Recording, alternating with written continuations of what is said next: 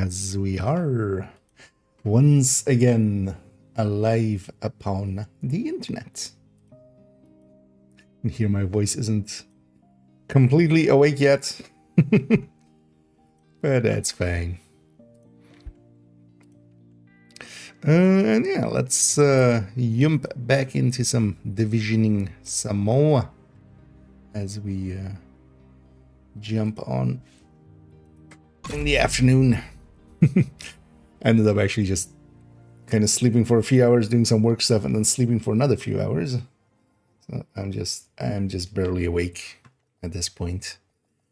But yeah, let's hop on in. I'm Hater Prime, and I hope you're doing well.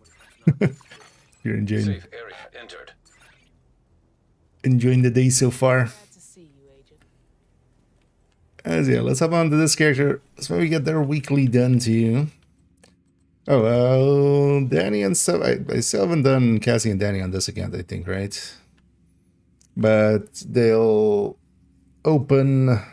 When will they open? It's Friday, so they'll open at 9 plus 8, so 5 o'clock my time. So later on, let's already go and like get their position.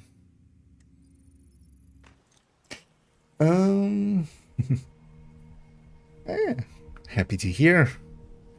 Guessing as well, kind of busy with streaming a lot, likely as well, right?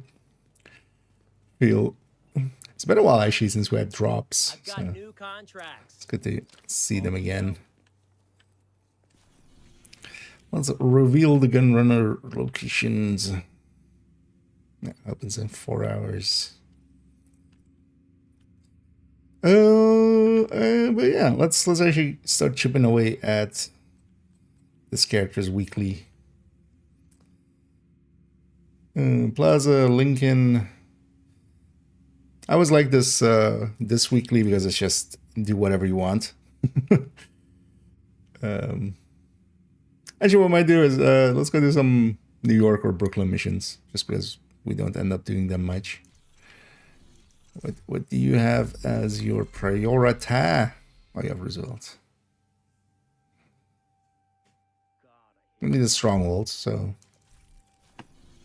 But it's just for XP. Who needs XP? You know what? Let's go do a Roosevelt. And let's do it. Actually, you have. Yeah, let's do it with that Coco Turtron hybrid. I haven't put too much time into that one yet. This wouldn't per se also be the global event for it. Oh. God damn it, War Hands. Although actually, I'm not even going to kill you. I'm not even going to kill you. Oh, actually, both of the missions are also invaded. Nice.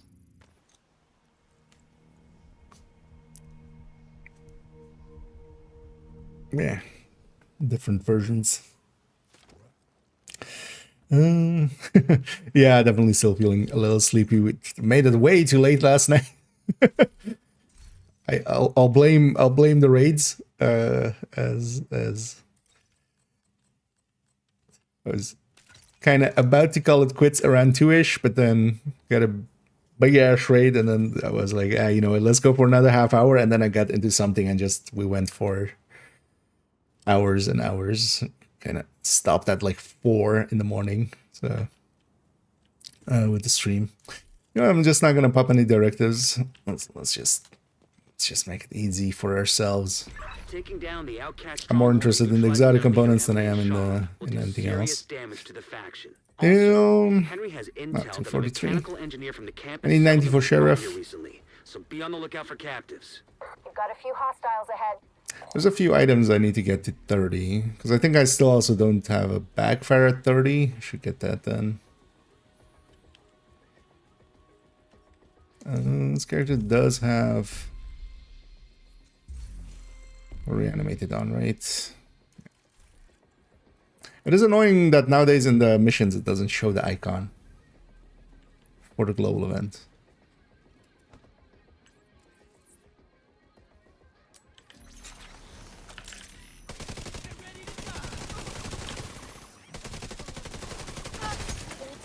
try to maximize our stacking.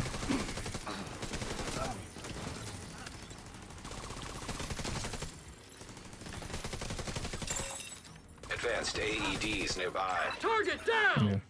A lot of them will get back up. This was just body killing. Wait. Wait. Why does this have this animation? I never knew this.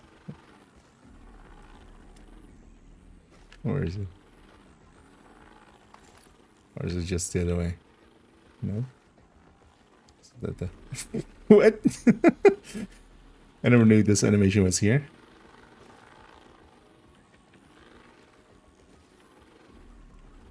God damn it. Oh, it's like... Okay, that's the angle. Okay. Doesn't happen often, but I learned a new thing today. Yeah, it's of course pretty healthy for the category. Oh, we cool as well with the manhunt More bad guys just passed the finishing up fuselage of and the cargo plane. climax No mission indication popping they heard off. the shooting. Anything? I need a dab. Not a goddamn thing. Why are we patrolling this far out? Cause Emmeline told us to. Take it up with her if you got a complaint. Well, let's go take it up with her. We have complaints. Damn it!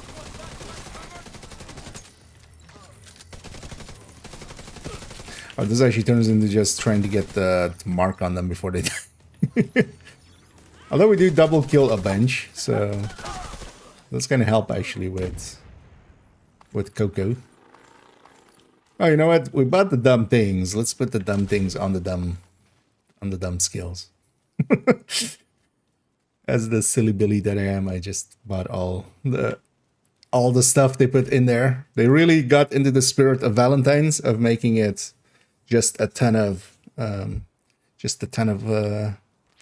things you can buy to waste money on. But it might be something. Is that supposed to be helpful, Earl? Cause it isn't. Shut your damn mouth before I shut it for you. Both of you shut up. Well, three of you shut up. I feel they should totally at some point like make for the cam or something. Although I think it's likely the most easy thing to kind of do with that one is to change the look of the effect on the ground from the cam, but that could also be kind of just obfuscation in PvP kind of, so let's see why they wouldn't do that. What the? What indeed?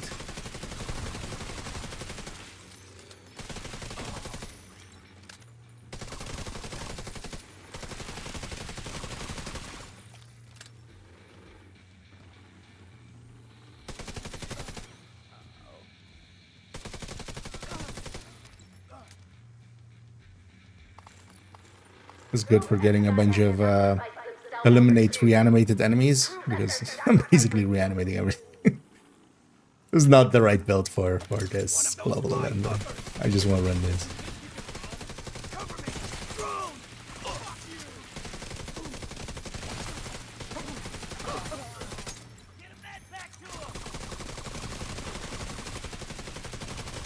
Master just also does not have the accuracy to, like, even at the mid-range, There's no direct hit way consistent into the heads. compound from where you are. If you can get up on the wing, you can detour around to the west along the quarantine barricade. And then once I'm kind of warmed up, I do want to record a little bit already from the descent guide. We'll start the recording. I'm also kind of thinking I'll just record like the intro and outro for like a first part. And then what I might do is we'll just record the entire guide already. And then I can kind of see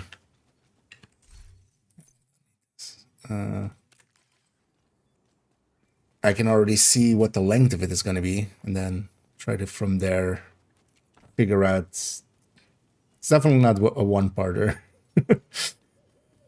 We're gonna split it up into two, if nothing else, but it might even become 3.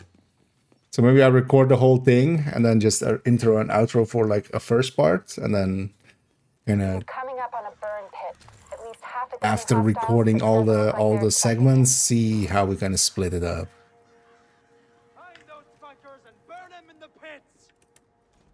That's from a just putting it together perspective. It doesn't really matter if it's like, you know, where the cutoff point is. I'm not gonna specifically reference that. Or something.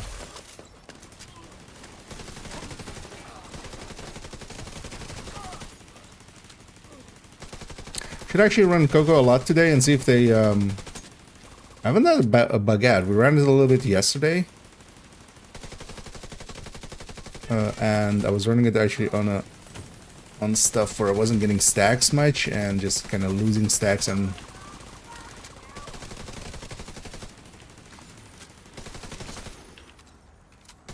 it wasn't breaking,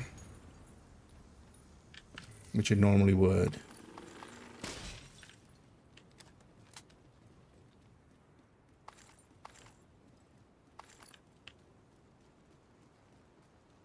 So I don't know if anybody else has been running Coco and seeing if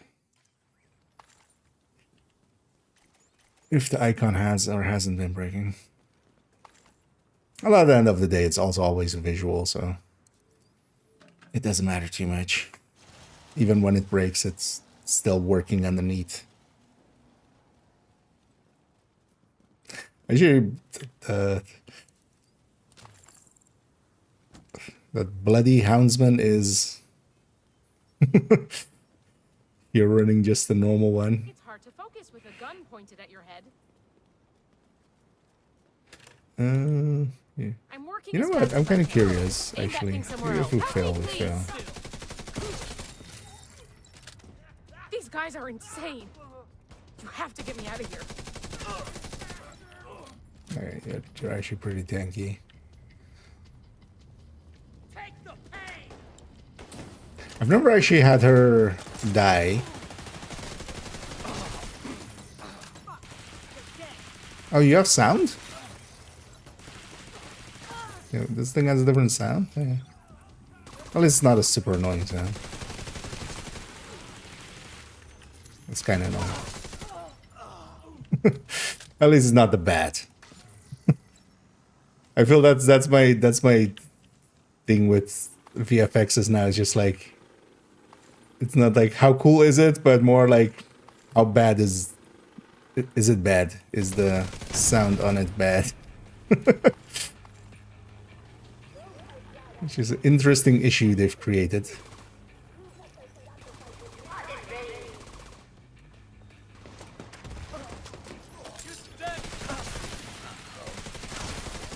Let's prove that their sacrifice was not intravenous.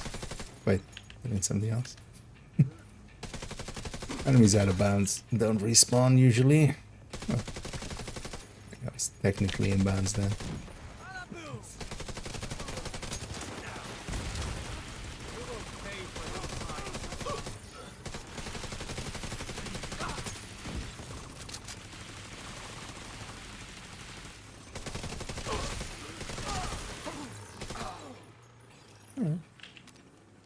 Took most of the mission, but we're fully stacked finally.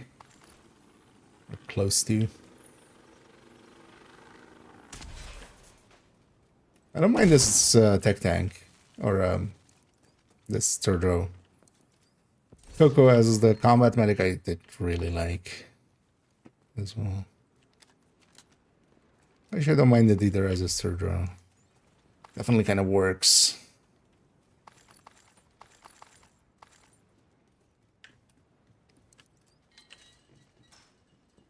I hope you burn this whole place to the ground. Whatever you say, Emmeline. Oh wait, I'm not supposed to know you're Emmeline. Don't worry, I don't know. I just refuse to believe that's not Emmeline. They didn't resolve it ever story-wise, but... I'd be happy to put some miles between me and this place. Oh is that a theory that's just Emmeline? Want to get cut here. God only knows what contaminants are in this shit. Both of these guys are acting way too shady for this not to be on. I don't know if I can put into words how much it means that you came and How about you don't get back up? if I don't see you again, we could love. Someone, put this out! Should actually check what the challenges are for day 2. That guy was running. Some explosives.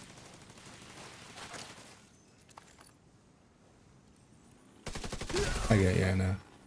I actually don't like the sound at all of that thing. At least a drone doesn't make a sound.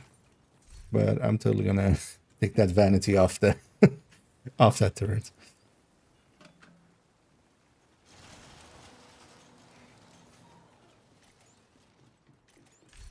Keep buying all of these and then basically never running them because I don't like any of them.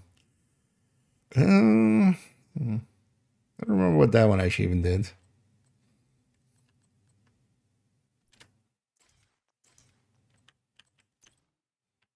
Let's run the bat. You're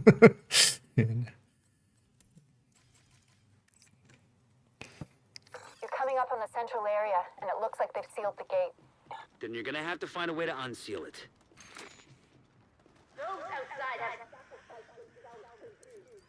So just lockpick it, right? Just do a lockpicking minigame.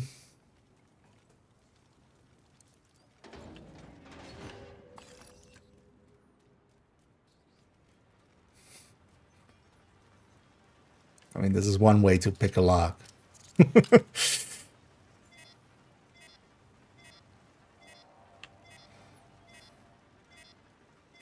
Why can be aggressive? Oh, Rogue agent detected. Rouges. Oh, actually, yeah, good. I want to keep. You know what? We'll just take this. I want to keep my cocoa stacks. This'll be fine with this. The drones actually work well against rogues. You know, just as annoying as their skills are, just as annoying as our skills. My skill! Setting turret! Gonna take him out!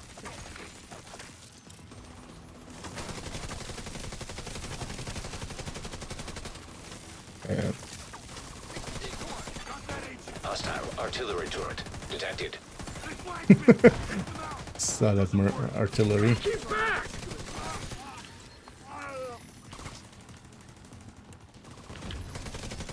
You guys not attack decoys, please.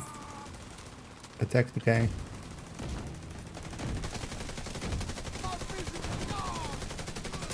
They don't take increased headshot damage, right? Rogue agent eliminated. Rouges. Which reanimated, just inactive on them. Be careful. They're bound to be expecting you.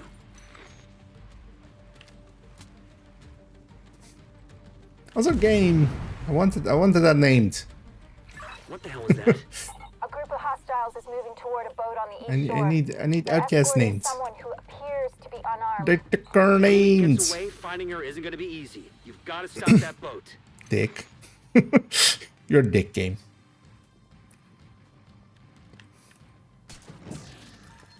I always loved it as well with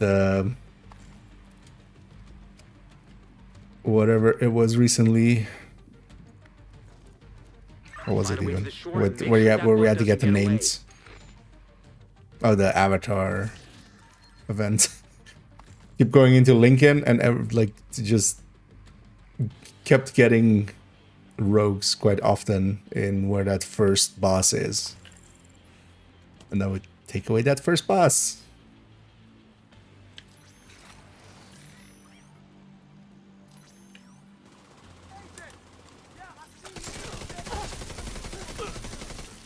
We lost a bunch of stacks because we had only two big enemies to fight.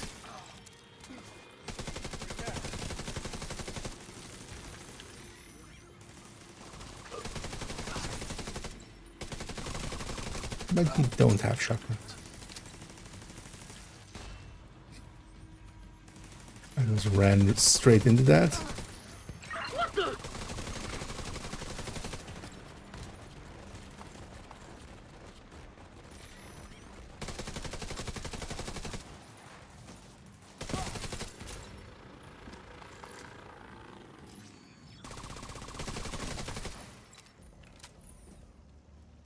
What's going on with that boat? Hasn't launched yet. Looks like they're in the process of fueling Boating. it.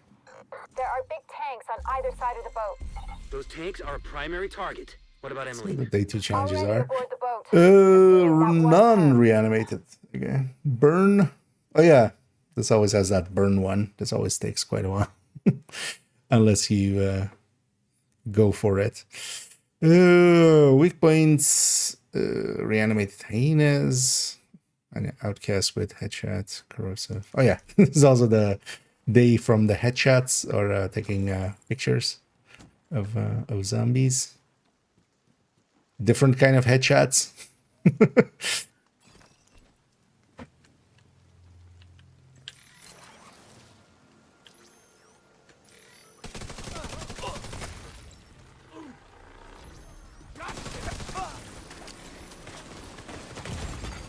Serious trauma detected. Wasn't that smart?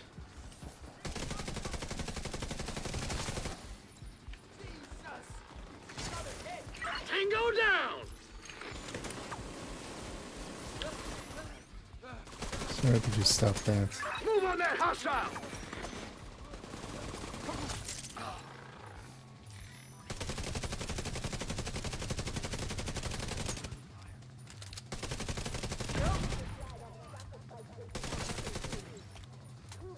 Sacrifice was not in vain.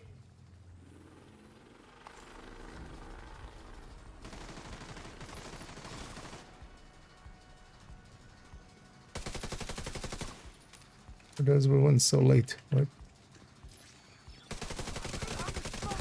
Sweet Jesus! Just make them all respawn just to get double kills.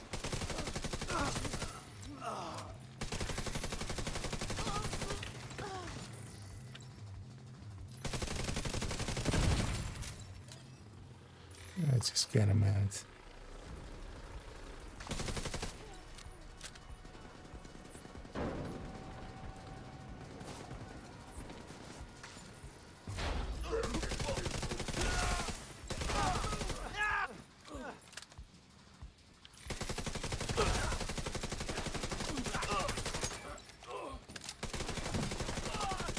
Wait. Was that supposed to be at my drone? Because I was also nowhere near my drone.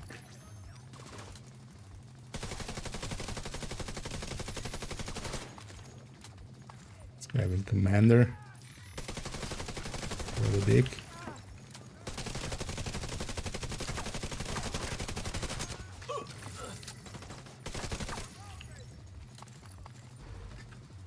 And yeah, let's lockpick this one too.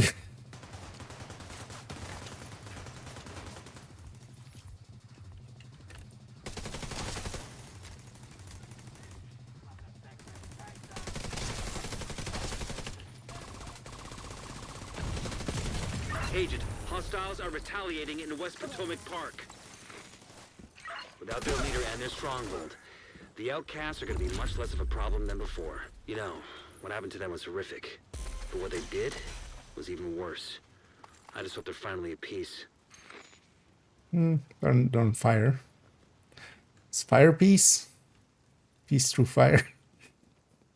I guess that's a stronghold. Let's actually for the missions go do some Brooklyn missions or something. We'll just do the shorter ones. Oh, Agent, priority as I'm objective not paying available. attention once again. And hey there, Lil. And hope you had a great stream. Hope you had some fun. Hey, for once, yeah, we're on that end. You've gone so late, and I've started so early that we overlapped there. But yeah, I hope you had a great stream. Yeah, sorry for not paying attention. I was kind of invested in the fight. But yeah, welcome in everybody. And yeah, thanks once again, Lil, for the big ass raid there. Indeed. Quite often I do take several business days, especially when I'm barely awake. Back to build? No, I'm running a drone hybrid, a Coco one. Not the right thing to run here. I just want more playtime on this build. We'll eventually I should at some point just redo. That would basically be a masterclass. Might just do it as a build showcase though. That would be less. Because of just combat medics actually kind of need a refresh and also third row hybrids. Because we've done other. Although we might just do the Coco one by itself. And then have it as the concept of that. Let's go to Brooklyn. Let's go maybe do some of these missions or whatever. You know what? I haven't done Sarah in forever. Let's go do that one. Oh yeah, no worries. Oh, yeah. Thank you very much again. Because always, of course, yeah, we kind of are on different schedules. Detected on hostiles. Always, yeah, enjoy raiding on over there. As I always enjoy watching you stream, definitely. So, yeah, let's go with not this. Could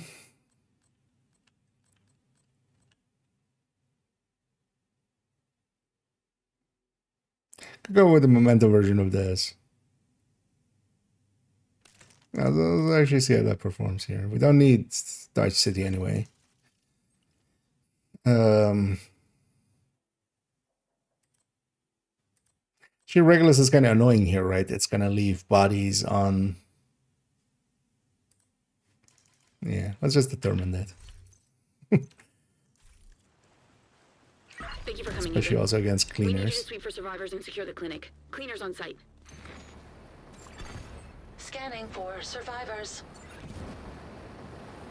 Scanning for survivors. You're not going to find any. I'm going to kill them all. Agent, you've got hostiles incoming. And even though I've determined, I still try to kind of shoot for the head. Just to try to keep my aim a little bit. Advanced AEDs in proximity. Shit! This vest is shot to hell! And then the determines basically if I miss, it still hits.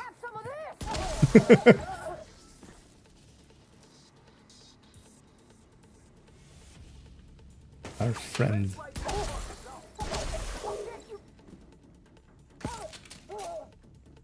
It's funny to have reanimated with the companion because yeah, this definitely doesn't work out really.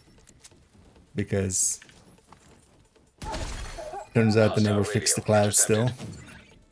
Sitrep. Barricaded the gate to the clinic as ordered. Agents on site with no way out.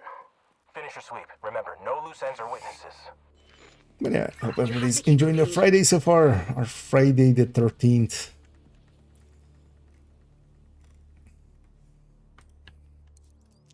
Our Hostiles detected. actual bloody Valentine's. Holy hell! Fucking got this.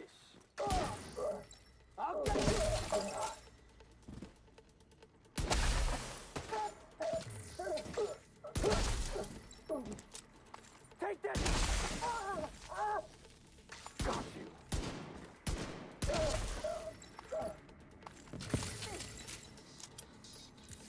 Cloud's killing everything.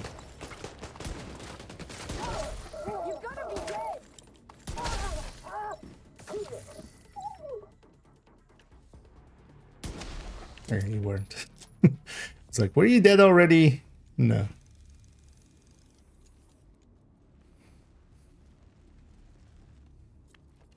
We should try taking those No pictures. vital signs detected. Agent, do what you have to do to secure the clinic. We can't give up. There could still be survivors inside. This guy is super blind.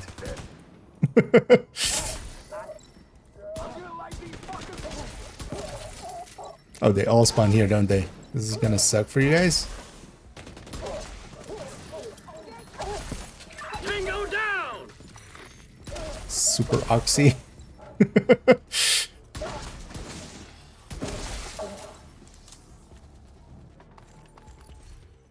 Yeah, that's why don't spawn everything from one door. Exactly that.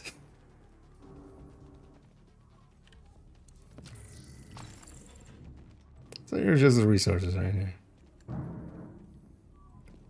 I wish they would make a weekly for for New York and for Brooklyn. Give us a reason to do these missions once in a while. How's it going? Perfect. No survivors. All that's left is the agent. Eliminate. Agent, I need you to kill those cleaners.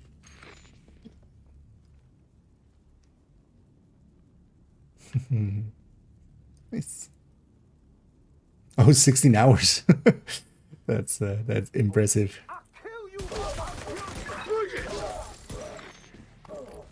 Yeah. I usually don't try to go over 12. If nothing else, just so the YouTube VOD doesn't break. Nailed the bastard. But also just because I become a rambling mess after about 10. There's no coherency there anymore. Although some people like that. But...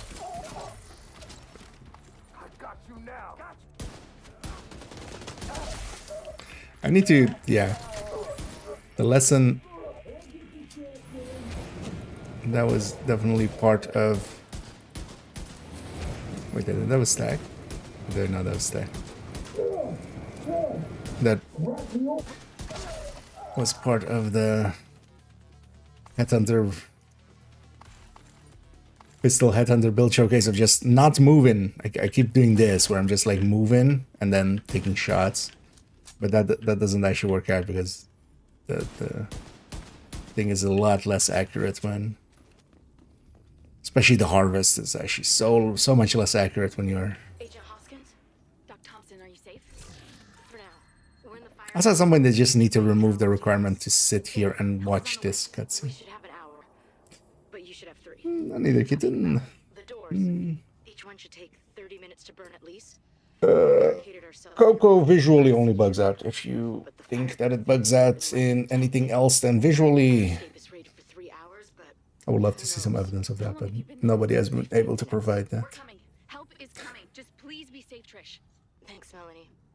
There's no way. Because it doesn't matter underneath if I'm counting on you. it's just visual.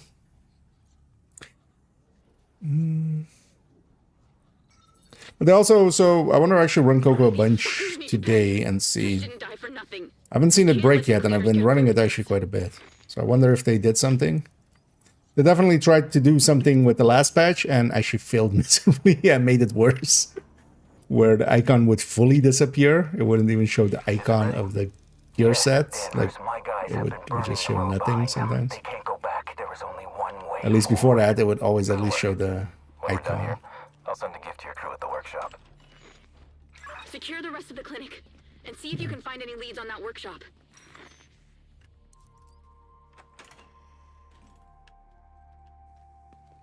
And actually, for the drops, if anybody is in here for the drops, make sure to have your accounts linked, because otherwise it doesn't count.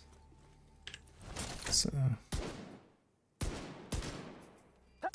sir, wait. It's really indecisive. Give me a hand. I'm exposed here.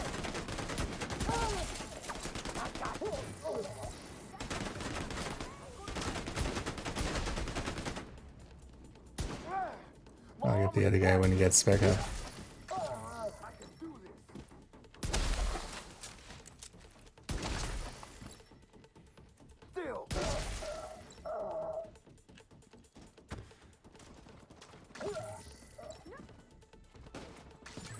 Nailed the bastard. I'm gonna need new armor. Just talked about this, IKEA. Why are you walking and shooting? Just stand still and shoot. Get away from me!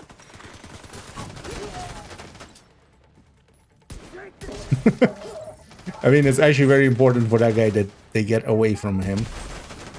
Because otherwise, that happens to him.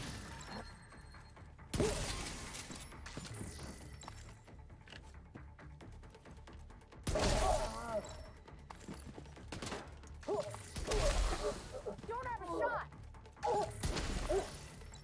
We'll bury our dead and move the supplies you recovered back to the bridge. We'll find Danvers and make him pay for this. There's more cleaner activity in Dumbo. I'll check in with scouts and call if we find anything.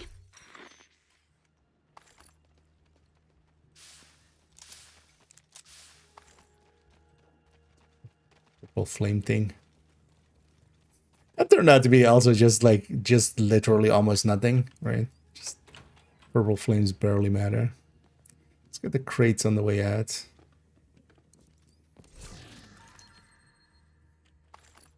I'm currently using the high-end pistol headhunter.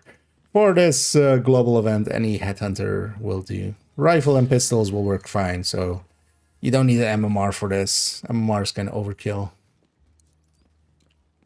Should totally use this for an intro at some point, maybe. Although we would need kind of like clear sky and sunshine for it. Yeah, let's actually go to... You know what, let's go do the follow-up mission. We'll just do these two. Let's go see my favorite cutscene. Because there are no better ones. Should actually take it to 5 directives, but... You know, let's at least run Pistolero, because that doesn't matter. Let's run Fragile. I don't want the rest. Cleaners have a base in Dumbo. We need to take them out. What the fuck was that? I found you! Come on, let's get him! Wait, did she jump down? Is that a thing she did? Stop giving me hugs. Let's do this! I'll kill you, motherfucker! I'll fucking It's kill fine. you! I'm on fire, but... no idea why I'm using that. Nailed the bastard. What the hell? Is that just a miss? What is it? Is that with the Dharma? You can just, I'll you need know, a new do that. tactical rig after this. And just make it easy for yourself. I should do. No, okay. So you can run out shot and stuff, but that's overkill. Like they'll die the same if you hit them for 20 as if you do for 60. And then with this, yeah, you can have a big ass shield. With rifles, you can have a small ass shield Wait, Jesus. and just hide behind the shield. So as well, I'm not even running the full damage version. I'm running the Memento version, so we even have the regen and stuff from Memento.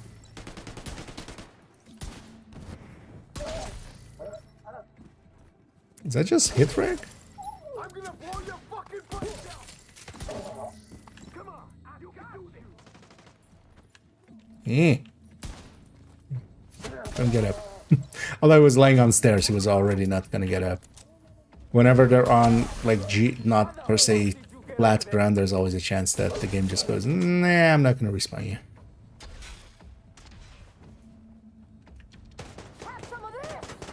We need to secure the rest of the building. No, thank you. I'm allergic to lead.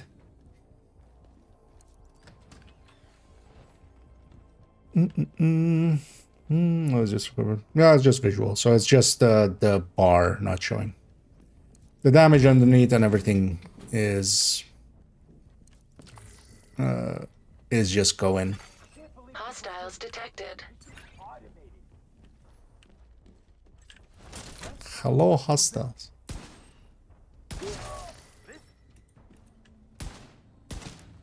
This guy just got game. Hitting the railing there. Yeah, what? It even gave a hit marker and it what? I'm guessing the servers are struggling a little. Wouldn't surprise me. Reanimated oxying is Agent, more hostiles on the roof.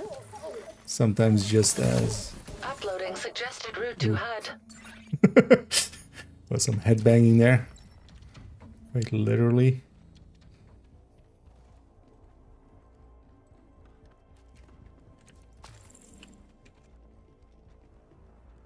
Also, the downside of doing these missions, we're not getting the names that we need. I will go get those names. Bloody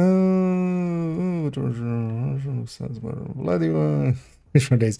It's going for like a super horror-y vibe. To me, it's also it's a little bit much, but the thing is, if you also do too little, it's not different enough, right?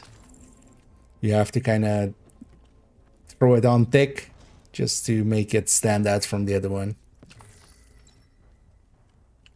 Because if nothing else, it does look distinctly enough different that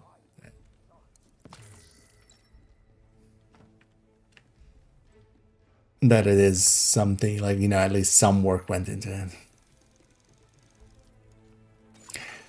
Hostiles detected. Also, I don't mind it actually with different other masks. I like it a lot with the Nemesis mask, for instance, in there. Okay. But yeah, it is caked on thick. Detected on laptop.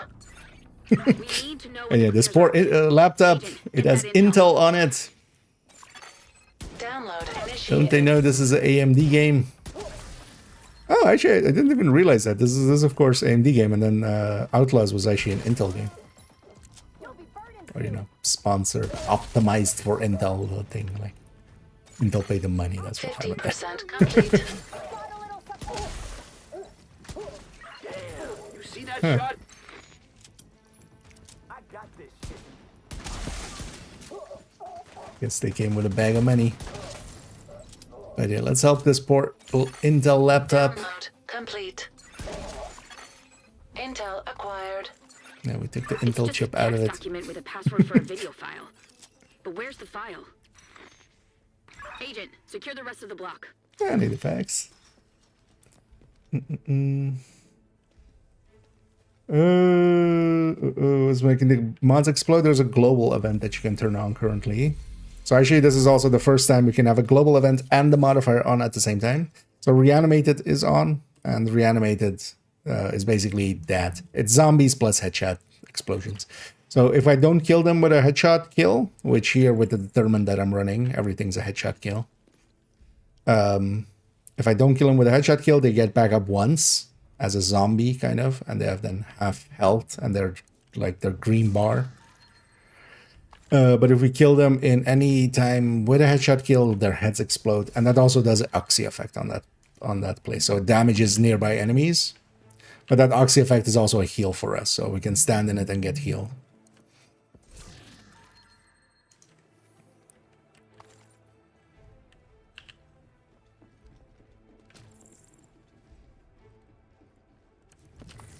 I should make commands for some of these. I realize actually I still haven't brought those over.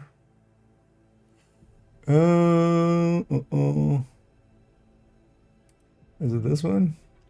It's one of the two only tips.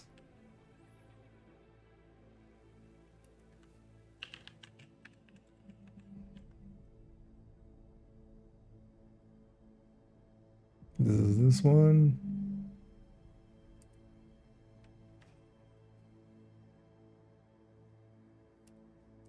You know what? I'll link to this actually. This is the short I have on reanimated. This over here.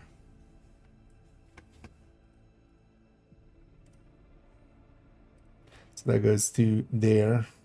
The only thing to keep in mind is, yeah, in it, at the start of it, I say you can't have a global event and a global modifier on at the same time.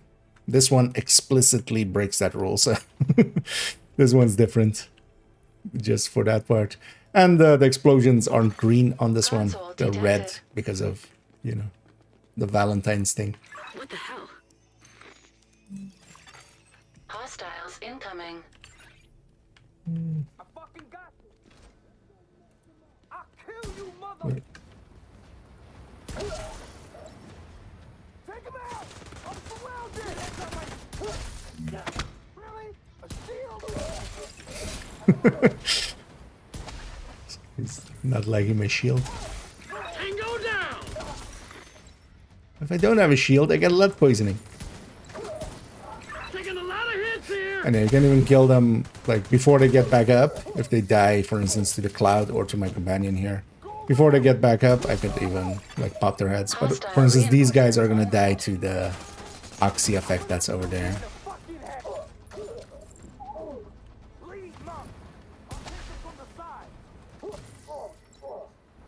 Also hurts our companion, even though it doesn't hurt me.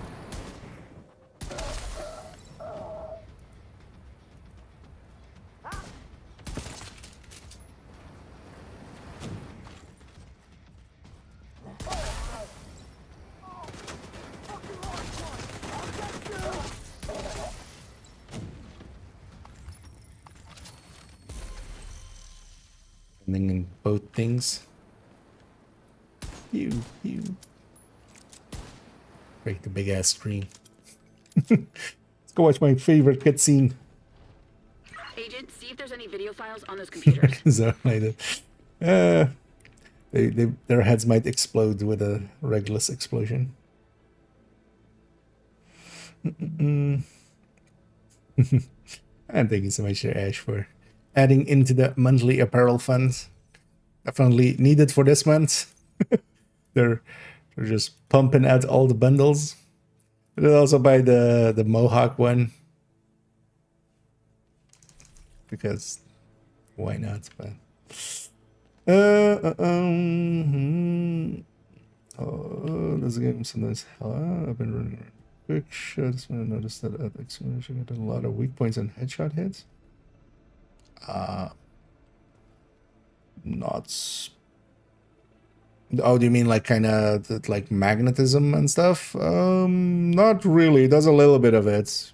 Sometimes hit reg, especially now, hit reg is going to be a little bit off with reanimated on. The servers are struggling with this always. But,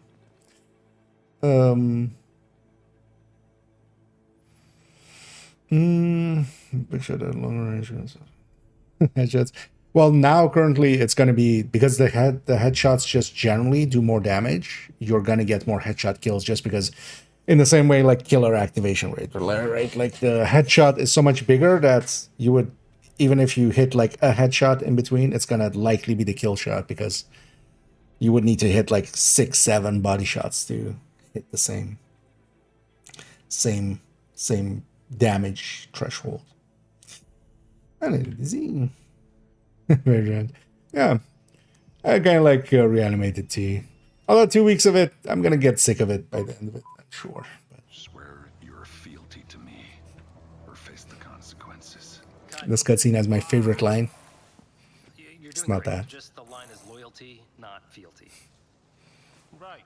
But what did I say? Fealty. Other than that, it's perfect. Just fealty makes him sound like a medieval feudal lord, and you know, he's not that far gone. Not yet. Right? Right. Okay. Let's go again.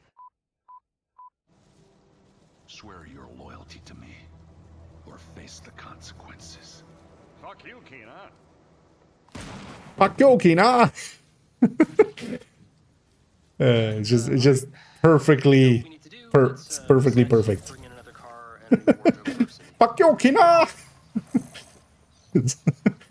Yeah, best actor they could get. It's kind of hard to do some casting and get some good actors apparently. Well, that's terrifying.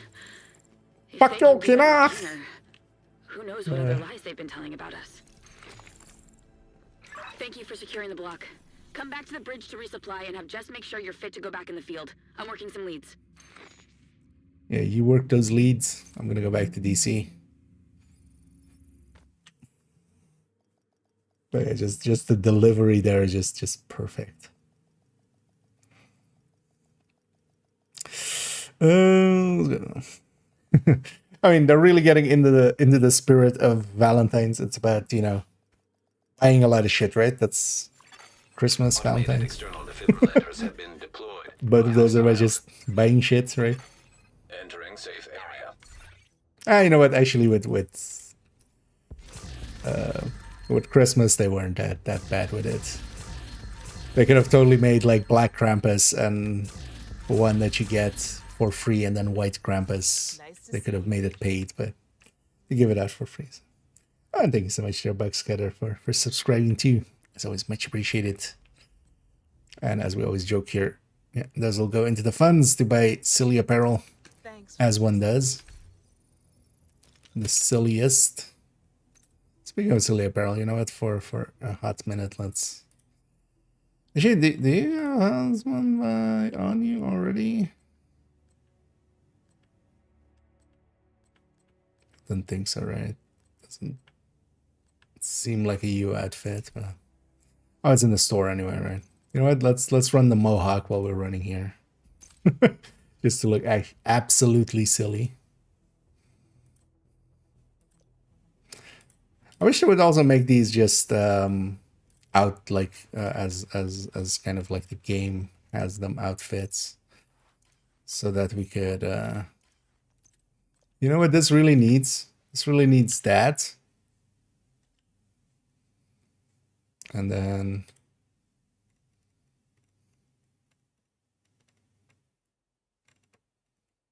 And then something pinkish kind of fits.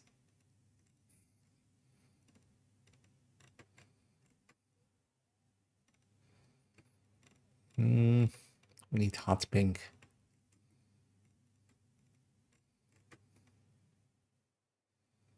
Not really the same shade.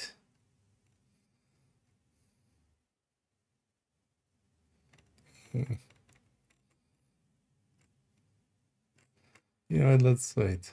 Let's flip that. Then set me back to the top.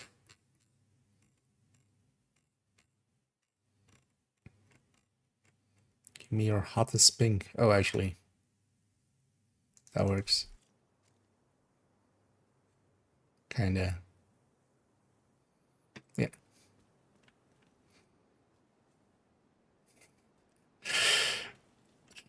I feel this is like complete like this, and then in my head canon, it's this guy actually controlling. You know, it's like what was the one in that one Mad Max movie where the little guy is sitting on top of the big guy.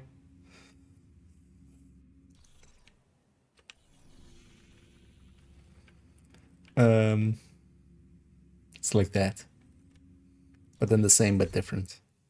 Want to run something else?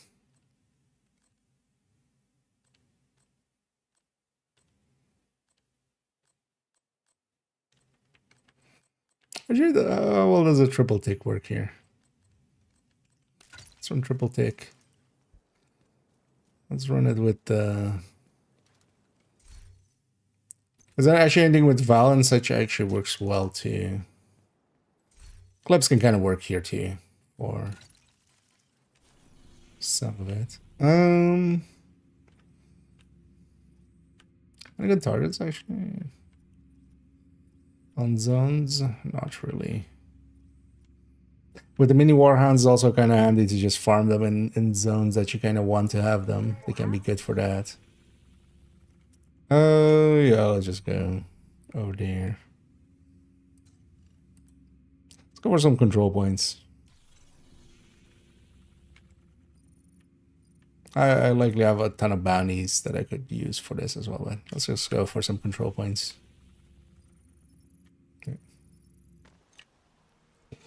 I'm based in the Netherlands.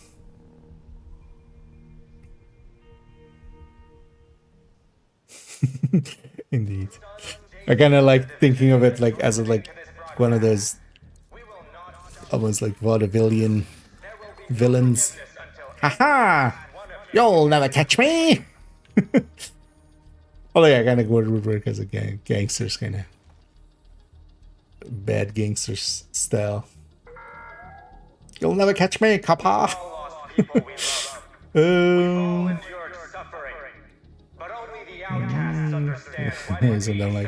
Yeah, although but some of it is also from the Chinese side of things. So for instance, that Osiris one, that one was from that.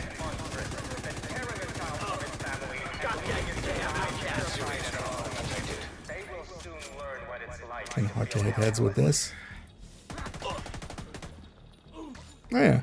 With enough status effect on it and such, when they get back up, as long as they haven't died to, like... Because of the... If they die to, like, for instance, Eclipse Spread, it doesn't count for the Val, but... Here, when they get back up, they just get a Val tick on them because of the shock.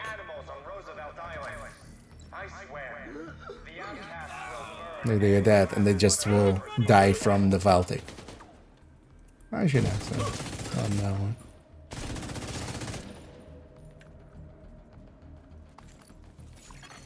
Access key detected. Progress halted. Well, basically anything works with this global event. It's just aim high. It's aim for the head. For fun and for profit.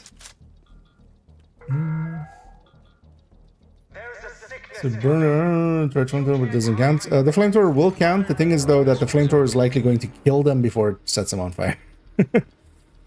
So on like some stronger, on higher scalings and stuff, it does work. The easiest way overall is that I've found is to especially use the fire sticky. The fire sticky, when you attach it to enemies, it doesn't do any damage when you like sticky them, not until you detonate it. And because of that, you know, you can set them on fire without instantly killing them. Because, for instance, with the fire cam, generally the explosion will be enough to just kill the enemies if you're running a build that has enough skill tiers and damage behind it. The other option you have is to, fire grenades from Survivalist. Especially on, like, packs like this that are going to just have a bunch of respawns. You just headshot one of them, let them die to the cloud, and then, like, when they get back up, you can, like, flame grenade a pack.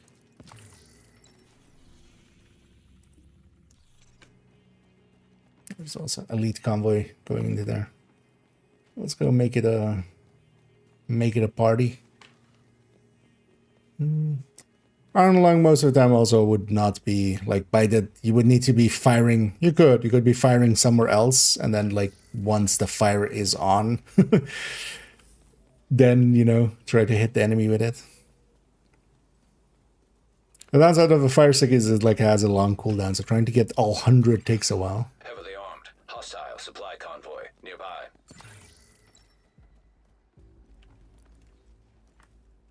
But that one just always takes a while. Like that is the long challenge. Thing is also, keep in mind that you don't need to do the challenges per se. Because in the time that you do that challenge, you could have gotten like, even if it, I think it's like 3 stars for that one, right? You could have done, yeah. I was looking for a KSG, so yay. By the time you've done that challenge, you could have done like 10 levels. Right, like likely you could have gotten way more stars by just although while I say that I end up like I always do all of the challenges, but that's just I've always done all of the challenges always, so.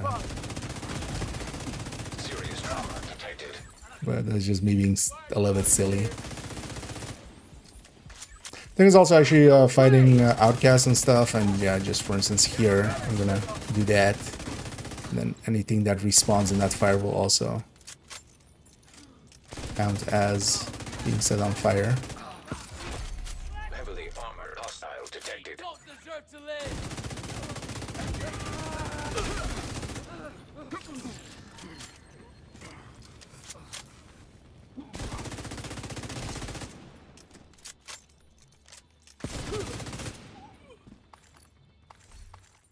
Oh, another one is there's a bunch of places where you can get flame rounds for. I'll just let those despawn actually. You can get flame rounds for a pistol, and then yeah, when they get back up, you just tap them once with the pistol.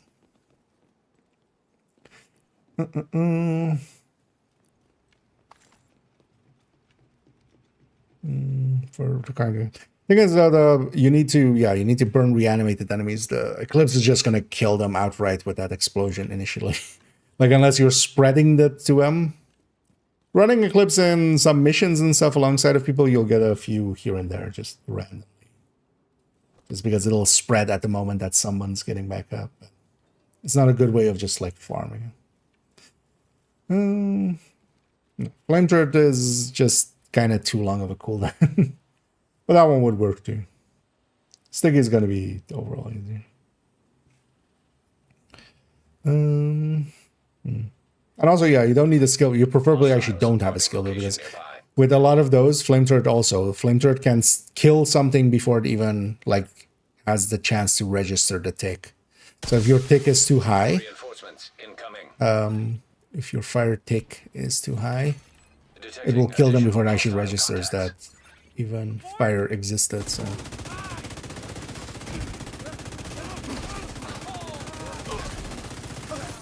it turns out actually wanting to.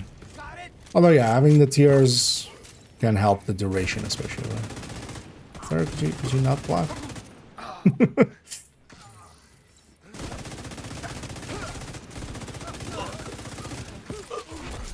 Heavily armored hostile detected.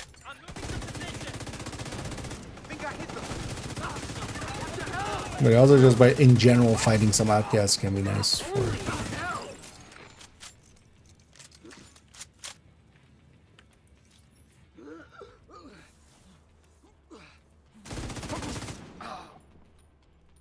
Oh, there's some people out in the street.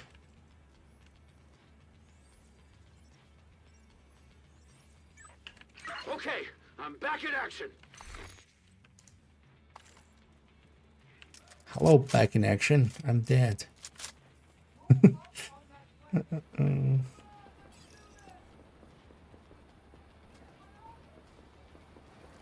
For glass cannon, the triple tick build, not really. The special thing about glass is that it applies to everything. If you, for instance, had obliterate or something here, that would only apply to the weapon hits. It would apply to the pesty tick, but it wouldn't change the bleed or the val. Shit, this is really bad. This one is definitely one where just because of the traits that glass has of being, you know, amplifying any source. This guy needed.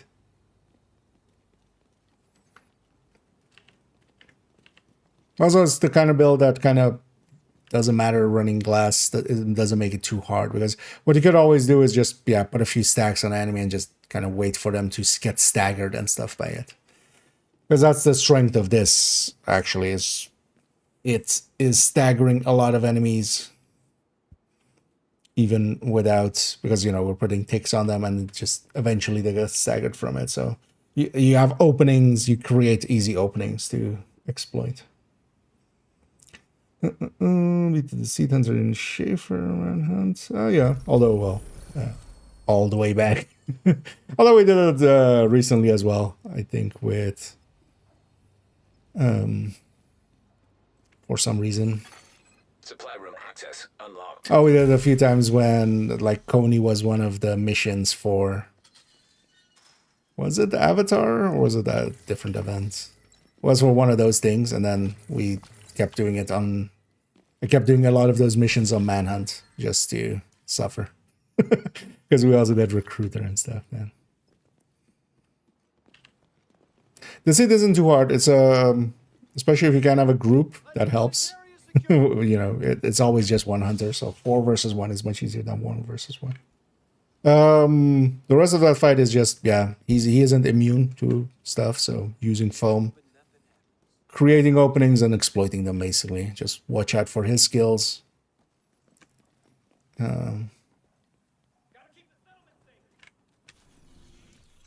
need 2 more name that cast. Actually, how... Yeah, let's just do this zone and then we'll reset it after. Because I do want this zone to be red for farming bounties here, so... You know, just... Is there one I haven't hit in a while? Nah, let's go for that one. Always go for overgrowth, let's go for this one. Just to go for something else. Yeah, no worries. And that one does take quite a while.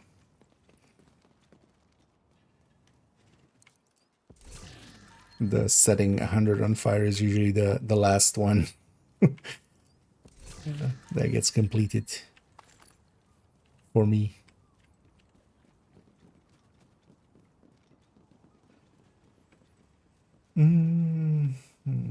Animate as well, yeah. Luckily we don't have to deal with that. Although it wouldn't actually be too, because what they come back with is half of their health bar. What names especially have is names and rogues. They have a really big armor bar, so that doesn't get regenerated or reanimated. Actually, if they were to respawn, like, it would still be annoying, but or more annoying. But they wouldn't have, you know, it would be pretty close to being dead already. This is not what I joined up for. And these guys also don't respawn, nor do medics.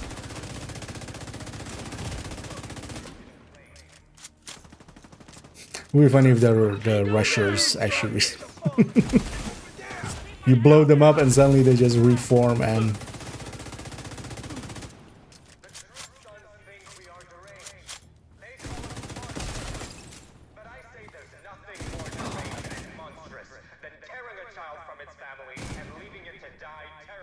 Don't get it. Let's show these crazy bastards! What was that as a voice? Aye, laddie. Let's show these crazy bastards. That went more like Swedish almost.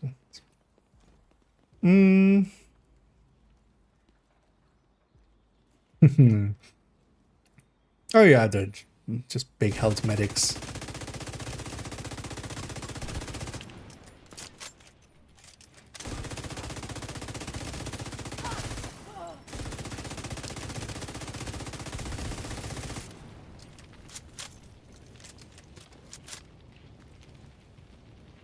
That one went on a mission.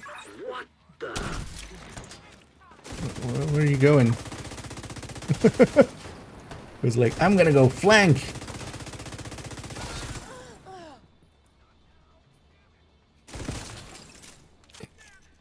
Yeah. Actually, here we're quad tick, right? We also have the reanimated tick, so we're quad ticking. Oh, yeah, here they also all just spawn from one door anyway, so. Medical assistance needed. No, don't damn me. Agent down. Asshole. That was like a half a second away from death as well.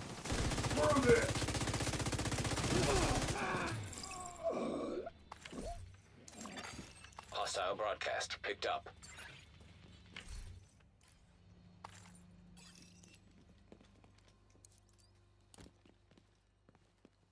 Oh, I'm OD, so I haven't used any ammo, of course. You know what? Yeah, let's go sit upstairs.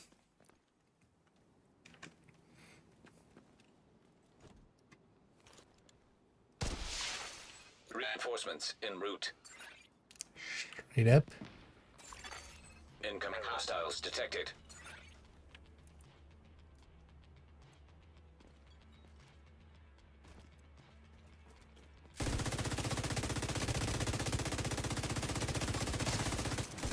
Give them a second to kind of get in range.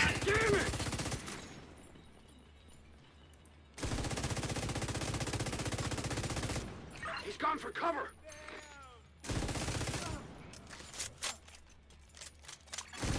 Hostile broadcast detected.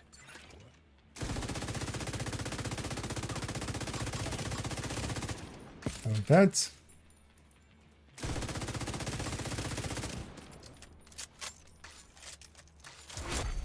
Heavily armored hostile detected. Take him out! Lady, you're making it really hard to see.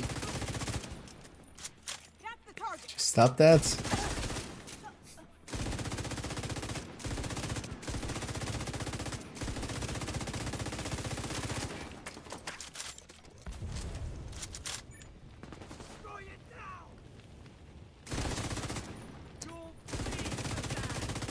Actually, now that we have like a green guy with us, He's in cover! it's actually kind of annoying that these guys' bars is green.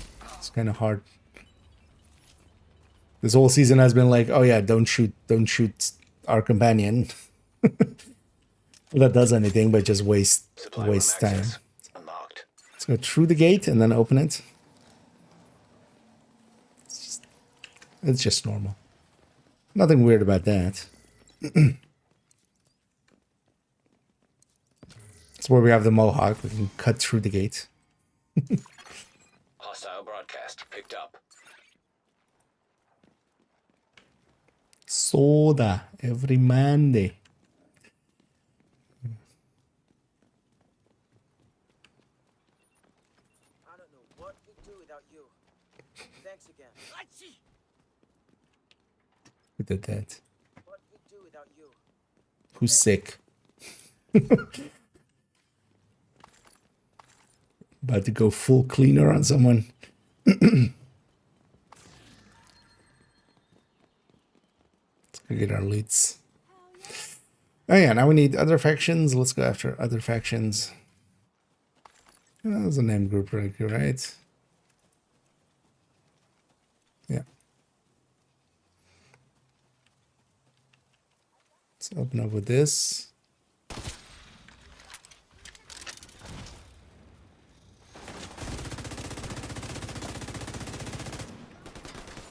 Holy hell!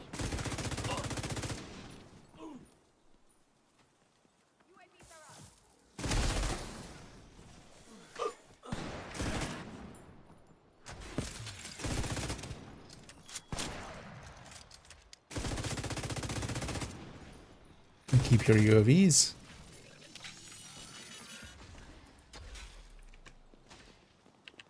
I thought I should just grab a pulse instead of the phone there.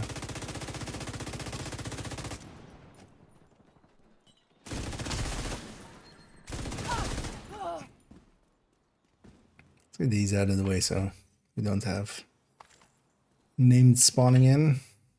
You need resources. Actually, wait, how are you solo on water?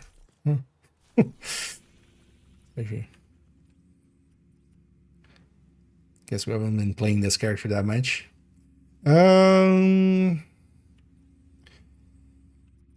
Actually, where do we want to go?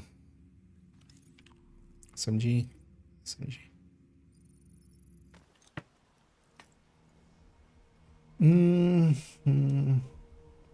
Current stuff. Oh yeah. I wonder if they'll eventually give us the like a hacking thing or something. So we can hack, you know, also other people's skill. It would be interesting, for instance, if it was a thing that took up both your skill slots and then you could hack other people's skills or something. Even in a PvP sense. Because it would be a high price to pay and it's a really easy to counter once anybody like gets the gist of it, because Agent out of action. you really have to do that blindly. They just don't deploy their skills and then, you know, nobody has skills, but any deck stuff. I'm running the triple tick build. Also, again, not per se thing to run for this global event or something, but I'm already sick of headhunting. So we're just doing different stuff. 410. I can't type apparently. I'll put them both chats. I'll take you to the build picture of it and with the stats.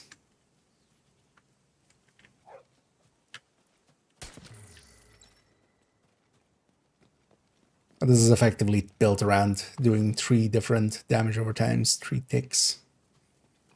We're doing Pesty, we're doing the Bleed, and then we're doing the Vow.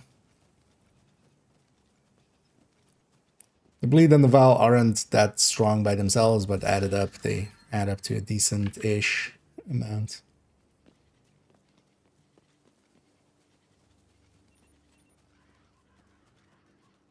This guy's scouting you. Hey, look over there. Look over there.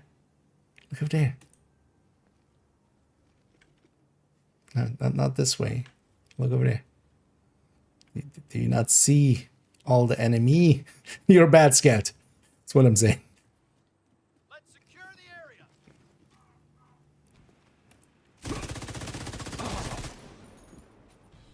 You're not going anywhere. Too close! Because here's why. As killing quickly is more reanimated than this build. As long as we're hitting some headshots, it's doing enough damage. The thing to run for this, especially, is just anything determined. Especially rifle headhunters or pistol headhunters, because you don't need that much firepower anyway. I like pistol headhunters a lot for reanimated. Immediate medical assistance needed. Elite turrets at least have been fixed. The enemy just almost instantly melting to them is because I'm glass, so.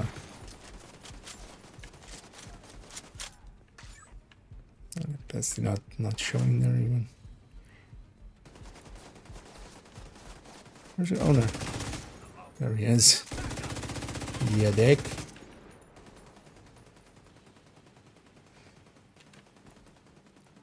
I need to swap my skill for pulse. Hostile detected.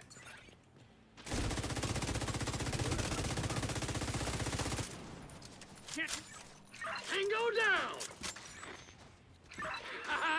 Take that!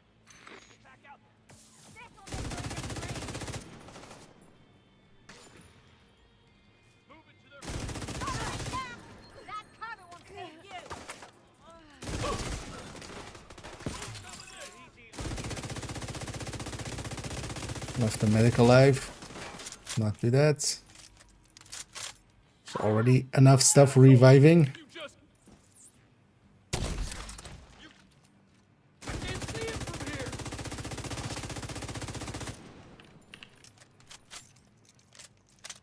Okay, it's getting back up again. Although, probably not. Yeah, let's wait for that charge and trade it in for pulse. I don't need this.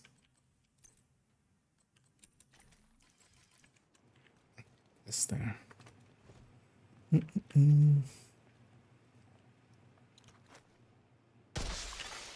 Reinforcements incoming. Detecting additional hostile contacts.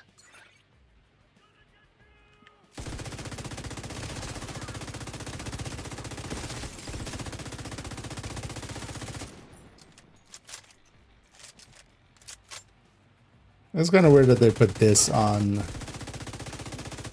this global event on the mini warhounds thing, because actually the mini warhounds, when you're fighting them, they don't have a head. Huntsman does. It does help against him, but I feel they could have gone with like something else. They should have just like repurposed polarity. I feel that would have at least also worked against the mini warhounds. Speaking of mini warhounds. Heavily armored hostile detected.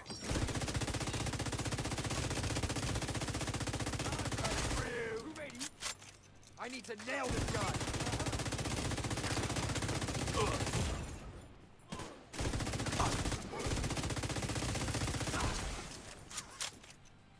Get away from me! Mother! Serious trauma detected. He's dead already. He just needs to die. This is a nice thing with the turbo tick for stuff like that. If I get pinned down, I had already enough stacks and damage at that guy was gonna die to it. Supply room access unlocked. I'm not afraid of you. You know, you're not afraid of a tiny mini warhound? Good for you. Especially one that doesn't, like, leave pools of deadly stuff around.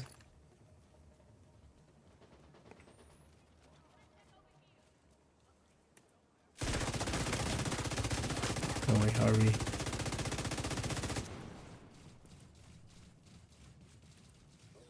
Oh, actually, not worth it. Will cost me my special ammo. And also he doesn't bleed and stuff, so.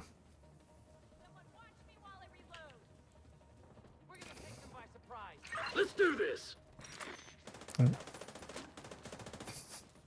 Ran to the wrong door. I'm awake.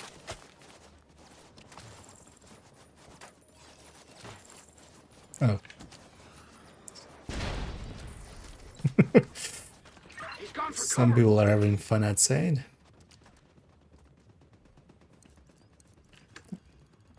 You guys do the shooting, I'll do the looting.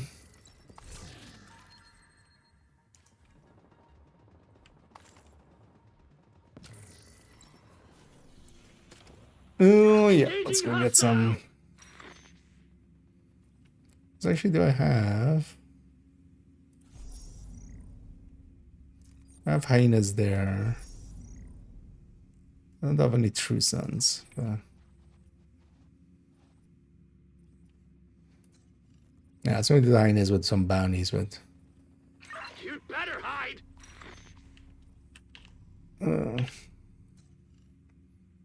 Any retaliation stuff happen with true sons being in weird zones? Not really by the look of Are you things. serious? Just go for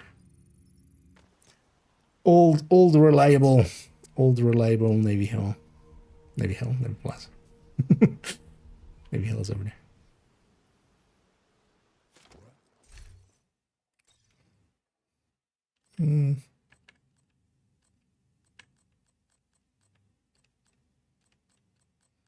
Pick something else for this.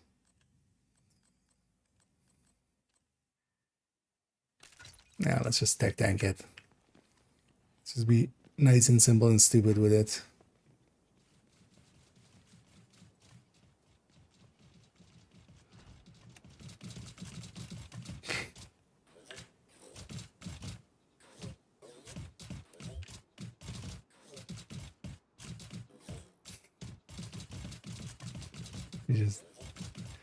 You know what, Hugo? I ring a bell at D.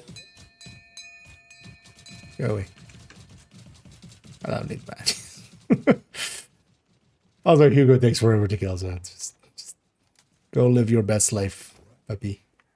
All right, we're in it now. Hostile control point nearby. DZ action? I don't go into the DZ. I sometimes still do, well, actually also haven't done that in a while, conflict, but DZ is either you go in with a gank squad and you gank, or you have a bad time. And I'm not in it to gank.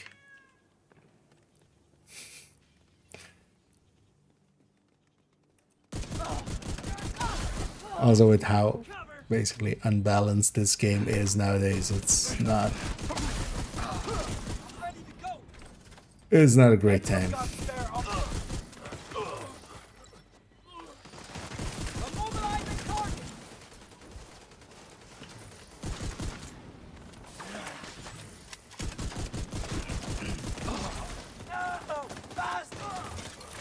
But yeah, I haven't really been in a DZ outside of just maybe farming some exotic components or just doing some of that kind of stuff.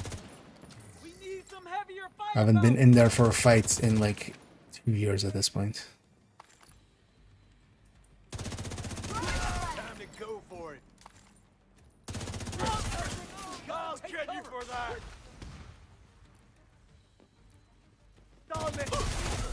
Heavily armored hostile detected.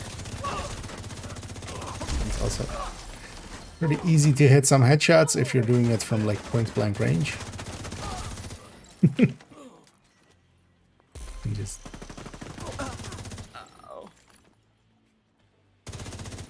I always love that. Ow.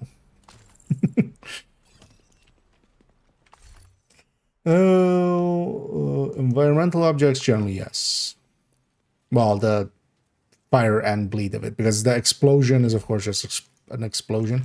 I'm not sure actually. I don't think those get augmented by explosive damage. They don't count as your explosion always. But status effect does apply to the fire and bleed and stuff. But yeah, it's not a meaningful meaningful difference. It's more trivia. Reinforcements en route. It's also why if you are running something with status effects, so in raid settings, which includes countdown, and in descent for instance as well, which kind of uses raid rules for world objects.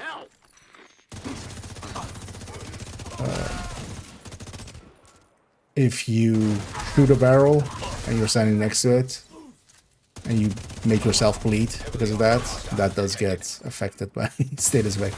So if you're running Eclipse, it can sometimes be like, you should extra watch out for those bleed stuff. Or flame barrels or something. I need the Windsor. Well, I don't either, so it's all good.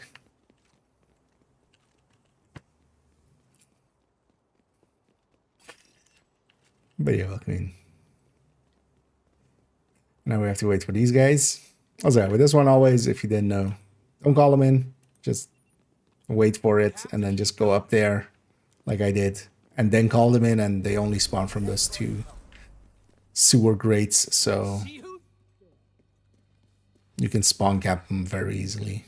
Especially with reanimated, of course. Hit some heads. Supply room access unlocked.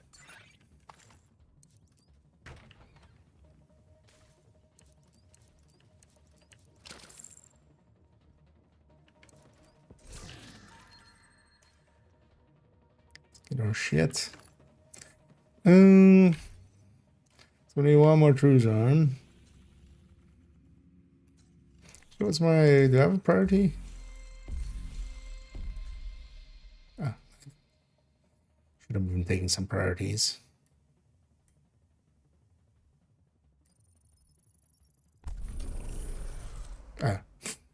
Elite Patrol is the worst one. It's kind of annoying not to have the things again.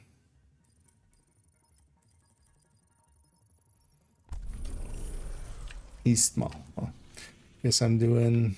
Oh, guess I'm not doing a True Sun one in East Mall. Oh, we need some hyenas too.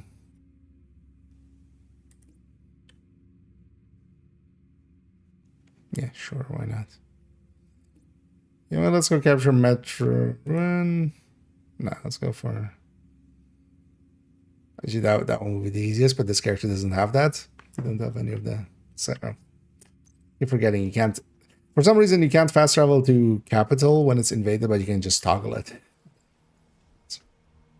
Rose Golf at Countdown, yes, it is in targeted loot.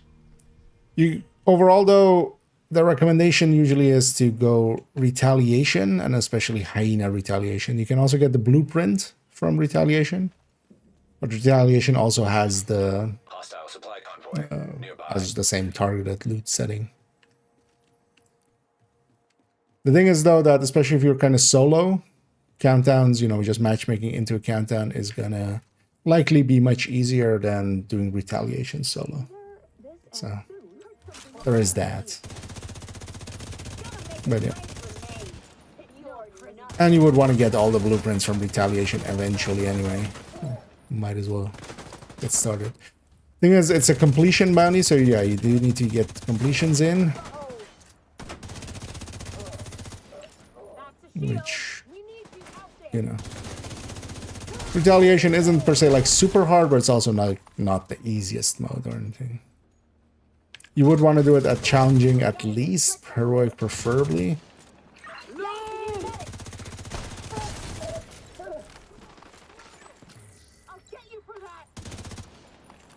Although with, for instance, this global event on, yeah, you could likely just, yeah, we have so much damage here. Because yeah, there are 5 gloves nowadays, meaning that even when you get an exotic, you know, it's basically a 1 in 5 at that point, because all 5 are also just generally full.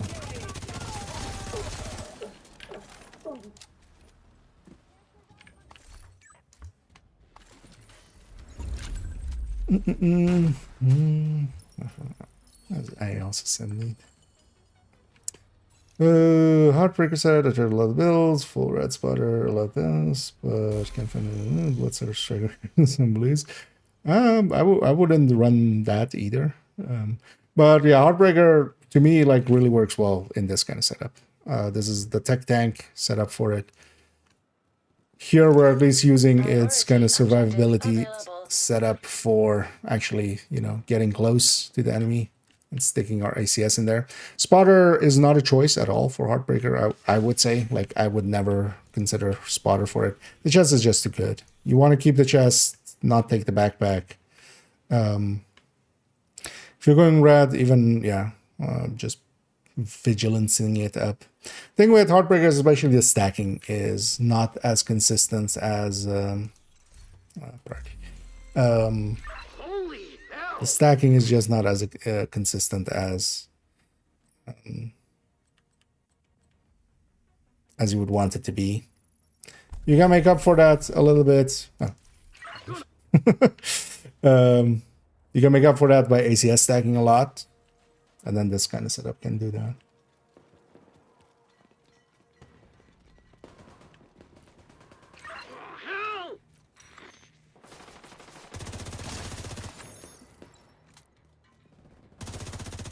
But yeah, Striker is just always going to be more consistent outside of... Because even, for instance, with this, I have similar setup for Striker. You wouldn't take Salvo there. Salvo would not work out. Cheska beats it kind of outright. But that one kind of, yeah, we can just use the AR, either with Obliterate or with Chest Striker. Otherwise, with Chest Striker, we want to stack with ACS, but this is just the bonus armor helps a little bit.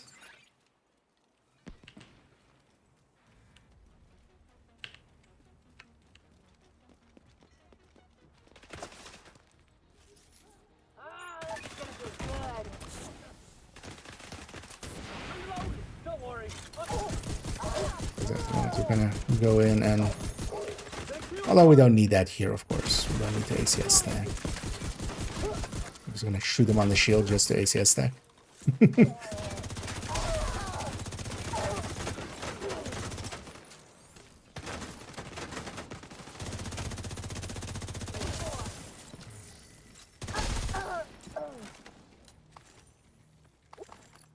But as a red, it's just the worst striker, especially nowadays when we have also tipping skills, when we have tipping skills, when we have Coco, stuff like that actually compete well. Even for instance, Umbra can just on consistency beat out red style Heartbreakers. That was some shooting.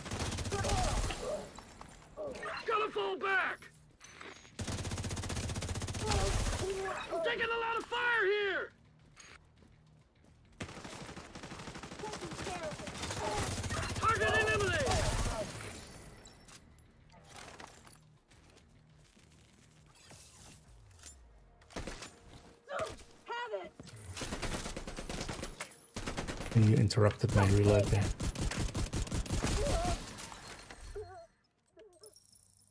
ACS your face off.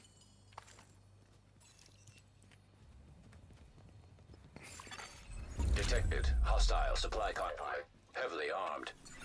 And we got another priority objective. That worked out with that one. It would have been nice if it was for an exotic item. Downtown West.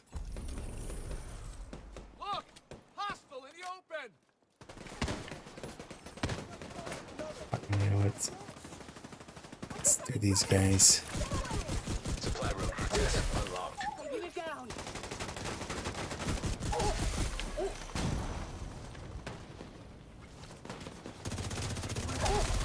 I'm playing Div 1 a little bit much recently. I've been completely rewired to like I'm on fire, I should medkit.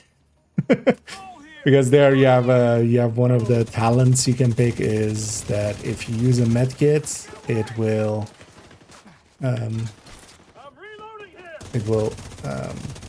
remove status effect and make you status immune for a few seconds. So where should you guys even spawn? Upstairs or downstairs?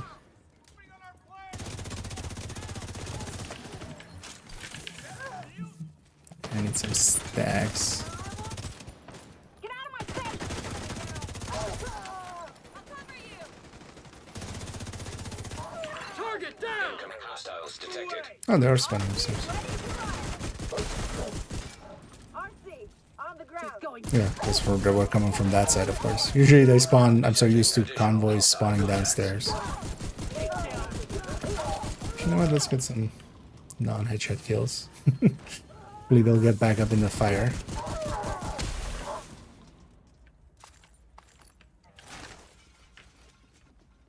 Give me some fire ones. And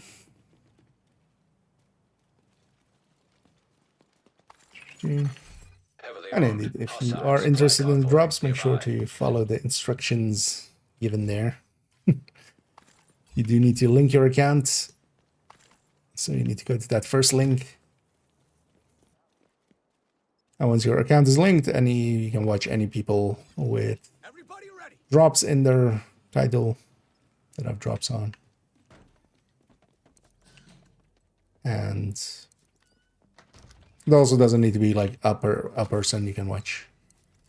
Well, you can't like get double credit by watching two people at once, but you can just watch a person for an hour and another person for an hour. Spread the love around. Yeah, downtown west. Oh, I need just one hyena, right? Apparently I've assaulted it. Yeah, only one hyena, so. At some point I've assaulted it and not finished it. Apparently. Let's go finish it.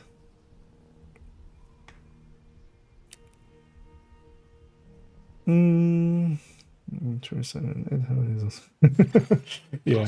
Although, well, with the shields it's even 5. With heavies it's usually 3. That yeah, in retaliation. Oh no,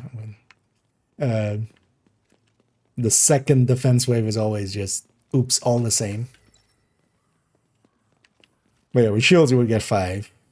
And then the named could also be shield. Or 6th one. With heavies at least, yeah, you can only have 4 at maximum.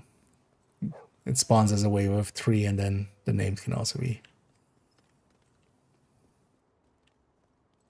a heavy.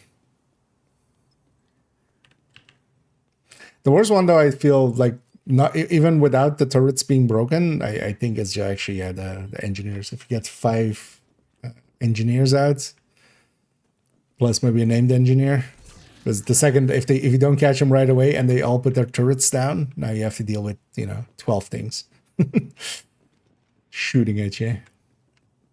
Oh yeah, I already. Oh wait, what's that? Oh.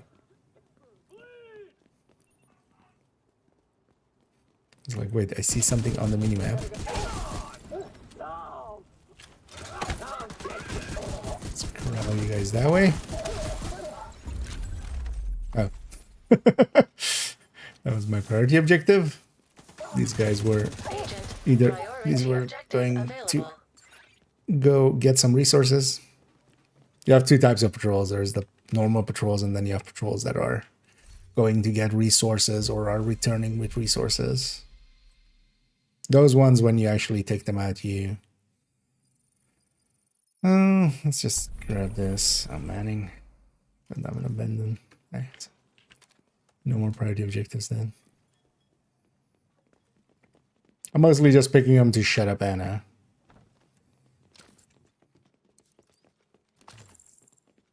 To make Anna shut the hell up. Oh yeah, let's do defense here. Reinforcements en route.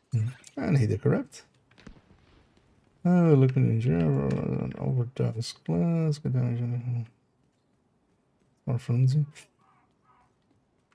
Oh, no. Although, yeah, I'm just never a fan of Bloodsucker, really.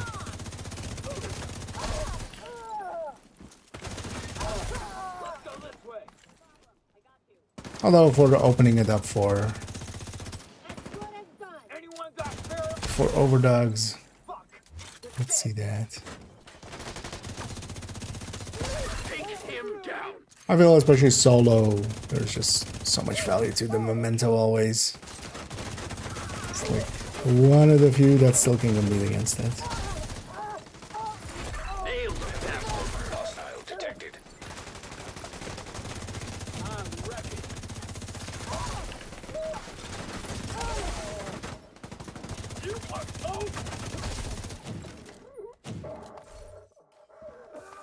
That's more the common mistakes I quite often see with Heartbreaker is people like taking the backpack. You just don't want to. Like the backpack is just worse than most other things.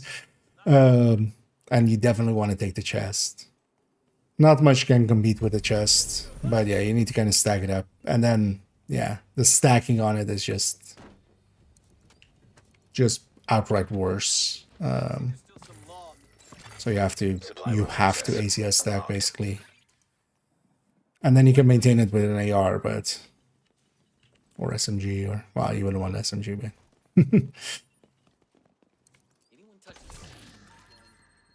thing is also on the LMG end nowadays, it's like completely like, why even bother with Heartbreaker when tipping skills is just so much better for that.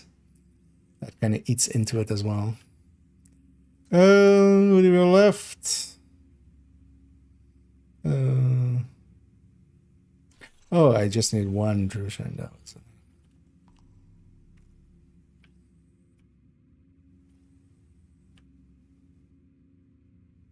You know what? Let's go do Aaron Space.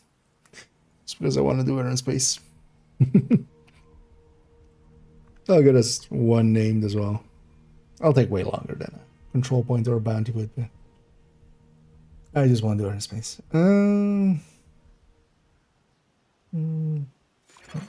Hostile broadcast picked up. Although if you like kind of being hyper aggressive, I would definitely recommend the tech tanks like these. Parking garage looks like your best way in. It's what they're set up for as well.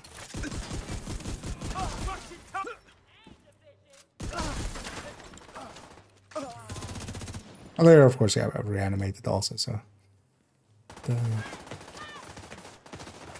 get to be even more dumb because I know I can fight my way out anyway.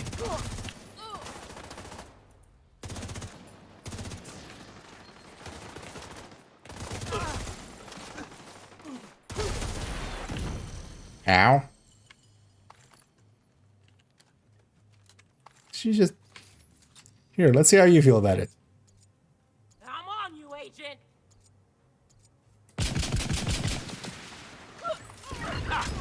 Got him. God damn it. She stole my kill. It's trying to do a thing.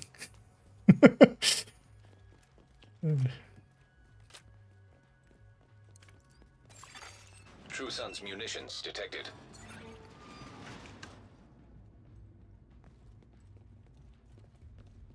It's trying to teach her a lesson.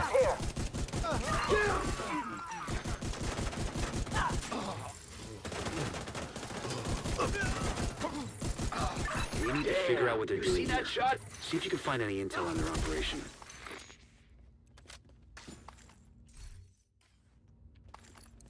Seems like these guys are salvaging Actually, and let's get the repurposing secret anything room. they can from this place. Crafty bastards. Give 'em that. For mid-low. Yeah, Heartbreak is not per se set up for that. If you're just yeah, for pesty, like especially mid and long range, I would lean way more towards, because also I wouldn't per se use, yeah, as I said, Heartbreaker per se for LMGs.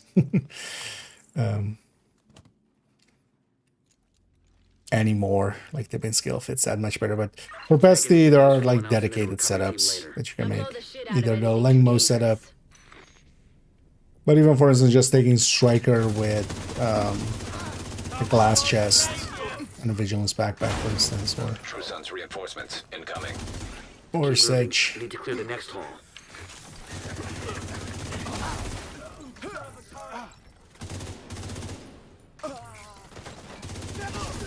Nailed them, bastard. When you're done fucking things up there, Keep moving. You still got 2 halls to clear. What the? Waste some ammo. Let's get a second balloon. Division's on my 6! So cut through the planetarium. We gotta secure that ordnance. That's the thing to remember with that as well. It's a setup actually for 5 directives mostly. If you're not running it with 5 directives, this makes a little less sense. I wasn't running it there with 5 directives either, but life as we know it. In the vast reaches of space, Tango down! that our little planet is the only place capable of creating and sustaining and also yeah, if you have like reanimated on here, there are way better setups. oceans. That many of the elements found on Earth could only be created For reanimated itself. supernova. While no other planet in our solar system, But for general play, it's possible it's a really good way to deal with 5 directives and just do open world or mission and stuff like that. living beings like you started as nothing more than a dying star light years away. An expansion or Division 3. Well, Division 3 is very likely to happen at some point. But also likely years away still. I wouldn't put it past them to do another expansion at some point. It kind of depends on how it, like, all of those kind of things are. Yeah. I don't think even they know currently. Really. Tango down! This wouldn't even be like, hey, we're trying to guess what already is planned. No, we would be trying to guess, like, just, it would be like a tarot reading, like, just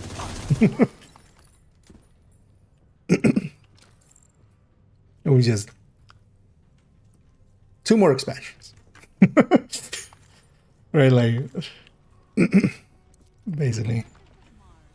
Once home to flowing water, as evidenced by these images. At one But there does seem to be like decent amount of support for the game, at least now. surface, As somebody was here, Martian you know, exploratory craft for the year of sadness, evidence of more recent water the year of rerun of the first few seasons, appear to be ancient lake where beds. it was There are also minerals not even present on the sure surface of Mars that could only have been formed in a if we liquid were gonna water get anything more. today. I'm happy with Water whatever we tastes get. on Mars largely as ice at the Martian So far, like, it would be nice if it was more support for the game, but it's also not, you know. Plenty of games have died already way before this this level.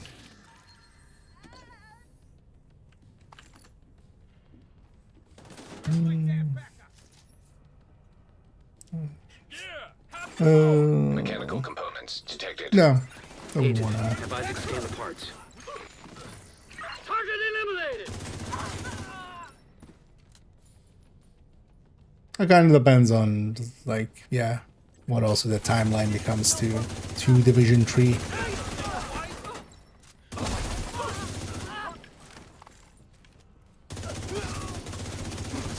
So I think Brooklyn did good numbers for them.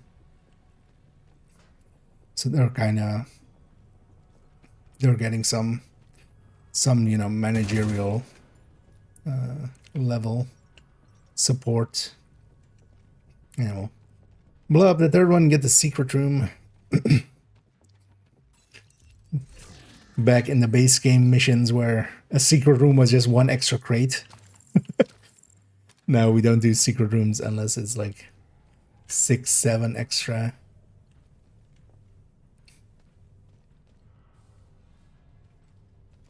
Wow, anti-grav technology. That clutter, because that's normally the clutter on here, so actually what even happened that it popped up there.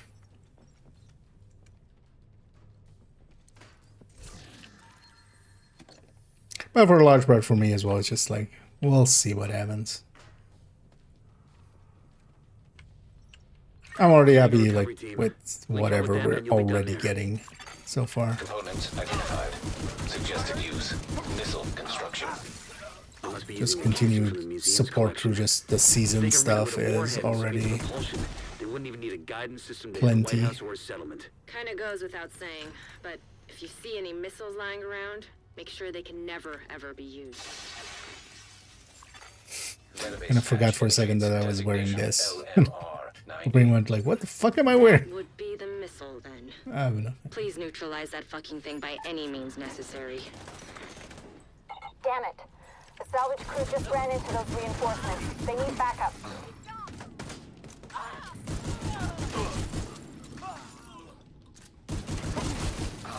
Drop that fucking agent already!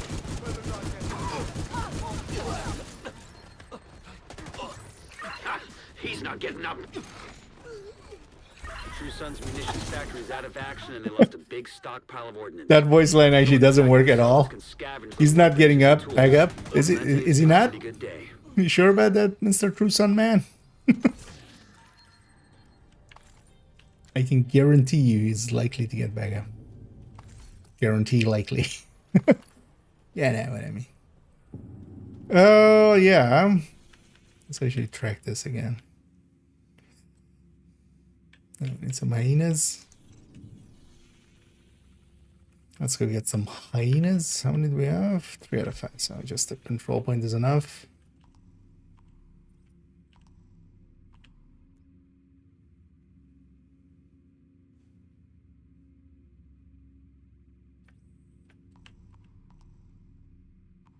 Actually, let's go for SMG though. Let's go for this one.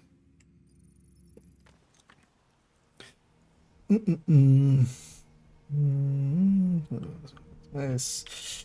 The game. Oh, the game was always good. That was also the issue. The game, like the Division, nothing scratches the exact same itch. At least not for me, and not for a lot of others.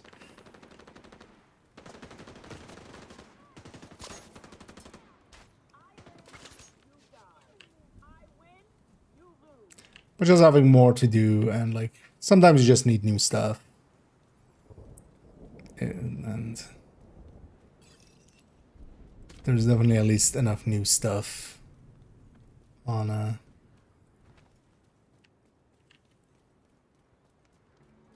coming in with some consistency. I'll be curious to see if they actually do another incursion or something. Like Yannick kind of hinted at at something.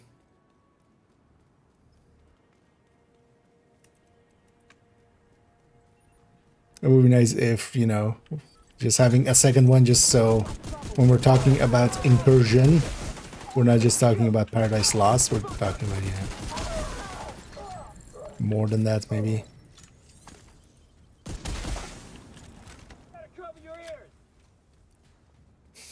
Still have no stacks. RC on the move.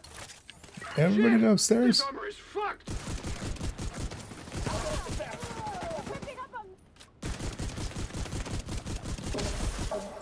Another patrol?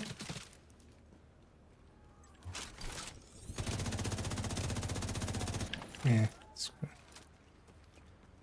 go deal with this.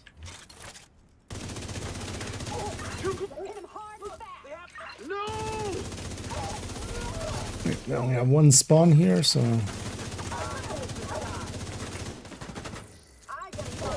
How does it feel today? I know, you tell me. When you get back up.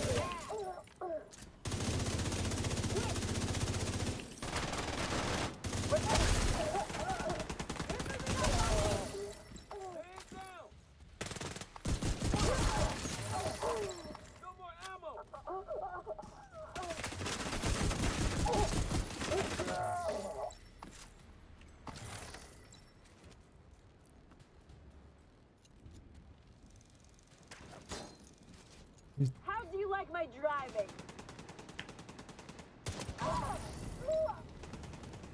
I get a lot. It's funny that when a companion goes down, it's actually useful in the Houndsman fight as well. When the companion goes down, they keep just shooting him. I had it several times with the Houndsman, like he would just kill the guy, but then he would just be focused on trying to like finish him off. And he couldn't, so, because once he's down, he's invulnerable. You can't be like killed. Not because of that, you can just abuse the shit out of that.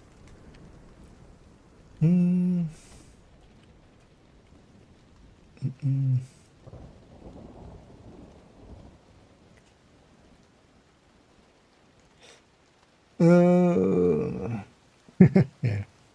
Otherwise, the abbreviation is usually div too. D2 usually goes to Diablo. Still, feel for a lot of people. But yeah, there is no other game like this. That's also why.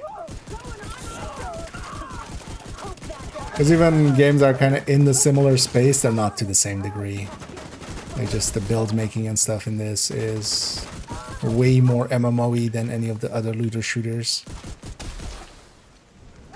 This one's even Destiny. Destiny doesn't do builds. Destiny does, you know, classes effectively and just setups like that. Just not having to deal with classes at all opens it up a lot.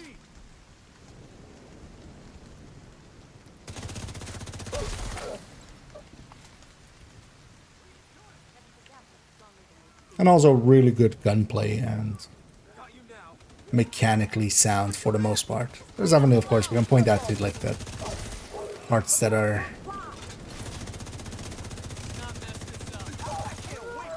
not the best, but in so many other games, that's the core of it.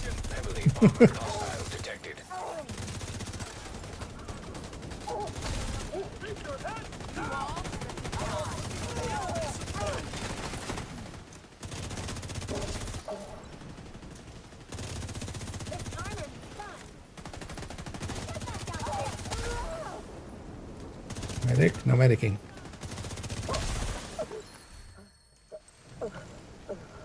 Didn't think I went above like 4 stacks that whole time. The thing is also with reanimated, they die so fast that there's no stacking. Good here today. We're gonna do this. Aiming weapon. Hey. We did our DC house cleaning. Go do the bounty that it gives us because I don't like having random bounties. You get the haircut, it's actually I'm gonna sing, I already said so. Yeah, it's part of this week's bundle. This is one of the bundles of the week. So we go into the void so we can see it. Yeah, it's the what was it called? Was this the other one? A beating heart. Oh, actually, yeah, the heart is beating. I didn't even notice that. One cute thing about it was it's gonna be hard to see with this one on the leg here. Ich liebe dich. Yeah. Somebody loves dick. Wait, no, sorry, wait.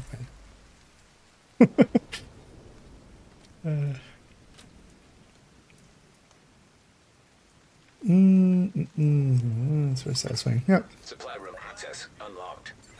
I mean, yeah. There's a reason. There's actually. It's been a while.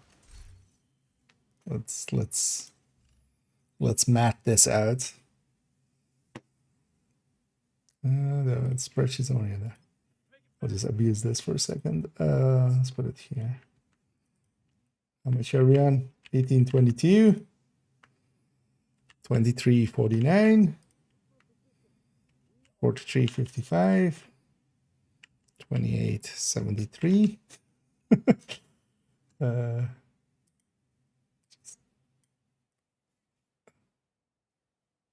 There's worse some in this here.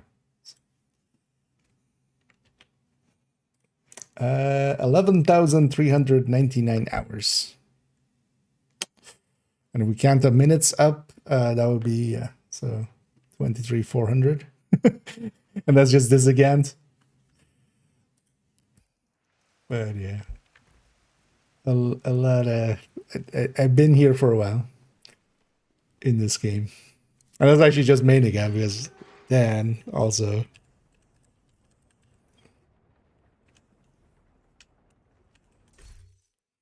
We have this idiot, which is another 2,200 hours. So let's say 1,400.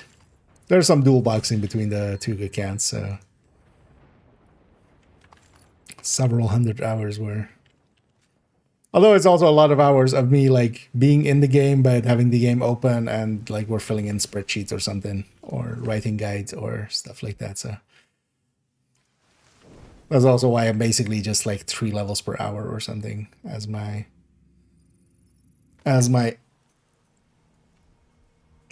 shade level to hours played.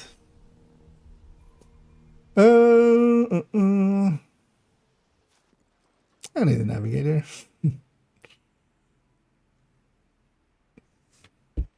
I'm ready. Or striker Eagle for 1 versus 3 on Eagle Bear. Play solo. Which one would you go? Oh, for PvP, you mean? I did not Is that join the up 1 for versus this. 3 part of it? Because for PvP, you wouldn't use striker at all, really.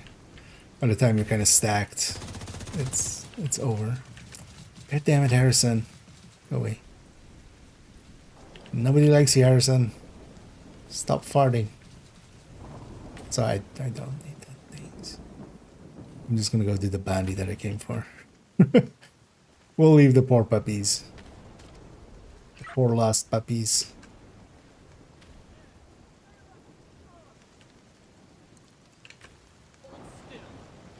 They don't know what they're doing. Hostile control point nearby. The target is nearby. Should maybe go grab water and food with this character before we swap in a minute.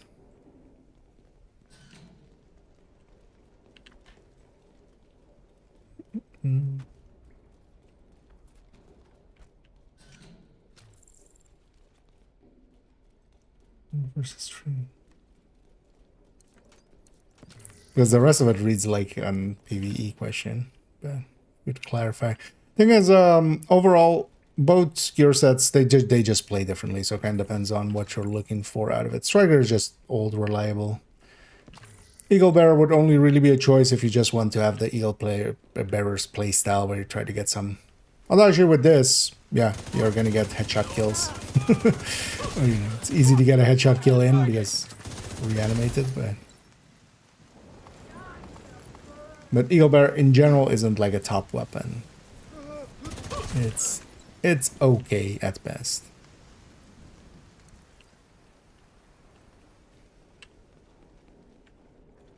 And then Striker is the more powerful of the two, definitely. But Umbra can work out. Umbra is more than enough for heroic and stuff. I've done plenty of legendaries even with like Umbra on. You're gonna need like all the damage, especially nowadays with grading and stuff.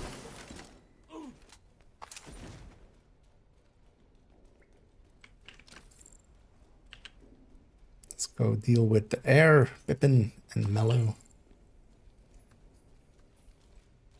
Also, actually, wait, isn't there one? Oh, I think that's a hyena one, right? That is yellow. Too bad they won't ever meet. Mellow and yellow. Mellow yellow. Hello, mellow yellow.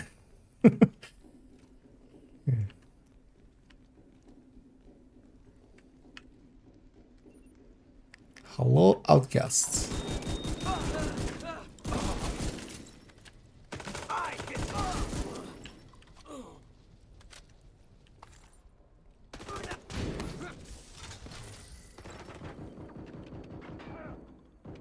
Target down. Good job.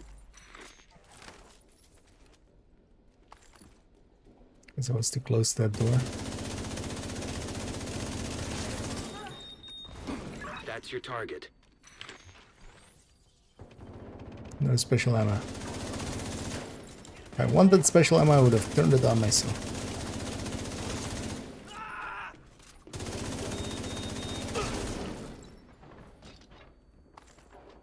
Really? Headshot killed him, and then I accidentally hit the weak point still.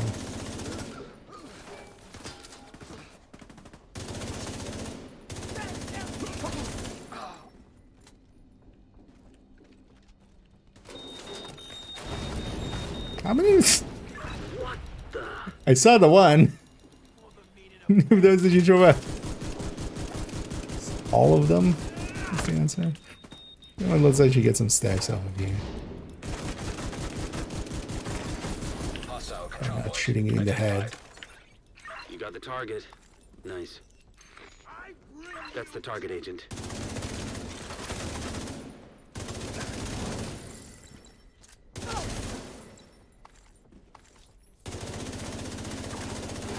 Good thing we did. We needed that for that guy. Alright, let's Target down. Good take job. down Yannick again. 'Cause why not? Looks like you earned yourself another bounty. Well done. Actually, yeah, let's see again. So yesterday he wouldn't spawn. Yeah, so it doesn't spawn when you have the guy out as well. I wonder if the guy also breaks the other emote-based puzzle kind of things. I need a cat herder.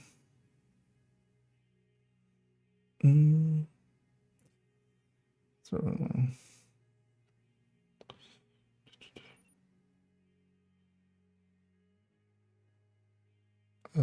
was that in response? Oh, the eel bearer, you mean? Yeah, I mean, well, long. It was like a month ago. Yeah, let's turn the guy off. Yeah, so he breaks these kind of things. Oh, I forget. You have hunter melee. No, don't melee me. Stay away. Immediate medical assistance needed. But yeah, we killed Yannick. There won't be a div 3 because Yannick's dead. Okay, so he is actually the same as the rogues. They don't actually take extra headshot damage.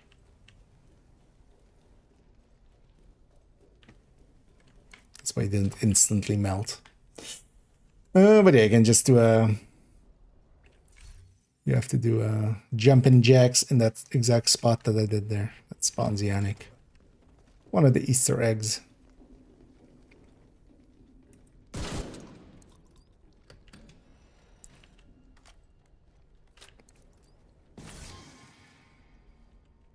And he is basically a rogue / hunter hybrid. Let's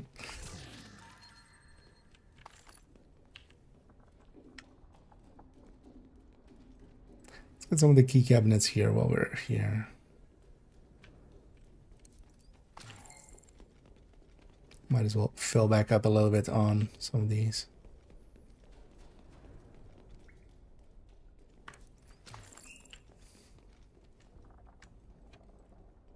Because from there, maybe we go and do a little bit of recording of the descent guide.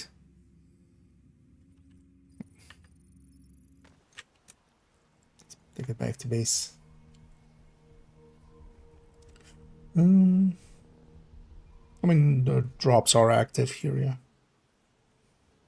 That's why it says drops. At least it should say drops. Does it say drops? Might have miscopied. No. The title. I usually fill it on the YouTube side and then copy it over.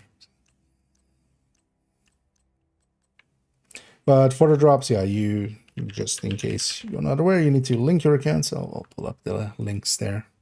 You need to link your account, and then watching anybody that has drops, you get, it starts to fill up Thanks for the deal. the time bars. It's actually looking for a KSG, so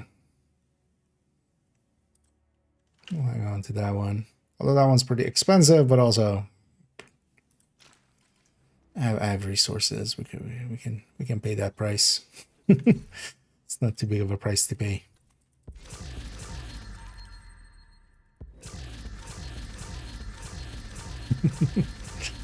Yeah. I mean, a lot of people won't, like, you know, it's always somebody's first time.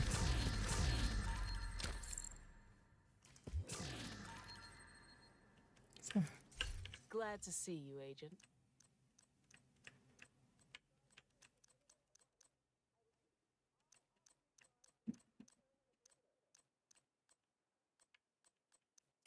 Nice doing business with you.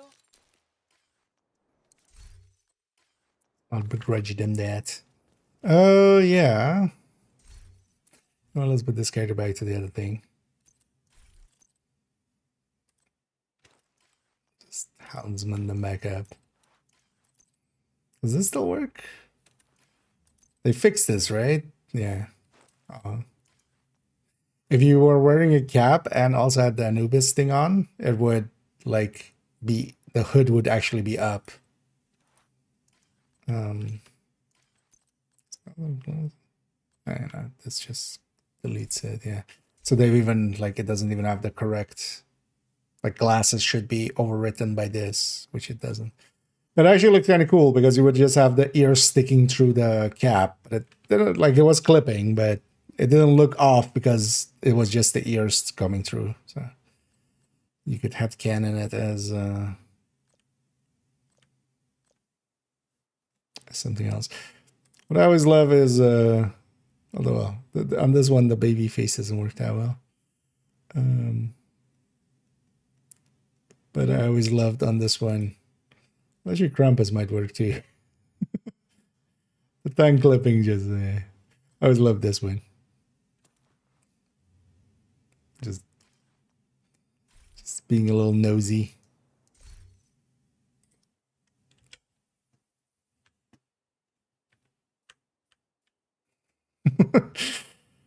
Did I ever tell you how my hounds got these scars? Actually, that doesn't sound right. Yeah, let's go to character one actually.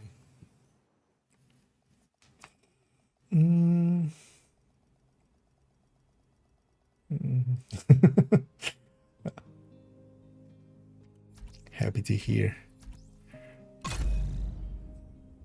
And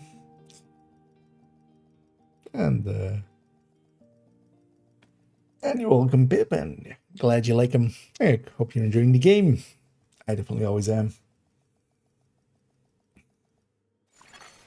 Automated external defibrillators detected on hostiles. Hey, yeah, thanks Safe for that. area detected. Thanks for the kind words. Let's let's set up actually to record. So I'm meaning to record up the descent guide. Of course, the second I want to start recording something, my voice goes like, I'm gonna go raspy. The descent guide has been done for a little bit, a week or two actually, but this other stuff got in the way. It's a long guide. I'm basically going to use it as a script almost as for recording. I'm definitely thinking it's going to be a 3-parter in total. But what I'm likely going to do here is record an intro and an outro for the first part. And then we're just going to start recording the segments. And then like today, this afternoon and this evening, record up all the segments and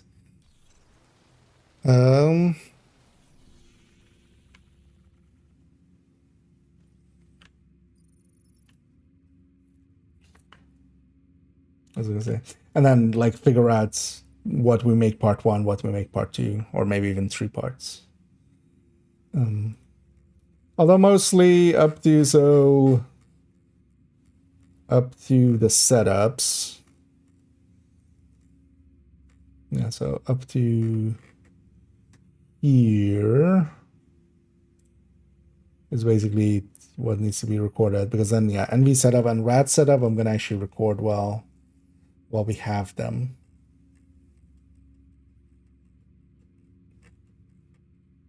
So I'm also not thinking this overdrives needs to be somewhere above the setups, because this overdrive should be here above deep runs, because then we can have deep runs as its own thing.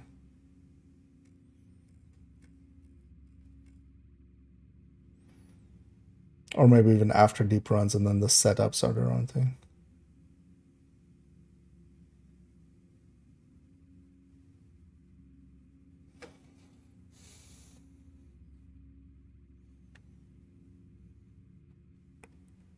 Or maybe we'll put it before deep runs, because we added overdrives in like as one of the last things. Oh, it makes sense to be before deep runs, depending on how it's written. Yeah.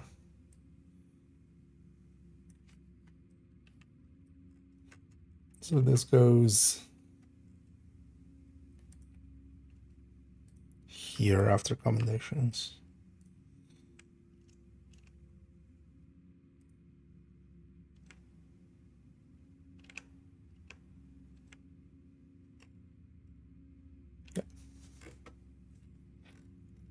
I'm still wanting to change that.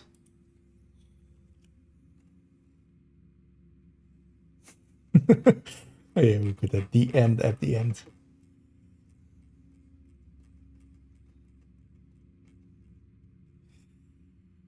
Yeah, let's get to it.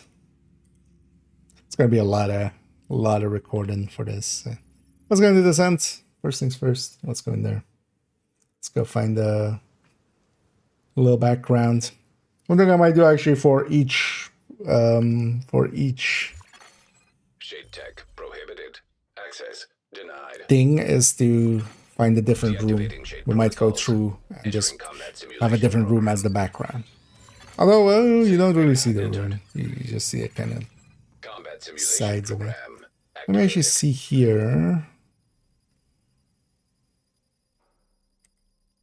that all of these go to the right spots. And make sure this one's set up for guide and not build picture. Yeah, so that one's set up for build picture or for guide. Yeah.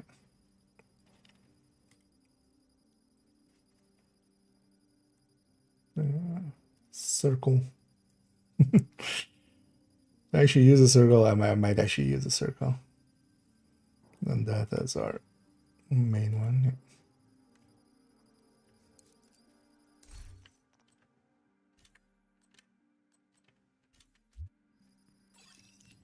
Oh, it's still envy, right? Yeah. For today.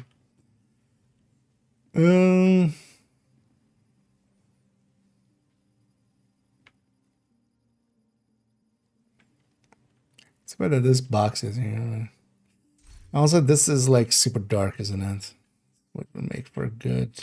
Even if I try to lighten this.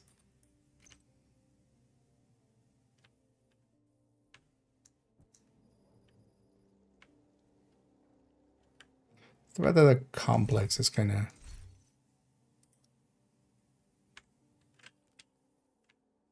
make it kind of work.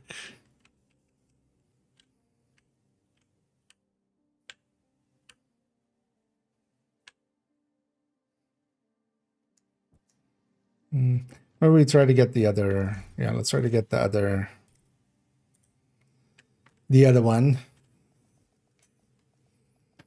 Instead of bunker, we try to get lab. So let's jump out and in. 50k. Yeah, no. 50k is still quite a far away. Keep in mind that I generally don't play when there is the, especially not the 5 times. Usually also not when there's the 3 times. So. Simulation program active. Safe area detected. I'd be surprised if by the end of this year we hit like 40 at best.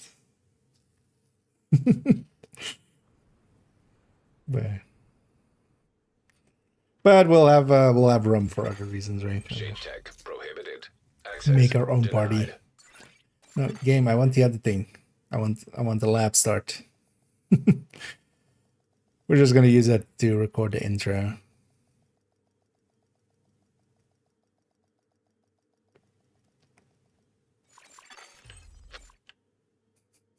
Keep coming out and seeing that mohawk, it just breaks my brain for a second.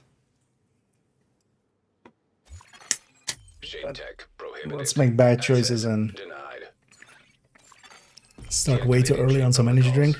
Entering combat simulation program. The fuck? This is supposed to be the rarer one, game. I wonder if they've addressed that at some point and it's just... I haven't really paid attention to it. Maybe they've made lab also have just 2 instances. In just to level the playing field. Because normally you would get lab twice as much as bunker. But that doesn't seem to be the case Shade tech prohibited. at all. Denied. Anymore. Deactivating shade protocols. Because in the past it was just 1 instance of lab versus 2 instances of 2 instances of lab and 1 instance of bunker. So I wonder if they've just kind of made that RNG. Like they gave lab another instance just to actually be a 50. 50? What the fuck? Access denied.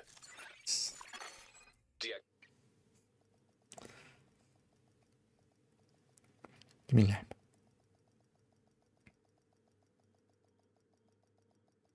Because the lab is at least more well lit. So for an intro and outro, it'll work a little bit better.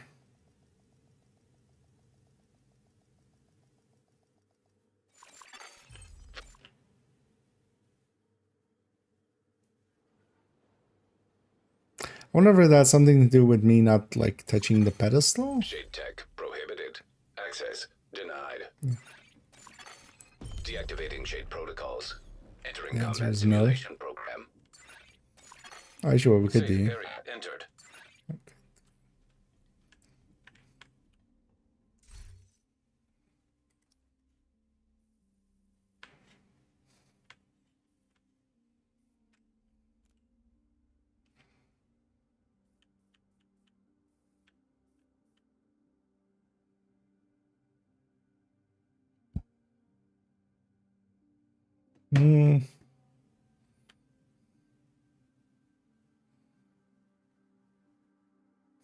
And I want to do this, and then like on the let's go get started, I drop the photo mode and we hit the thingy. Echoing? Am I? Because sometimes audio breaks, but echoing is usually not the thing that it does. Let me actually check for myself. You might have me double open. That would also be an option there.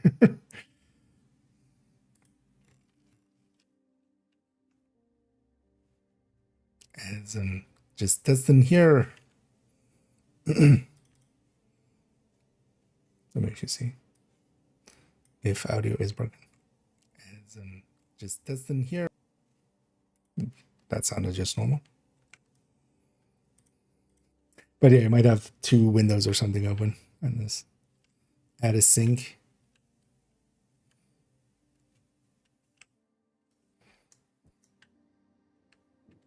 What is your... Oh, actually, the emotes are, of course, not... Oh, I can't even set the emote here, can I?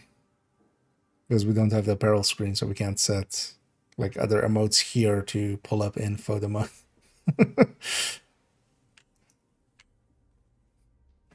You know what, maybe we just initialize it. Combat simulation activated. And maybe we just...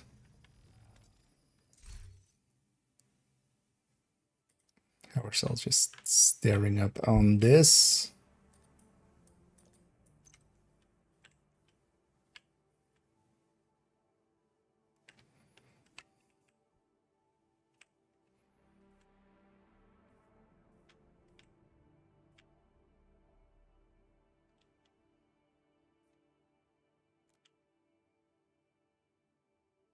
Good enough for an intro.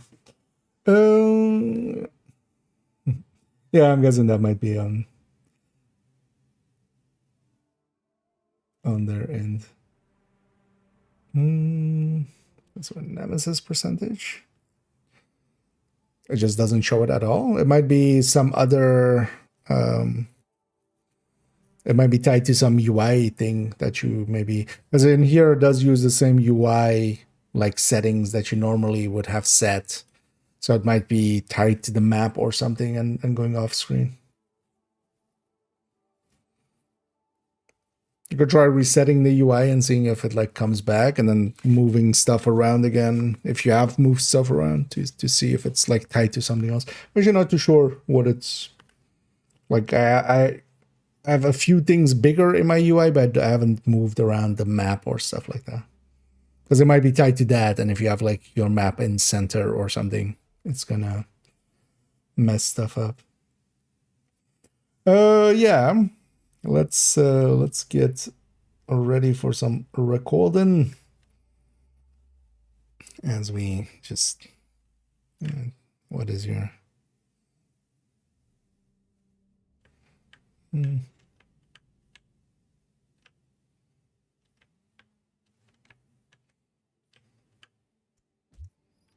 actually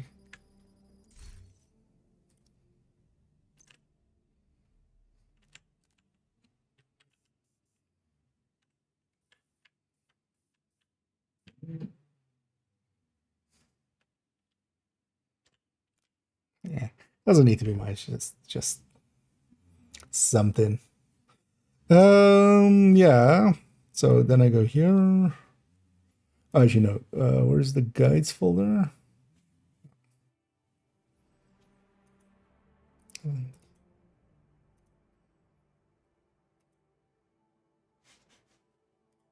Yeah, let's make a folder. Actually, I haven't even made a folder yet. I actually uploaded yesterday's VOD. I don't even remember. Let me check real quick.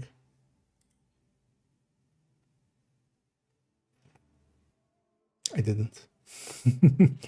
Well, we'll have to do that after the stream here. I have it downloaded there, I see. Wait, folder 13. New folder 260213 underscore descent guide, or what, descent. I actually mistyped descent as decent. In-depth guide IDG. What's the last in-depth guide actually?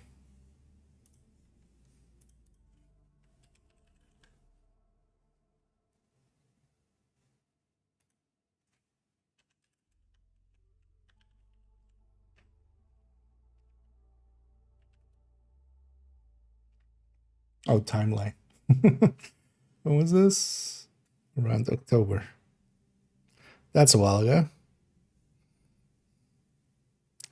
October, November. That was 10. Just take a description file and a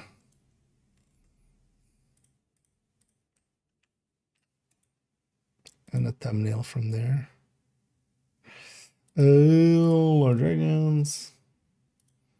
Let's already rename these. Let's pull up there.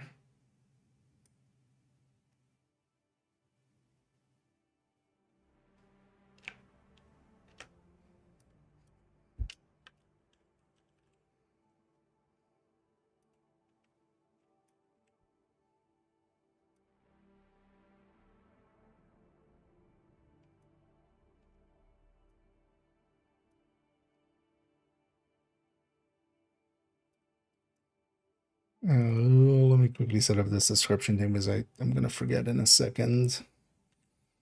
This is so old that the about me is different than the about me that I usually do now.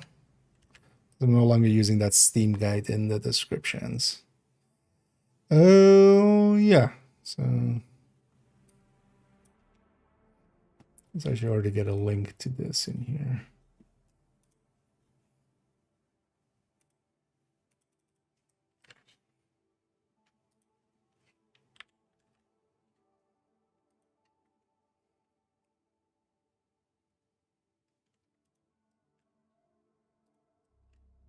Okay.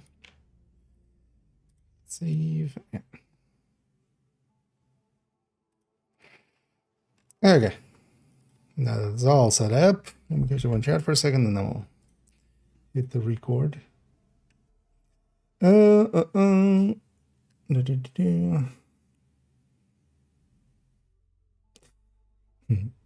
Another a C and thanks for that. Thanks for getting words and yeah, glad you like them. I like making them, so I've been actually enjoying trying to make those shorts most of the time because it's also actually a little bit of a challenge, like trying to get a build explained in 3 minutes is yeah, that usually does take a little bit.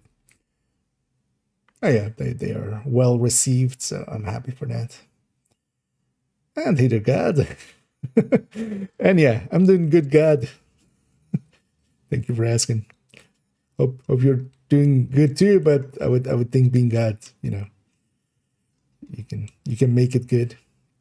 They have a Strega build. Strega doesn't need a build per se. Like as with a lot of guns, Strega can fit in a lot of places. The only awkward thing about it is it only has 1 crit chance mod, or well, 5 crit chance basically, or the equivalent of 1 crit chance mod. So you need to just make up for the crit.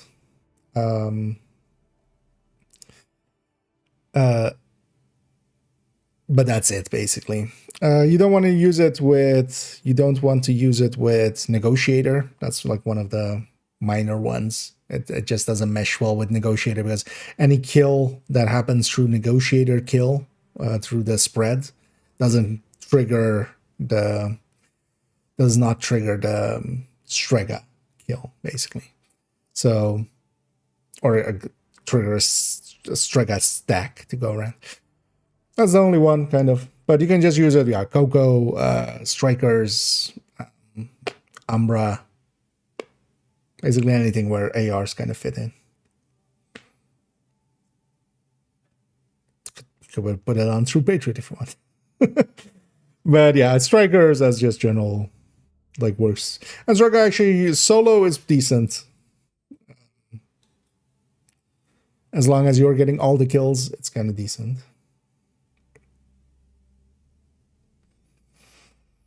No.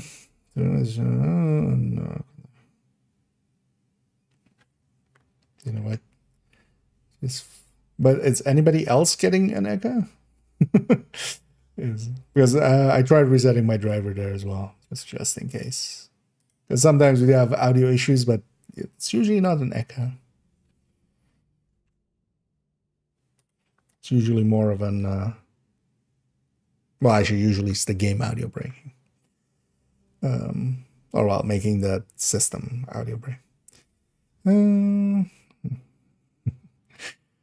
Because yeah, the only other thing I can think of is that you have me open twice or something. But you would think that if you go to somewhere else, then you would just have me still once.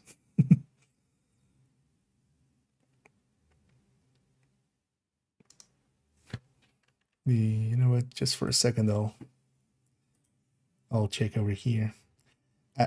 As I'll check my voice. As I'll check my voice. Yeah, no, not echoing for me.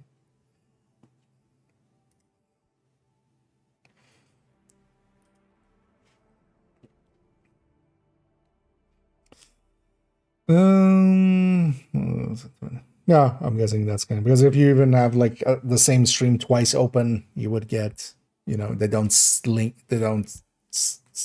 link up perfectly. You'll get an echo effect. That's the only thing I can think of because it doesn't appear to be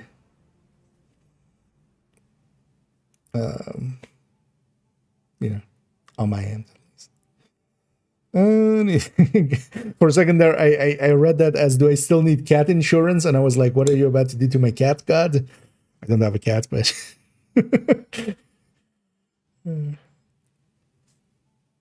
but yeah, so I don't have a car, so it's fine.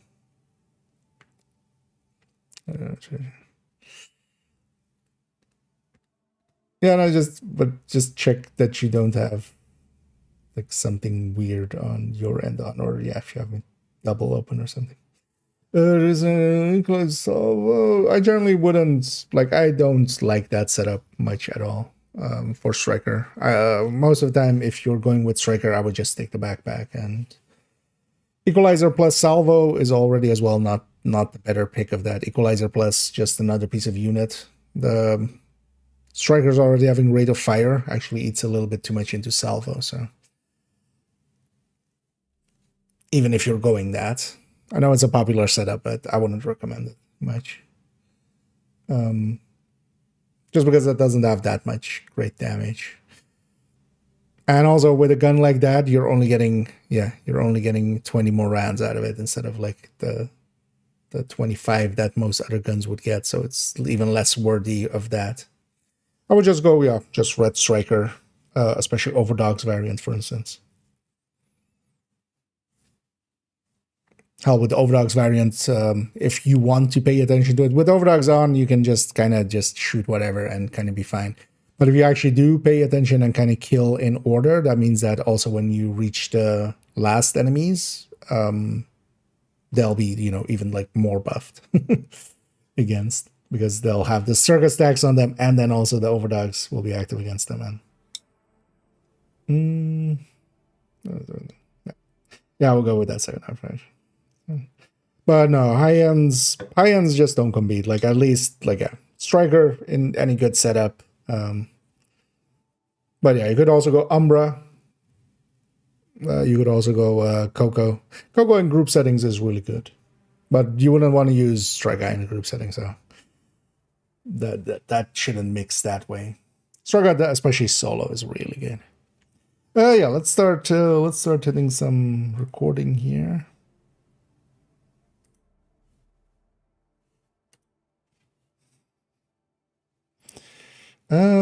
Yeah. So Hamakia, in-depth guide, timestamps, show the guide. And then yeah, we'll do a second section of the guides folder, and then the guide, and then we start. Okay. Yeah. Can't try to remember how to do in-depth guides. Take one of many of 1,000. Yeah. What was my name again? Yeah. That didn't trigger correctly. Hi, I'm Kia. Let's put some energy in there, Kia. Hi, I'm Kia. Yeah. Hi, I'm IKEA, and for today's video, I want to give an in-depth guide into Descent, as the Descent game mode has been around for quite a while, and it is poorly understood by a lot of people. There's a lot of mechanics that are very different than the main game, and because of that, we also need to discuss a lot of things. We can't just assume that, oh, we can take over, that you know how to play the normal game, that will carry over directly into Descent. So because of that, there's a lot to discuss. That's also why this guide took forever to kind of finish up, as some will know that this guide was started, well over a year ago. So yeah, we'll go over the entirety of the guide. We'll do so over several parts in videos, as definitely it's going to be at least a two-parter. In this first part, we'll just start at the start, and I'm going to go read through the guide. The written guide is also just available, so it'll be linked down below, so you can just go read that if you prefer that. And this video companion is basically me just going through it and giving effectively an audiobook, but then in video form, out for it. Everything will be timestamped as we go through the subjects, and let's try that again. Actually, I'm kind of stumbling. Also, that those two should be swapped around. The links should be after the timestamp. Yeah, let's try it again. Hi, I'm IKEA, and for today's video, I want to give an in-depth guide into Descent. The Descent game mode is one of those that is quite different than most other game modes, and does require a lot of explaining. That's why we have a really big guide for this one of the biggest I have made so far. That's also why it took so long. Some may know that, yeah, the guide has been there already for well over a year, somewhat unfinished for most parts, as I was just, taking my time with it and having a little bit of writer's block. But now it is finally done, and we'll go through it here.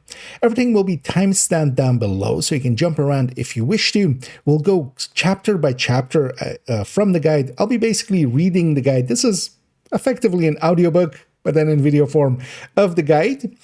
If you do want to go read it for yourself, it will be, of course, linked down below, so you can go there. And if you prefer that, just reading the guide by yourself. But yeah, let's go get started. Actually, that's not right. We need to still also... Yeah,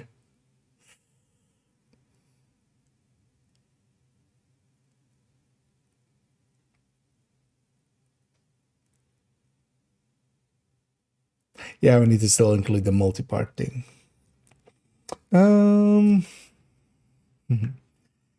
Let me catch up here for a second. I'm gonna in my own world there, of course. I need a dark fire. Yeah, doing fine. Oh,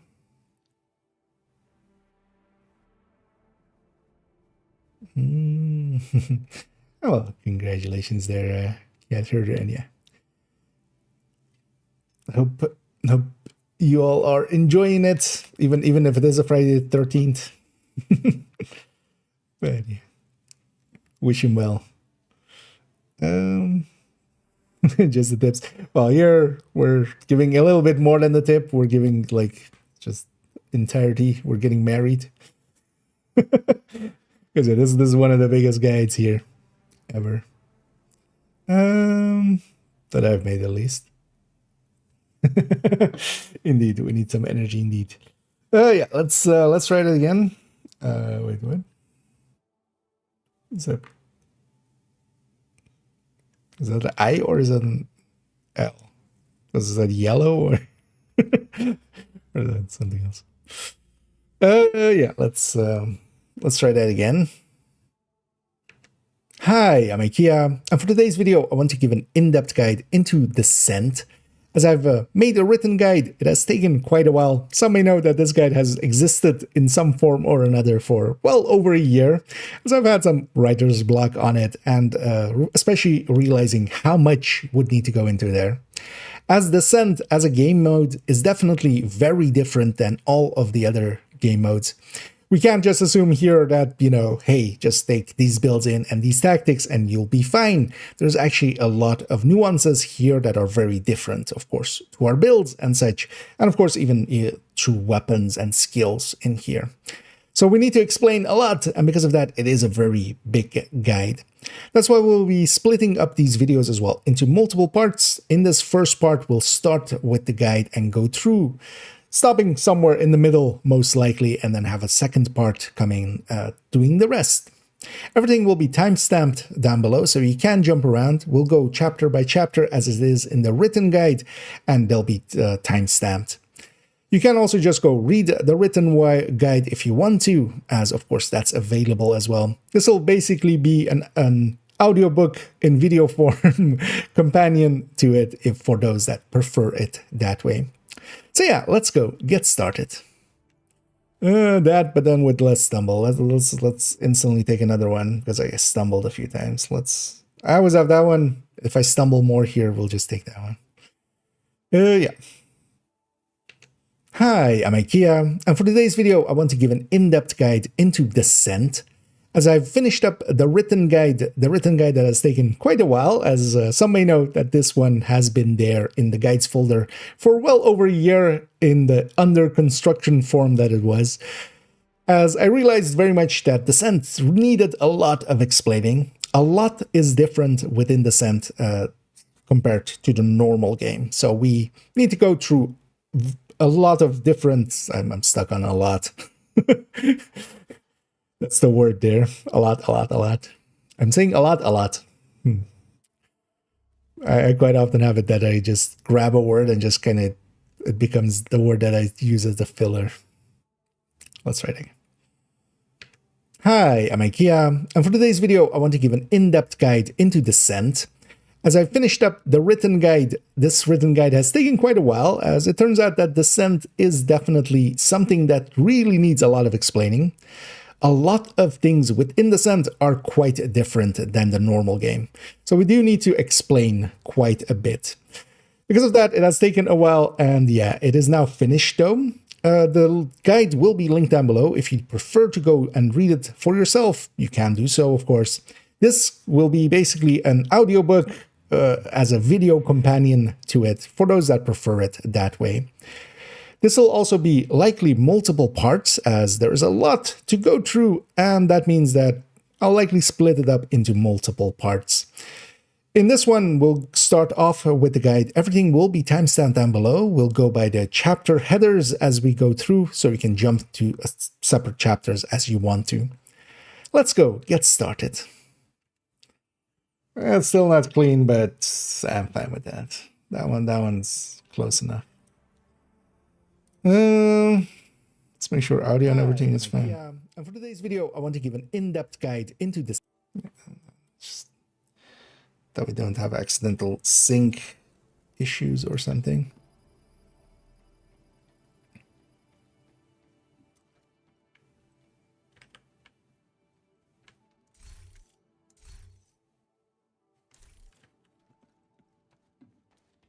I'm surprised this hasn't timed out yet.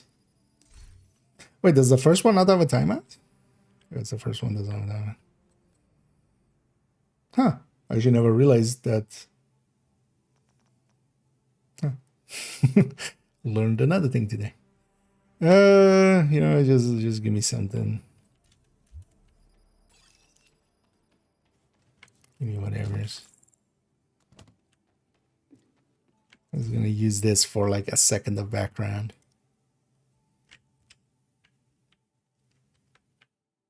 It's because I like the artwork.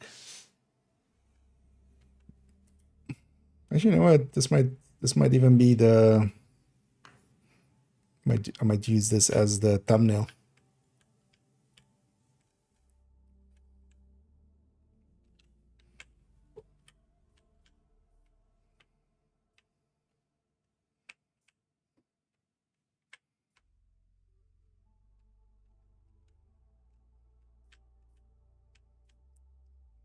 Place the character kind of like that. This is kind of distinctly Descent, but not like overly so. A few different angles. I'll figure out which one I exactly want. Oh, yeah, thanks for the cheerleading. Oh, yeah, usually the intro is always the one, because the intro needs to be kind of snappy and in there just to get people's kind of on board. So I do take that one a few times. The rest of it will likely just Can I just get through it? Oh, sad to hear. I don't know. And yeah, hope everything goes well. Hopefully nothing too serious. But yeah, best of luck, and hopefully everything will be well. Yeah, so I need this browser window. Let's go here, and then guides and then back.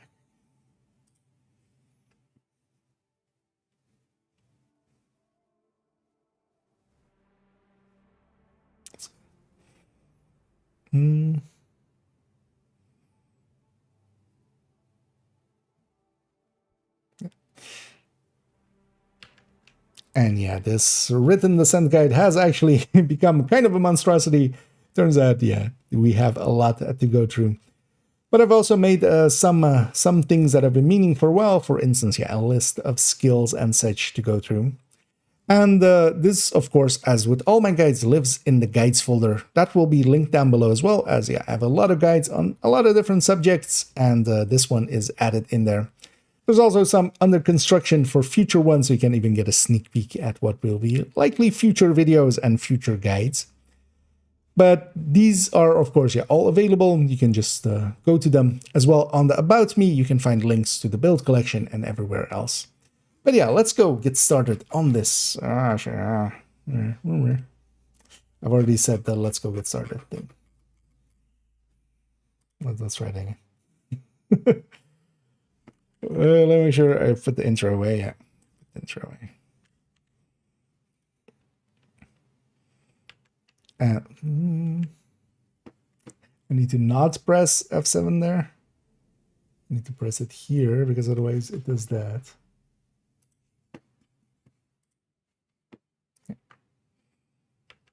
And this descent guide definitely is a lot. As we discussed there's a lot to explain, as quite a lot of... I'm stuck on a lot. let's not say a lot. And this descent guide definitely became somewhat of a monstrosity. It has a lot of things that we need to go through, of course. Things are very different in Descent than from the normal game, and we need to explain some of those. Also made two maps, which are centerpieces to here, to just show the routing, especially for bunker, as even there I was, until I made this guide, I couldn't make it make sense in my own head and try to remember kind of which route led to which boss room. I will explain all of those, of course. And yeah, of course, all of the other things. This as well has been a pretty handy tool to make a skills-based table here that we can go and explain what skills are and are not worth using, especially pre and post Nemesis. And we even have some setup as to what setups to take and how to set up for instance, NV and RAT, especially here. These, of course, also just this guide, and all my guides live in the guides folder. That'll be linked down below as well. This one is 11.0, and there are many others in here, going over some, for instance, from the skills, which also still needs to be turned into a video, and for Countdown, for instance, a guide on the macros, a guide on Snitch, and of course the named and exotics targeted loot images, as those are especially kind of handy to have. And all of these will be, of course, linked down below, so you can go read them for yourself. But let's go get going on this Descent guide. It felt like almost a second intro, but it's fine. It's a minute 30.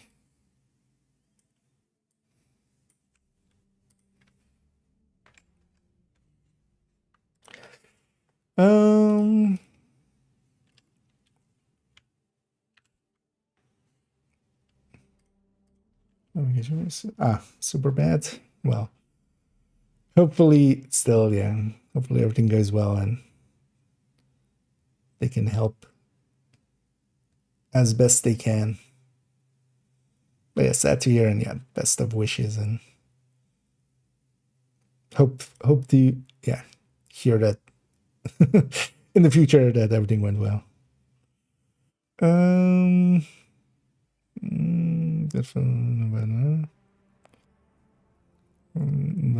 Sorry, what?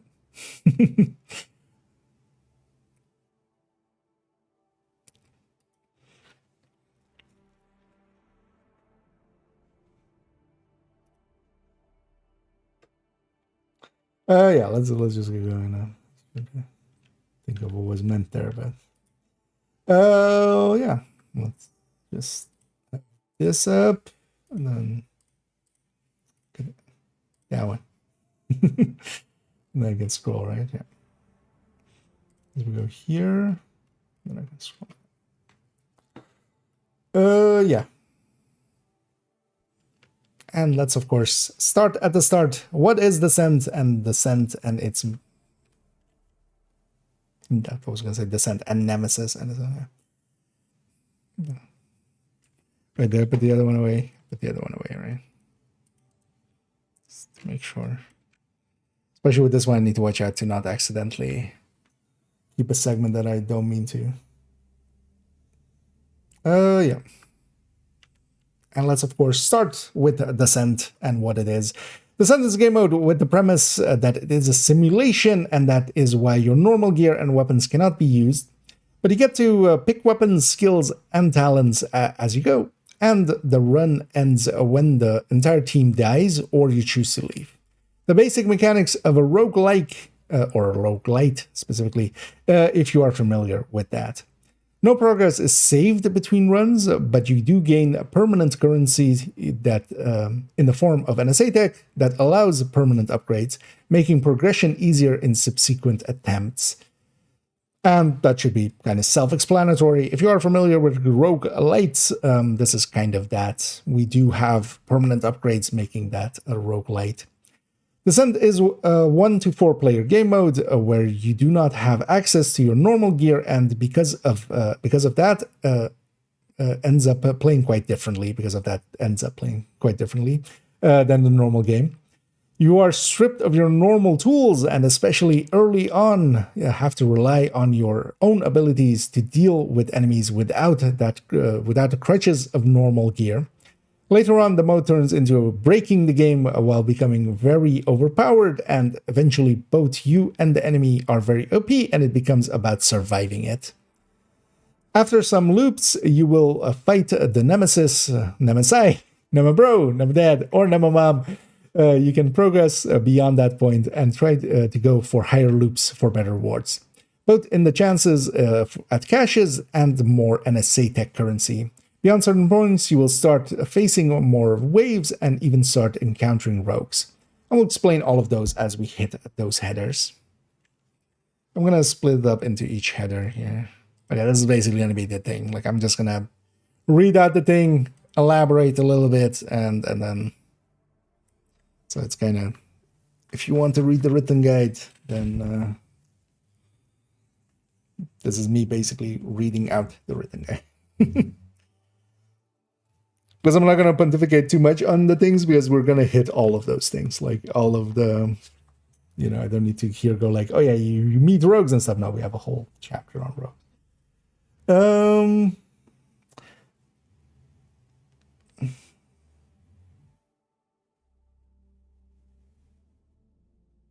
You know what I'm thinking? Although, wait. I think it's set up in this way.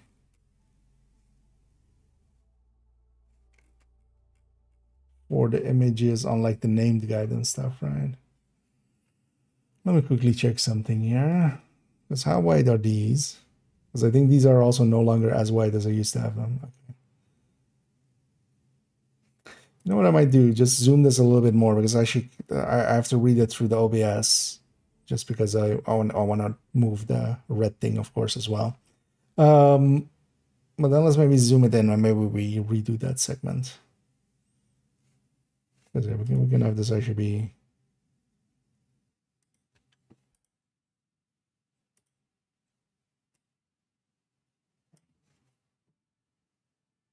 As long as kind of like this image fits, because I think this is kind of the widest I go, except for the skill section. But then with the skill section, we just do separately anyway. Does this still fit the maps? fully, not fully. So maybe we take it a little wider so that we still have the maps fully.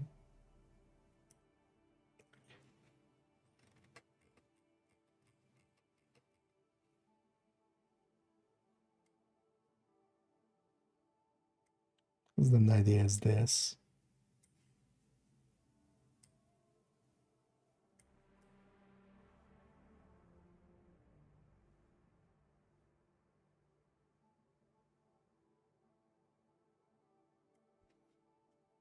Yeah. It's quite a bit bigger. Yeah, let's do that. But then just to have consistency, because otherwise then that section is going to have a different zoom, so. Oh, also I should actually start. Oh. Need to lock that, of course. Should actually start with explaining that. Yeah. Yeah, let's keep going in. Yeah. And let's indeed go and get going on the guide. First off, though, in this descent guide and in all my guides, I do want to point out you should always check, not so important for this one because descent likely is not going to see major updates going forward, but do check the last updated, especially for some of the other guides, because for some of them they are time sensitive, and if they haven't been updated in a long while, they might be out of date. This one likely will be not changing ever going forward, but worth knowing about. And yeah, Descent is a game mode with the premise that it is a simulation, and that is why your normal gear and weapons cannot be used. But you do. Actually, you know what? Let's. But you do get. Pick weapons as you go. Yeah, that sentence. Interesting that I'm still finding like places where it doesn't read correctly. Because we've rewritten this several times already. Yeah, let's. And let's indeed start going through this guide. And let's start going through this guide. Firstly, though, I do want to point out, always check the last updated on any of my guides, because for this, likely Descent isn't going to get changed in the future. It is not likely to see updates, I would think. But if it does, yeah, it might take a little while till those updates make it into here. With this one, this isn't that time sensitive, but for instance, for the targeted loot ones and such, it can actually be handy to make sure that you check the date on it, and if it's been recently updated, then it is likely going to be fine. For this one though, yeah, it's likely not to see any changes in the future Descent. But yeah, Descent itself is a game mode with the premise that it is a simulation, and that is why your normal gear and weapon cannot be used. But you do get to pick weapons, skills, and talents as you go, and the run ends when the entire team dies or you choose to leave. The basic mechanics of a roguelite, if you are familiar with that. No progress is saved between runs, but you do gain permanent currency in the form of an assay tech that allows permanent upgrades, making progression easier in subsequent attempts. Scroll down a little bit. Descent is a 1 to 4 player game mode where you do not have access to your normal gear, and because of that ends up playing quite differently than the normal game.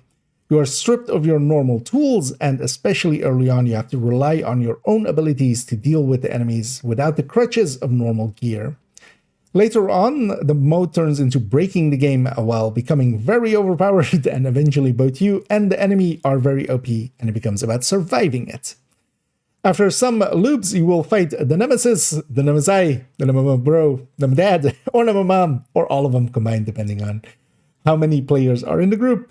And yeah, you can progress beyond that point and try to go for higher loops for better rewards, both in chances at caches and a more NSA tech currency. Beyond certain points, you will start facing more waves and even start encountering rogues. And we'll explain all of those with their own chapters as we go through. Yeah, that felt fine.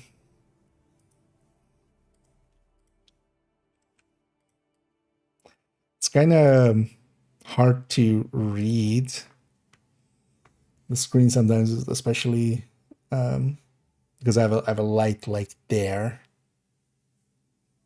But it's above that screen, so when I'm looking directly there, it kind of. But yeah, without it on, then we go bloody hounds, man. That way. Well, I think this one's the more spooky one, right? This one. No, this is more like late night. With this one, I feel is actually spooky. um.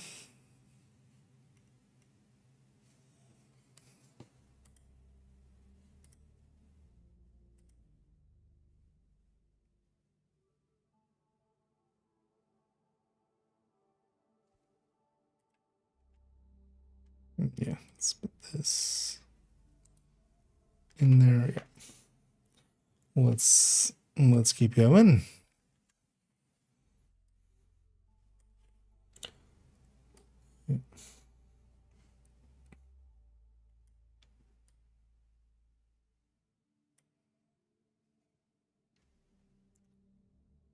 It's a little closer to my head, yeah.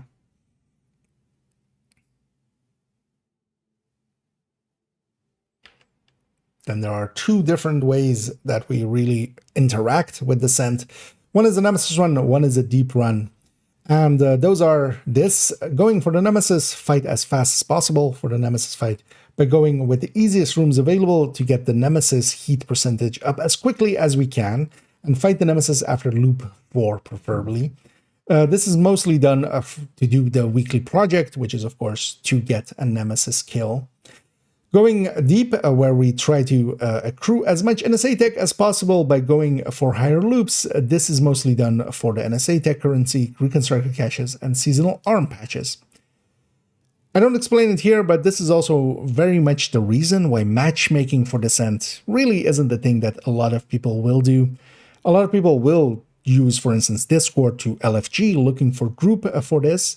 But because there are really two different ways, and when you're matchmaking, you know, some people might be interested in Deep Run, some people might be interested in the Nemesis Run, and those are actually different ways of playing this mode. Because of that, matchmaking for Descent really isn't recommended, but yeah, you can likely find some people if you want to play with some people in different Discords in the LFG sections. Should maybe add that into the guide, but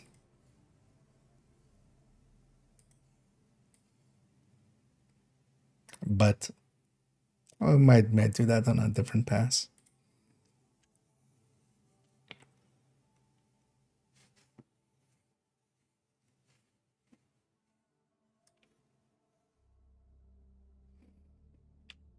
And then we have a loop.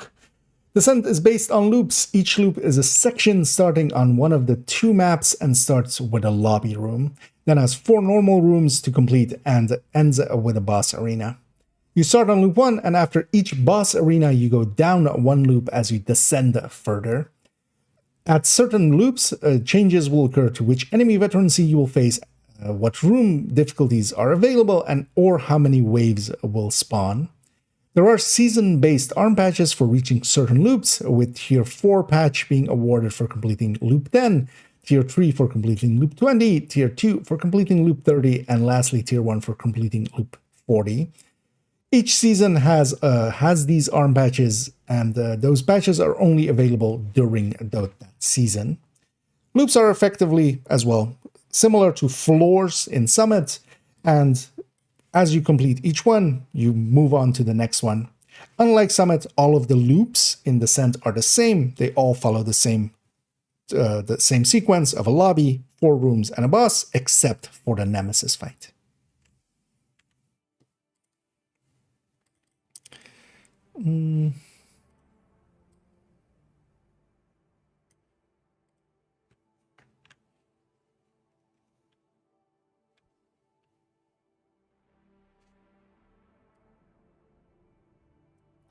Watch out on. You know what I should do?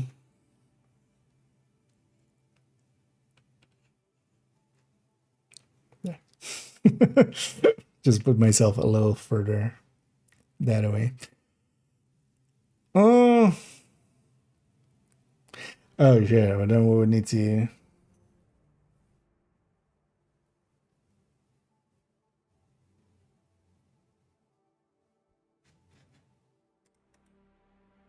Wait, let me try one thing. Actually, I realize now.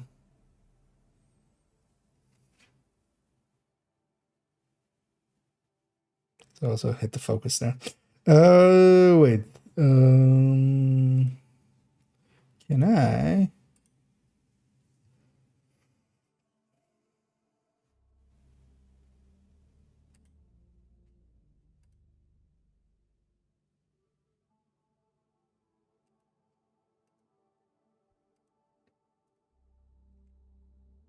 It's not that. Oh, it will be just in transform, right?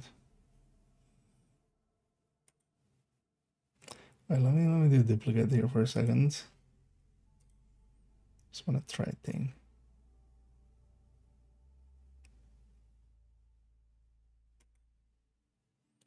No, yeah, that, but then not that.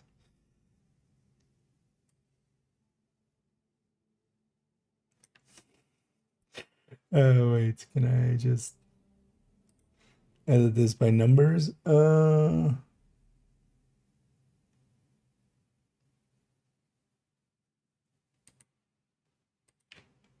this would be 1080. Right. Yeah.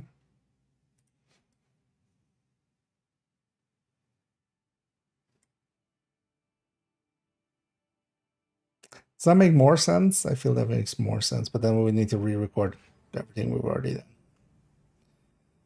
Nah.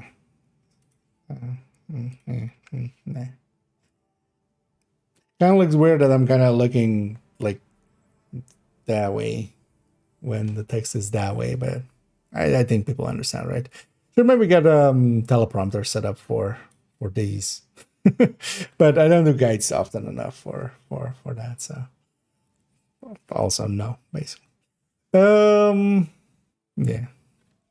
Let's maybe see about getting this even a little bit more further in the corner. There we go. Yeah. Yeah, next one, rooms. And then next up, rooms. Each loop is made up of several available rooms connected by corridors. As seen below on the maps, there are many rooms, but for each loop, you will be completing only 4 of them. You get to decide which rooms you want to enter, as each room will indicate its difficulty in its encounter brief, and that is that header that is next to the doors usually, and you can see, or sometimes even on the doors. As each room will, That's. I should read all this and then we go to rooms. Each loop. And then we go to rooms. Each loop is made up of several available rooms connected by corridors. As seen below on the maps, there are many rooms, but for each loop you will be completing only 4 of them. You get to decide which room you want to enter. Each room will indicate its difficulty in its encounter brief, which will be easy, medium, or hard, and what color talent picks are available for selection. Depending on difficulty, the descent currency and nemesis heat will be different. And the encounter briefs are these that we see next to the door, sometimes on the door, and they indicate all of those things. The nemesis heat and what skill or talent picks it will have available to us when we've completed. As for instance here, we have 2 yellow and 1 red guaranteed from it. And then of course we sometimes have that 4th talent if we have that permanent unlocked. Upon entry, some spawn doors inside the rooms will be marked. This depends on the chosen difficulty of the room and on if you are solo or in a group. Hard rooms will always have all doors marked. For easy and medium rooms in groups, you will have 2 marked doors only for loop 1 and 3 marked doors from loop 2 to 15. And at loop 16 and beyond, all rooms will mark all 4 doors. Also starting at loop 11, you will no longer see easy rooms to pick, and after loop 25, it will be only hard rooms that are available. Some rooms will have certain extra hazards that will come into play from time to time. It will state the hazard in what the hazard is going to be before on the selection graphic, and certain rooms will only have certain hazards tied to them. For instance, the EMP lab, of course, famously has that big EMP that it does for the entire room. Certain rooms can only have certain hazards. Kind of fumbly, but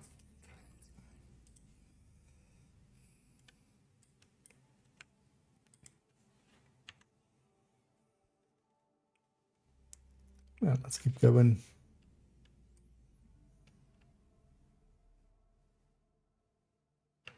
And then we go to a special kind of room, which is the boss arena at the end. And then at the end of a loop after 4 rooms, you will be entering a boss arena. There are 2 per map for a total of 4. In the boss arena, you will face a named enemy at the end. There will always be the amount of waves for that loop plus the boss wave in total for a max of 4 waves. Boss arenas can have certain hazards depending on which one you encounter. On the bunker map, the route that you take dictates the boss arena that you will face. On the lab map, you spawn at one of 2 sides, and that will determine the boss arena for that loop. Boss rooms reward a certain amount of NSA tech for clearing them depending on the loop. Especially on later loops, they can have they can award a decent amount of NSA tech. It will list the NSA tech at the bottom, and yeah, depending on which maps we're on, there are 2 maps, as we'll see in a moment, and depending on which ones we're on, we'll see different boss arenas. Yeah, a little not per se clean, but it's fine.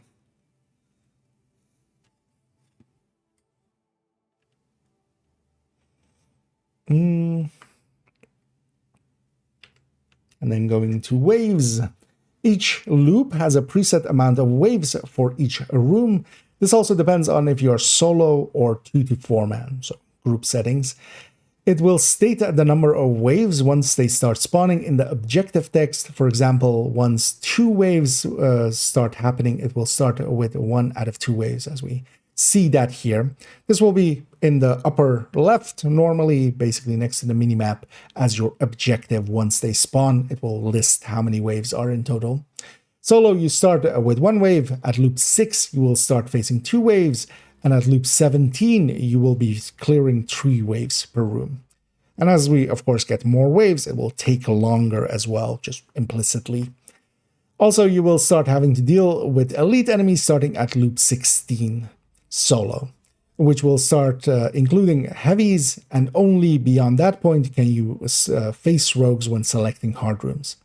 In groups, meaning duo, trio, or 4-man, you will start encountering 2 waves at loop 4, and at loop 11, it will be 3 waves, and also on that same loop 11, you will start facing elite veterancy enemies.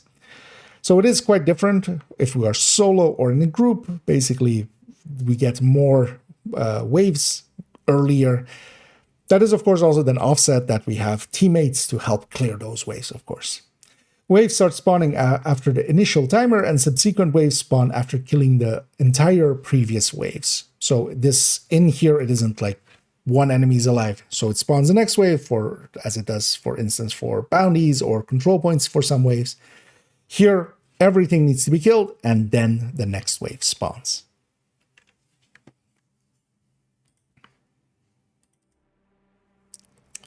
Yeah.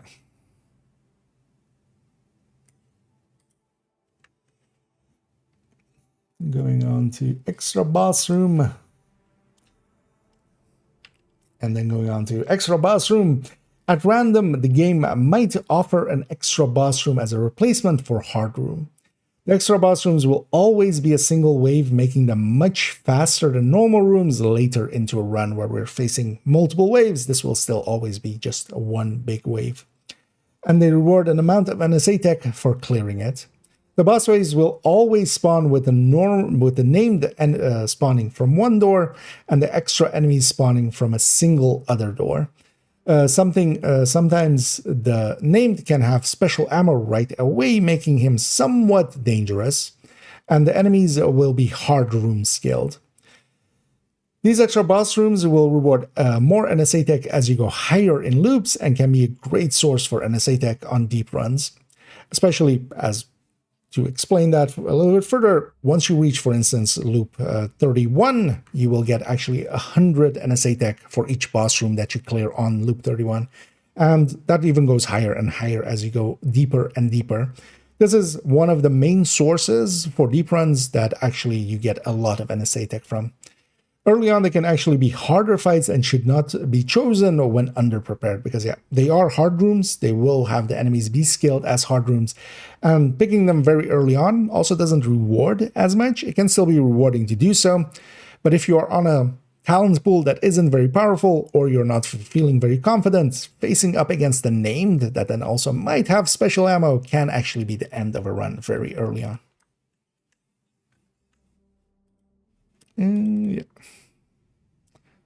Oh, yeah, actually, so all of these are, just because it is actually scripted and I don't get to ramble too much, they're not as time-consuming as I thought it would be.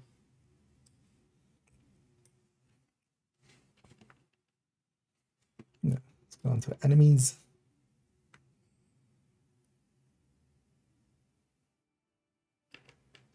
Enemies. In Descent, all enemy factions are present, so we will face Hyena, True Sun, Outcast, Black Dusk, Rikers, and Cleaners, just to list them all. Got to get that word count, of course. And all their general archetypes are present. We will always face Cleaners on loop 1 if solo, and True Suns if in a group. This is just set, and you can expect this to be, depending on if you're going solo or in group, which faction you face, you'll know. After that, it is random, except that Black Dusk cannot appear before loop 6, so we won't see them early on. Of note is that we will start to face stronger veterancies as we go further in loops, and elites will start being introduced on loop 11 in groups and loop 16 solo. Because some archetypes like tanks, heavies, chungas, whatever you want to call them, are only available as elites, you won't see them until beyond those points. So for instance, in a group setting, until loop 11, we won't see any heavies, as they can be very dangerous, especially True Suns ones with the grenade launcher or Riker ones with their nail guns. Also, the enemy noticeably scale every 10 loops at 11, 21, 31, 41, etc. This is most noticeable after loop 31, or at loop 31, where there is a big jump in enemy armor and health. They do scale continuously, it seems, but there just seems to be a big jump in the explained loops. And yeah, that loop 31 is a doozy. A lot of players will get, over time, if you get even decently good at Descent, you can reach loop 30 pretty easily. But after 31, where one of the biggest scaling jumps happens, it can actually be very hard. And that's why you'll often hear people going like, I've reached loop 32 or 33 or maybe just 31 as the point where they died, because there is a big jump there. Then there are also rogues and the Nemesis as special enemies. 203. We're actually making good time on this. Yeah, let's talk about the Nemebro. So we go up to there and then we scroll. Yeah. I'll be this smart.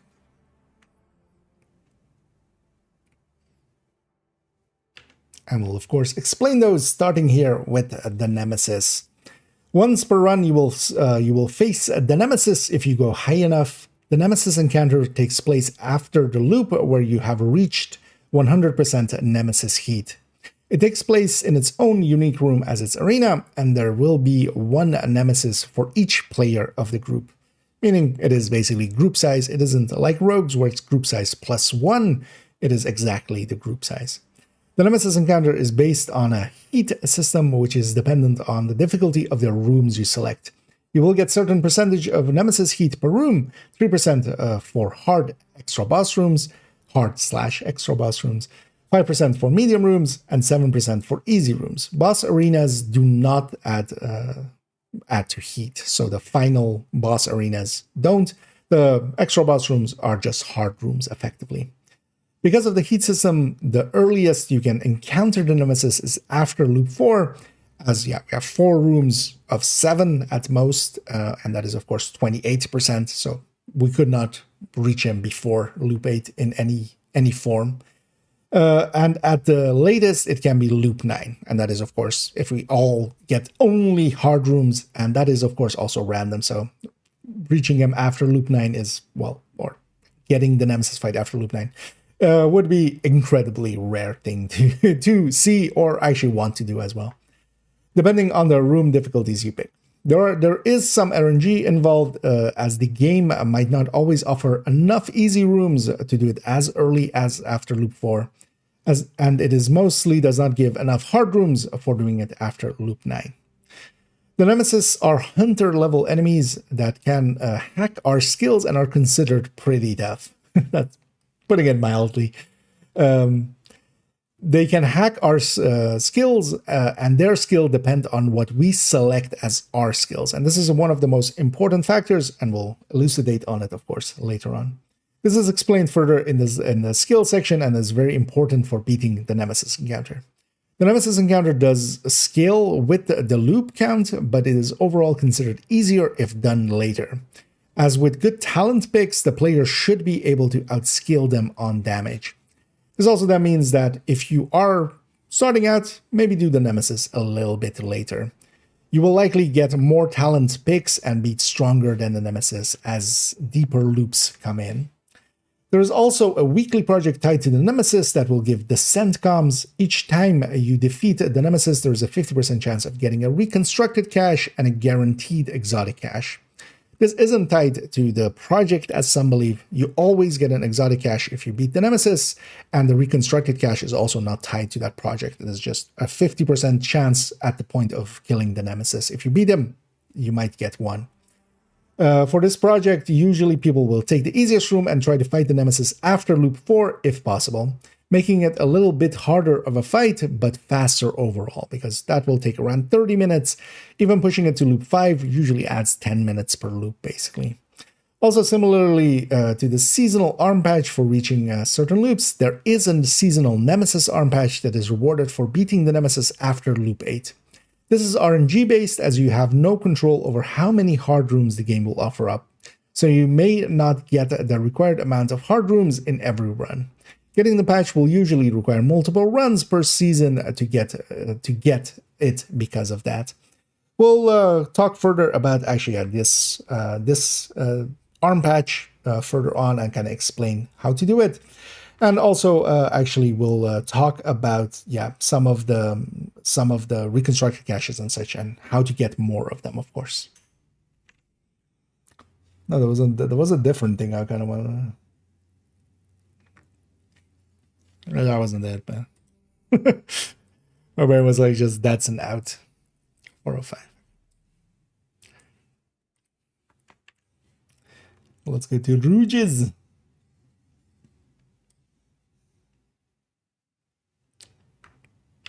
And then, of course, we'll go to Rouges. After elite enemies start appearing, you can start encountering rogues. This happens after Loop 16 solo and Loop 11 in groups. Rogues can only spawn in hard rooms and they are random. You will encounter group size +1 in the same way that you would in missions or in the open world, as a different rule set than the Nemesis, where there it is, just group size exactly. Here we do get a +1. So solo, you will face team. They have their own skills and can be pretty tanky, making it a dangerous fight if underprepared. The chances do seem to go up the higher loops you go, and because they only spawn in hard rooms, they can be avoided until Loop 25. As at Loop 25, we only get to pick hard rooms, solo or in group, doesn't matter. After that point, we only get hard rooms, where hard rooms become the only difficulty available, as stated, as just said. Each rogue encounter will, when completed, will give 10 NSA tech as a reward.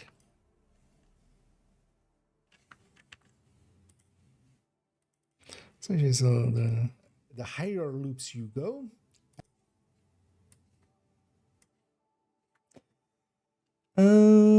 Yeah.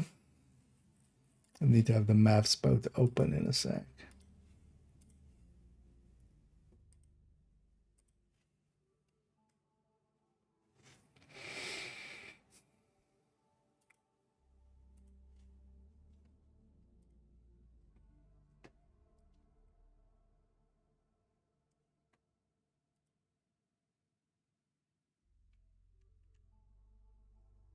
One of my neighbors is listening to some EDM that's just the same, like 4 bars repeated over and over. I just barely hear it. Like it's yeah. And then we'll go to the map. The maps, actually, because the Sun has 2 maps currently. It is random which one you get for each of the loops.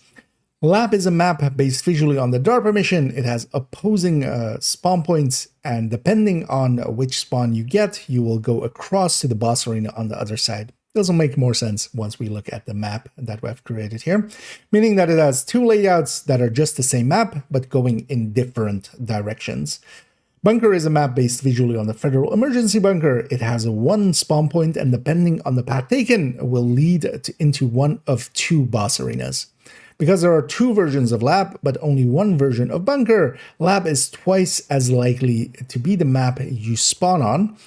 Although I'm starting to believe that maybe recently they have changed this, and if I feel that even more strongly, I might remove this line in the future, but just as a heads up. Both maps are here, and you can link, the link to them is also up there, so you can actually see them bigger. I've taken the time to actually put images from each of the rooms into them, making it a little easier for a lot of people to kind of look at it and go like, oh, that is that room from memory, because I often also don't remember them by name, but much more so by their visual look. And this was a really good tip by Doug. And yeah, we have 2 maps, so we have 2 maps here as well. And let's first go and start looking at this bunker map. We'll go to there because we can.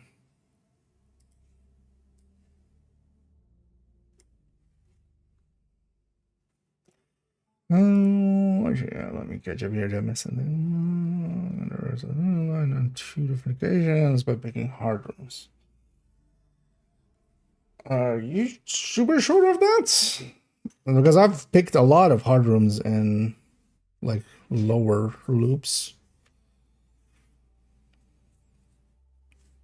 Because I definitely don't seem to be able to be there before 8. But maybe 9 is then the... Maybe then the... Because do you have any footage of that? Because that would not just convince me fully. Just... But even then, like, if that's off by a bit, that's something I can always errata in the future.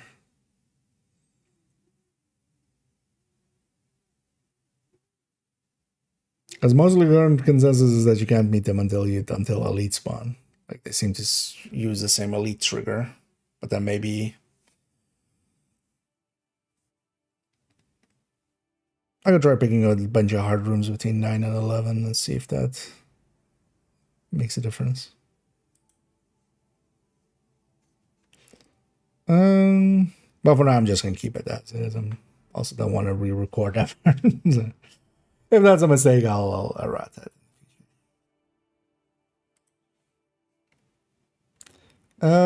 Yeah, map. So for this, we need to go here.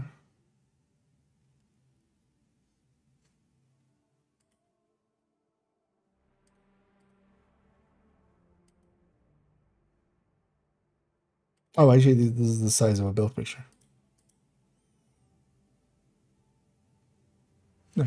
We can just use that, of course. It's the exact size of a build picture. It's using the same thing. But wait, why is this then not lining up? That's odd.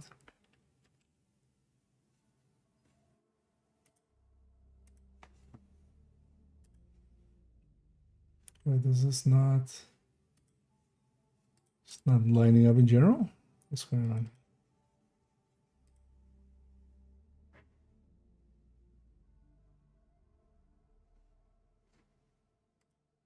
What? Oh, it's not the exact same cut. Oh, wait, no, that's this underneath it. Okay. Okay. That makes sense. I'm like, this is the one I always use for build pictures, but we had the other one underneath. It's different cut, of course.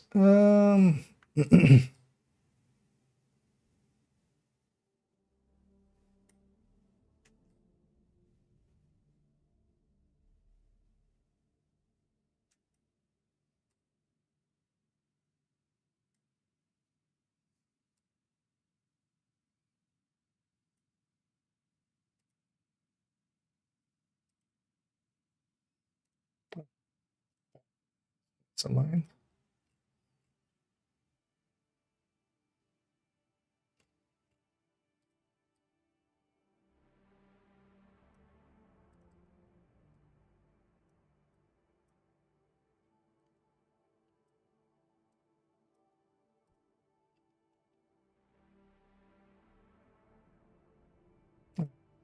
There was a misaligned on both of them. That's fine though. I need to talk green. Yeah, let's go to... Wait, what? This one's also that way misaligned? Are you that way misaligned? No.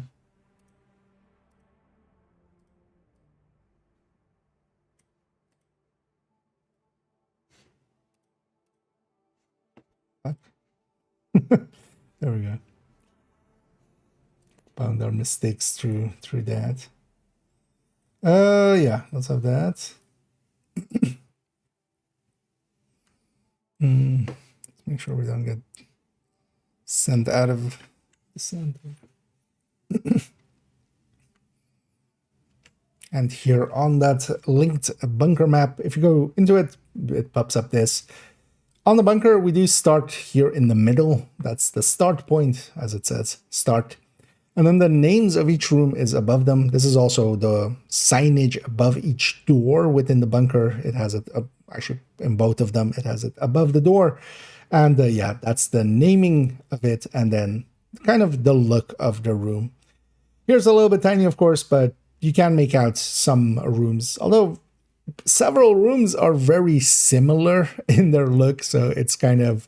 especially on this map, they aren't as distinct, especially in their color scheme or such. So it becomes one big brown mess, honestly. But overall, the route that you take, as the arrows here point out as well, some rooms you enter and then you exit through onto other rooms. So for instance, here, if we went to cafeteria, then we can go to the officer's lounge, or we can go to the server room from there. And from there as well, then we can go either from the server room here, following the arrows, we can either go to the broadcast station or here to supply station.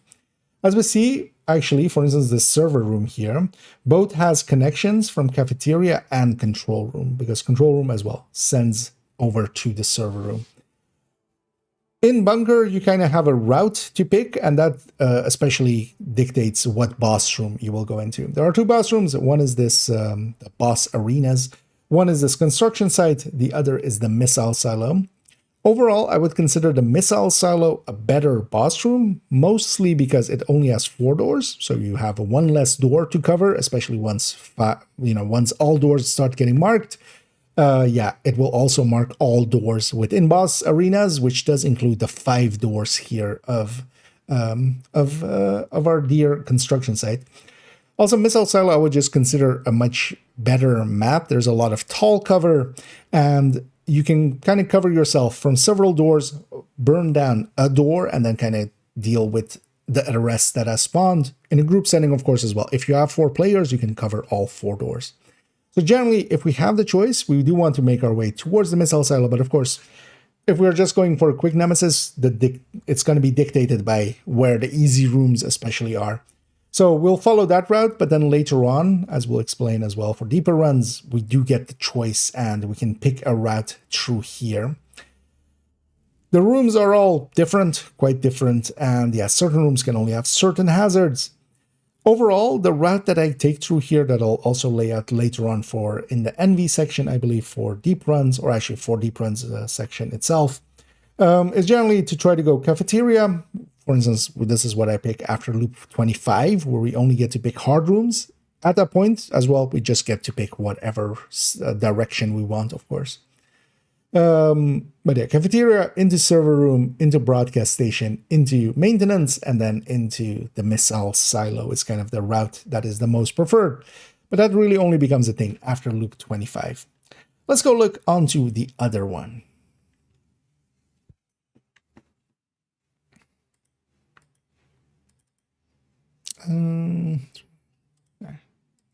That's kind of fine.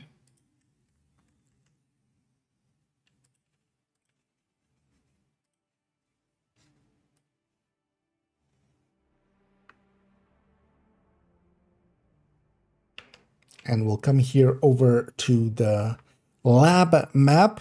This one is visually a lot more distinct per rooms, but also, yeah, as we explained, this has actually, unlike the bunker where we basically start in the middle and then kind of radiate outwards and the boss rooms are on the outsides, this is actually quite different. We start either on one side or the other.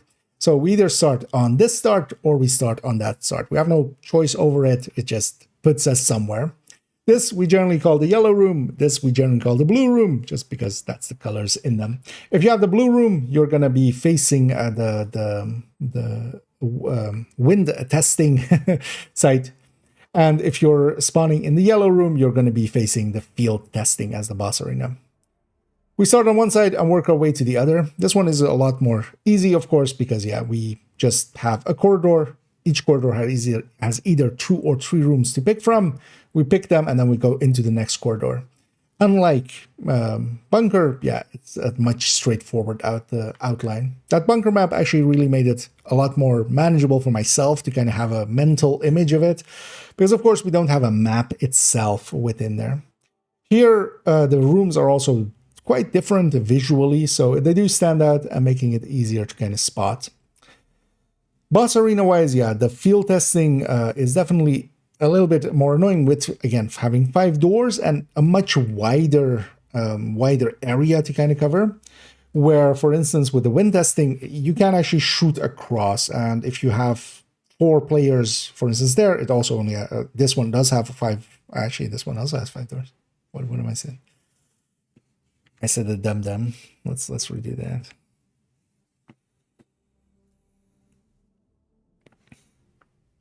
And then we go to the lab map here. The lab is set at visually to be similar to DARPA, but then, yeah, it incorporates a lot of different looks into it. Unlike the bunker map where we had a 1 start and we kind of radiated out and then we had 2 boss rooms on either side, this is 2 different starts, and depending on which start you get, that dictates which boss room you get, because you start either on this side and work your way across, or on the other side and work your way this way. Depending, yeah, here on the blue room, when we start, and we just call it the blue room because there are some blue accents, you'll get the wind testing, and then on the yellow, you'll get here the field testing. You don't really have any options here or anything. You don't have any ways of altering that. The game just puts you at one start or the other. Overall, I would consider wind testing the better boss room here, but seeing as we don't have that option of making a route to it, it's what we get is what we get. For deeper runs, I do prefer to generally go servers, as what we want is rooms where you are kind of covered from other places, and it also depends on if you're solo or in a group, but then you can shoot across to the other doors. Although for most solo and groups, that's what you want. You want to be able to focus on your door while being kind of safe from other doors, even solo, and then being able to shoot at the other doors afterwards.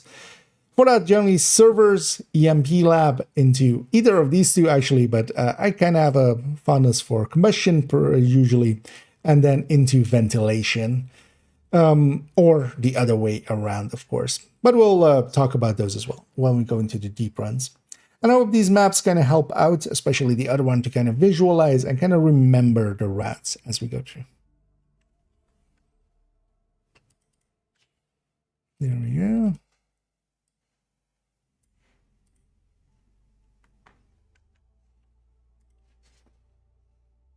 back to guide.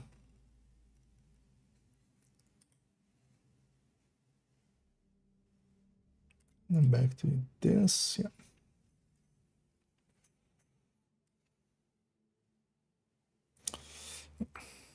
Let's just start reading.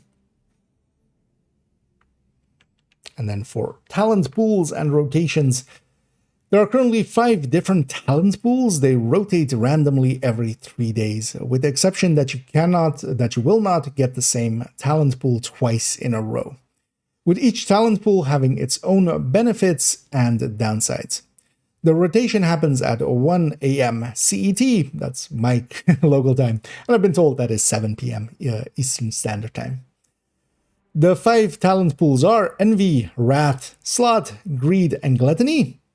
And yeah, they are named after the 7 deadly sins, and there's of course only 5 of them there. And currently we are missing Lust and Pride. I'm just gonna guess that they didn't really want to make one called Lust, just for the practice of it. And of course, Pride has kind of a different meaning than a sin nowadays. Overall, Envy and Wrath are considered the better ones generally, with Envy being preferred for deep runs. Sloth can also be very powerful for deep runs, but Greed and especially Gluttony are considered weaker than the others. So it is very important which rotations, which talent pools we have available to us. It is important to consider what the pool rotation is when doing runs.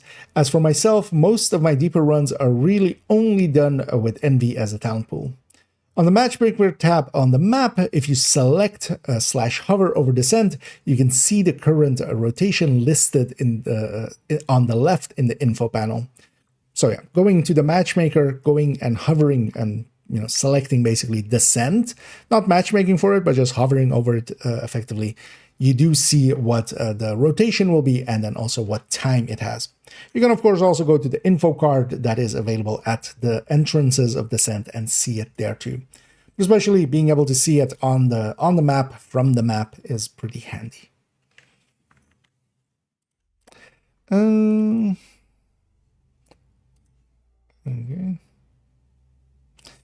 I really want to actually change that rotation into talent pool.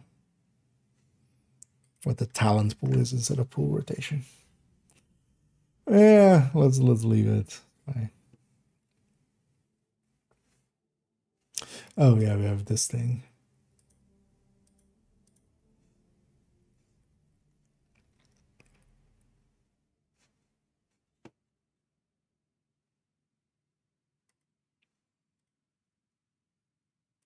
We need browser for that. Oh yeah, so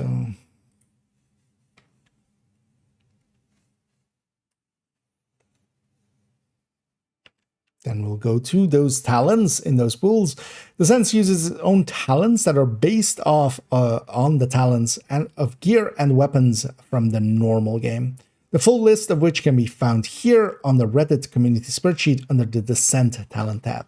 And this is this spreadsheet, as we'll go through there. You'll start on the landing page here. The tabs are at the bottom. So here at the bottom, I'm selecting the Descent talents there. This spreadsheet is kind of out of date with most of its things, but yeah, Descent hasn't been updated in a while, or hasn't gotten new things in a while. And in here we do have both, what talent pool has which talents and what those talents are. There's first the base talent description, which actually lays out what it is, and then the tier formula for it, and then actually outright at which tier how much damage it has, or how much whatever the talent gives has. It is important to understand that because there are 2 different ways that talents kind of work, as some are newer than others, and they work a little bit differently. Some older ones are basically the same fixed amount per tier that you get in them. So it's 5% for the first one, 5% for the second one, and such. Some of the later added talents are, for instance, like Rifleman, 5% for the first one, but then 1% for each subsequent one, making it, kind of different and making that first pick really important, but then actually it falls off a little bit if you go deeper with it. This is a very handy tool. This is also why I'm not going to make a full list of all of the talents in here. Later on, we will talk about which talents we pick for some deeper runs and such, and layouts that we kind of go for, especially for Envy and Wrath in towards the end of the guide. But yeah, all of these are in here, and yeah, it is kind of handy to know of them, but you don't need to kind of memorize this. You effectively pick, you can basically take the later on where I, for instance, lay out the Envy setup, you can basically copy it in the same way that you would build without per se needing to understand the underlying mechanics or why we make those choices. You can just kind of copy it and make do. Going back to our guide here, we go to the rest of it, and yeah, each talent when picked takes up the slot of its color, and talents also go to a cap of 10 tiers. This as just a random trivia in here. This was not the case actually a long time ago for Rat, where it had strained twice in there and you could pick infinite strains. But nowadays, yeah, it does cap at 10 tiers. You want to pick talents that you want to have and level up to their max if going for deep runs, because yeah, you only get 6 slots max for each color. And what you pick is things that you would want to level up all the way. You don't want to be replacing over time, as that can be costly. As you can override talents with other ones of the same color, but that is wasteful, as stated there as well. Talents are split into red, yellow, and blue talents and go into that color slot on the player's build. You start with 3 slots of each color, and at the lobby shop, you can buy more slots up to the maximum of 6 per color. And this lobby shop is, yeah, that shop at the start of each loop. These upgrades will be generally what I focus on getting first, as more slots allow for more talents. And more talents, more damage, or more, survivability, or whatever else that we would want.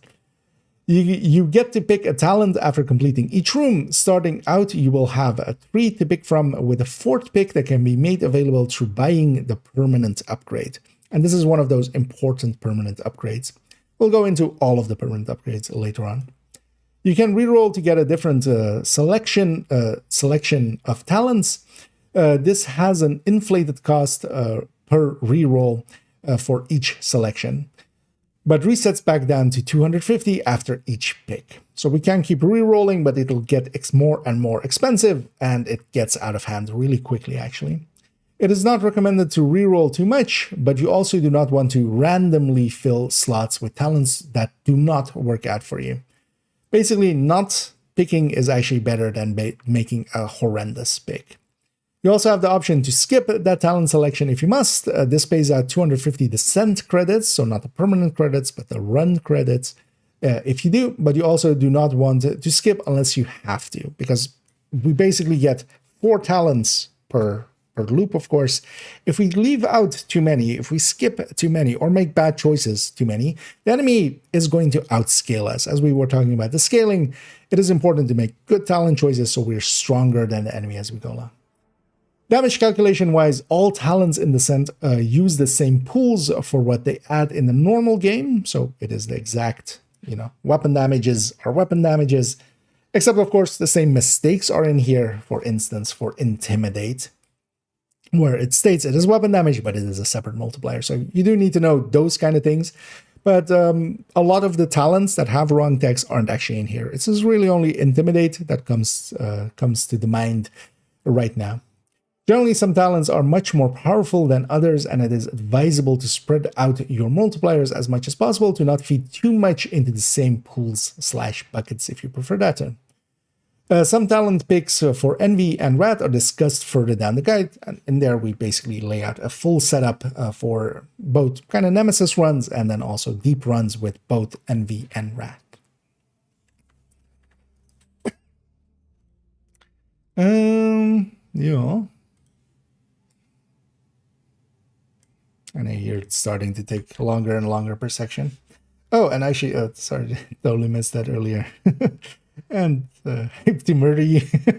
Well, hopefully you're not here to murder me, but just to subscribe and give funds to us buying silly apparel, but always much appreciated. And thank you so much for the kindness there. And sorry for taking a moment to realize there.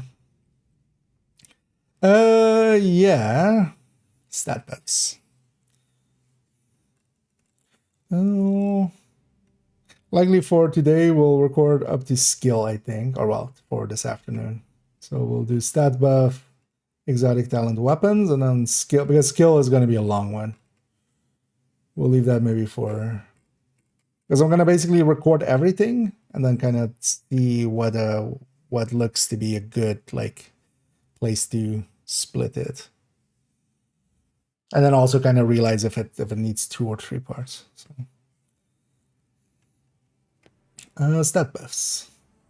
Stat buffs.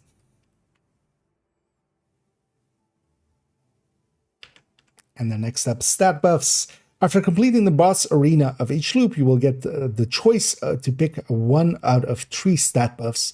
Based on the core attribute colors, each will have its own stat amelioration, which is the word that they actually use in the game, and I had to go and look up. I totally didn't know what this one means, but I'm totally using it here as well. I should have. Let's have a...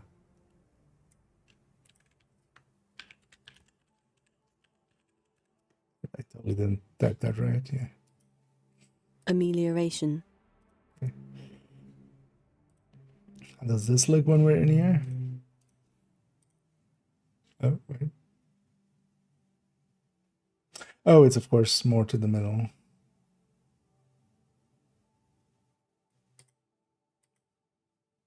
Oh, yeah, we can do that.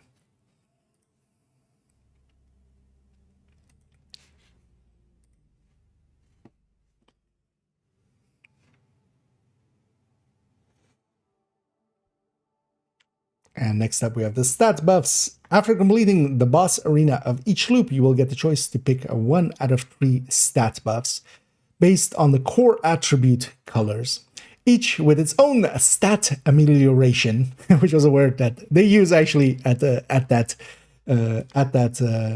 point. I hadn't ever heard this one before, but yeah, today we learned that this means improving. As it states here, the act of making something better / improvement. So, well-chosen word that I hadn't heard before. If nothing else, we learned that today. By picking red / devastating, which is kind of just a verbiage of it, it's called devastating, hardened, and skill tier. Skill tier is just skill tier. They couldn't figure out anything to call it there. Picking those devastatings, you get 10% weapon damage, and this is just this is the all weapon damage stat we normally would know it as. It will be additive to talents that are all weapon damage based, like unhinged, rifleman, pommel, etc. We only also get 10% of it here, of course, instead of the 15 that we get from cores. Blue / hardened increases armor by 15%, which appears to be an additive value, as at tier 7 it seems to be a little over double your armor bars with 105%. If it was multiplicative to itself, it would be much more around 166%. This core does not increase shield tiers like it does outside of the scent, and that's actually one of the reasons we don't pick shields much in here. We can't make them tier up with these blue cores. Yellow / skill tier will increase your skill tier up to a maximum of 6. This is the only one of the 3 that has a cap, as far as we know. Maybe there is a cap, but nobody's reached it yet. Each tier increases the effect of the skill in the same way and amount of outside of the scent. All of the skills in here, get the same attributes added to them that they would as the skill tiering shows outside of the scent. For most Nemesis runs, I generally pick mostly red cores and only add some skill tiers if I'm using a skill like Foam or Fire Chem, as they get an extra chem charge from that tier. Blue cores are avoided as they are not very useful, especially when fighting just the Nemesis. For deeper runs, I tend to only grab red and yellows. I do want my skills to be skill tier 6, and the cost to my damage is not that large, because we only get to pick 6 of them, so taking 6 tiers at the cost of 60% weapon damage, especially when we're getting weapon damage likely from other talents as well, is not a big loss. We don't want to give up too much of that weapon damage either, but just taking skill tier 6 is well worth it. For the rest, I generally only pick reds, and blues are avoided. That is also because after loop 30-ish, even if you only pick blue, then you are still very squishy at those scalings. The enemy just does too much damage, even more so if you're going to go beyond loop 40. There is a case to be made if you're just planning already to go like loop 25, maybe loop 30 as your max, kind of, as a lot of people do. There, for instance, having blue cores and then, for instance, with Rat, pairing it with Bloodsucker can work. But if your intention is to actually go deeper, more damage actually is the way to kind of go in the scent. That means that that it is more useful to distract and crowd control them and kill them as fast as possible instead of trying to tank enemies at higher loops, because you just won't be able to. Even with, and I have done this in solo scale or in solo mode, just picking all blues in an NV and getting loop 31. At loop 31, even basically just a little burst of an SMG will take you to Hellgate right away. Making it so that I would rather still just kill them much more faster by just picking all those reds, or maybe CC them or keep them busy with a few more skill tiers at my side.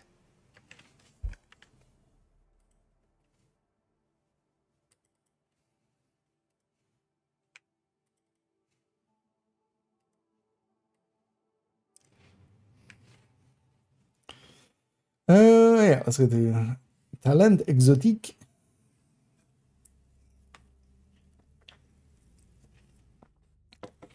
Exotic talent. Yeah. Make sure the game doesn't kick us out.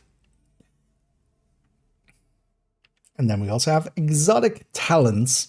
After completing loop 1 by clearing the boss arena, you get to pick an exotic talent guaranteed. Further exotic talent picks can be randomly available after each boss arena. You only have 3 exotic slots, so you can have a maximum of 3 exotic talents at a time, and each talent pool has 6 exotic talents to pick from. The chances of receiving exotic talents choices on a per loop basis, after the first loop, it's guaranteed 100%. Loop 2 to 3 is a 5% chance, a 1 in 20. 46 at 25%, 79 at 35%, and 9+ is 40%. Meaning that after loop 9 especially, we do quite often see exotic talents come up. And it does definitely occur enough to get all 3. Exotic talents can be some of the most powerful talents available. One thing to consider is that some exotic talents are better for deeper runs, but might not help with beating the nemesis. So the choice also depends on what type of descent or run you're undertaking. A good example of this is Incessant Chatter. Incessant Chatter is really good on deep runs. It's really the reason why Envy is, well, one of the main reasons why Envy is so powerful for deep runs. But it isn't really great against the Nemesis, just because we won't have multiple enemies within range of us every time we reload. So we'll lose our buff, likely pretty early, and then it's basically inactive. So the choices we make there really do matter. To point out as well, we have those 3 exotic slots. That does mean we can trade them in and out as well. Every time we do get an exotic pick again, we can trade in a talent or out. This does also mean that once you actually have 3 talents, but you maybe don't have, like, one of them isn't the one that you would want, on the next pick, the only remaining talents will be there. So the 3, as it will always give you the choice out of 3 talents, all 3 talents will be there and you can swap that one in. So generally, you do get the chance to kind of get the exotic talents that you are after. Should maybe I explain that more in there. Also, I don't even have the skip giving you 250 credits, but by the time you skip exotic talents, 250 credits also doesn't matter. I think I left it out. I think I was thinking about exactly that as well. I remember kind of thinking about it and going like, it's already a long guide. Next up, weapons. As we go into weapons. Weapons in the Ascent are based on weapons from the normal game. The pool of weapons is a lot smaller, as only weapons that have a gray variant are available. Weapons in... I have to burp. Let's not keep that in there. Oh yeah, let's try it again. And then going on to weapons. Weapons in Descent are based on weapons from the normal game. The pool of weapons is a lot smaller, as only weapons that have a gray variant are available, and that is actually a pretty small pool of weapons. These are the weapons that are also available at level 1 specifically. Weapons in Descent cannot be equipped with weapon mods the way we are able to in the normal game. You just get them as they are. There is no mod system, there is no inventory in that sense in here. At the start of each loop, you get to pick from weapons. At loop 1, you get to pick a weapon and a skill, and from loop 2 onwards, you get to pick either a skill or a weapon. 3 picks are available from the start, with a 4th being unlocked for that run by buying the temporary upgrade from the lobby shop within Descent. So unlike the talent, where it is a permanent upgrade that you buy with NSA tech, this you buy with Descent currency within a run, and it's only for that run. Same is true for the skill one. Weapon come in 3 rarities within Descent, starting with Gray/Worn for weapons on loop 1. From loop 2 onwards, Green/Standard quality weapons start to show up. From loop 5 onwards, blue specialized weapons become available. It is rare to see a blue weapon at loop 5, but sometimes it can happen. Especially going deeper and deeper, it will become more common to see just blue and green weapons. The shop will have random weapon picks, and rarity will gradually go up. And from loop 8 onwards, this is mostly blue weapons with a few green ones still showing up. Weapons appear to have the same balancing as the normal game, as changes to weapons so far also carry over across to inside the game mode. So when we have had game rebalances, some weapons have gone up and some weapons have gone down in the normal game and also within the Descent. So it just seems to be pulling the stats from there, making most of the good picks outside also good picks inside. Although a consideration must be made that we have no weapon mods in there, some weapons with fixed magazine size or some that would not be considered outside of Descent because of their lack of mod slots actually perform better inside this game mode. One of the best examples of this is the M1928, that SMG. Generally, we wouldn't per se pick it outside of this game mode because it lacking the mods, even though it has a decent amount of compensation on its base damage, it isn't enough for the loss of 3 mods. In this game mode, where we don't have mods at all, it is actually one of the best SMGs. Outside of that, it doesn't have a super high RPM.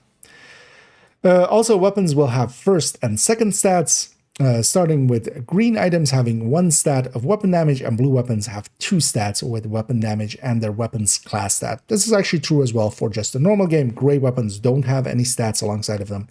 Green weapons start to have just the weapon damage bar, and then blue weapons will have both, and actually purple weapons would have all 3. Or no, blue and purple weapons would have their base weapon and then also the class. And then, purples would not have a 3rd stat yet. They would have start getting talents, actually. These stats within the sense are tiny and not of any real consequence because, sometimes people kind of consider like, oh, this has 1%, this has 2%. It is literally that. It's 1% more weapon damage stat, and that does not make any real difference.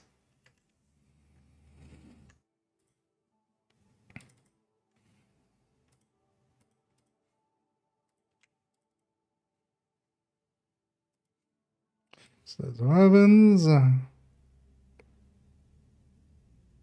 then the next one is skill, right? Okay, so we leave it there. Yeah, so we're kind of 40% into it.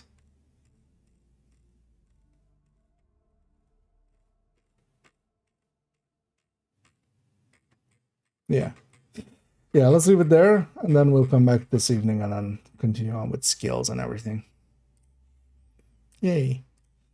Let's go back here. Kind of want to do the Nemesis right now just to get the Nemesis timer. Give me obliterate. Nah. Let's just leave. Let's just go do some stuff and things for another half hour or so, and then gonna go take a break And I'll be back in the evening. But so far so good on that descent guide. It's a long one. Actually, how long do we have already? Oh, how much was all this? Facility detected. Combat simulation program active. It's already 46 minutes. Safe area detected. But yeah, it's gonna be... We're gonna... Yeah. I think actually after skills would be likely a natural kind of... So that would be like 50 something minutes. Would be a natural point to maybe go into a part 2. Oh, yeah. Well, what do we want to do? Who do we want to be? Where do we want to see? You know what? Let's maybe do a little bit of Summit. I haven't done Summit in a while. We'll go reanimate it in the Summit. Let's actually run the Striker. Oh, did I actually put that back? Let me quickly check.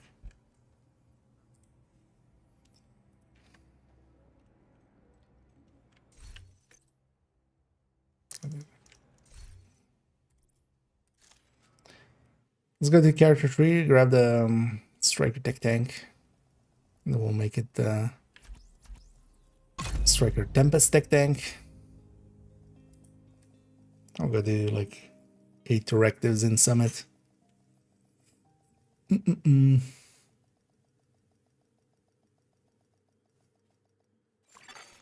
Automated external defibrillators have been deployed by hostiles. It is very bloody, eh?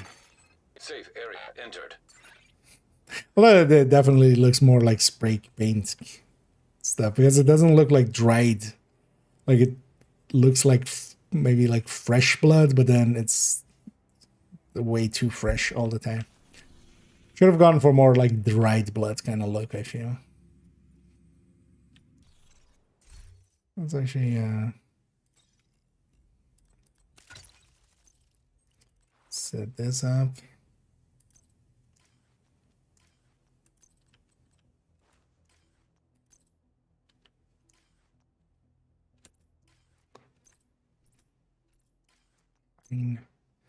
Faster, I will fix it. Let's go to Submit. Submit. Oh yeah, actually, let's go back here. No longer recording. It's also We need you to secure a skyscraper. Am This I may there take a again? while. Yeah. Hope you cleared your schedule. 100 million in 4 hours.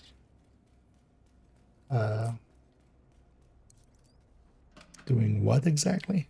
Because there's likely nothing kosher that gets you that much.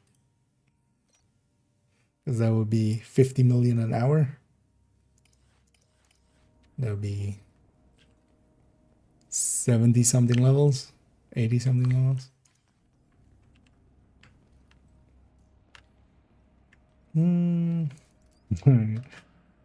Yeah, no worries.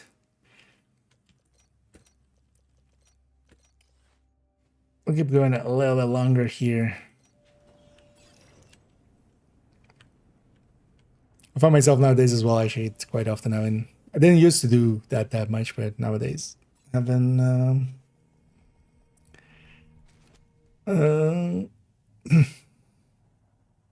streams up in the background. Game. Really, we start with rogues right away.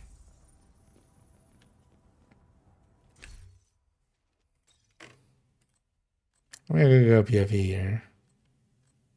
Although PFE, like, yeah, with the directives on doesn't work out, so guess we're just doing it like with like this.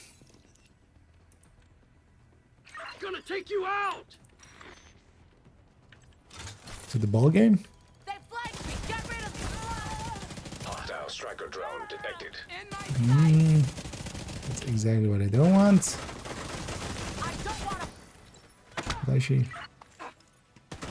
Oh, I also still have the wrong shield. Hello, agent. Vital signs critical. Gonna lose that shield anyway. I have no health packs. Come here. Hostile airburst seeker mine I should have detected. just. Agent in my sight. Agent down. If I had my bulwark, I Vital should have signs been. 0.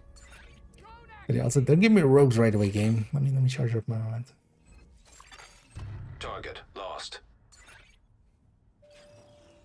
I didn't want the target.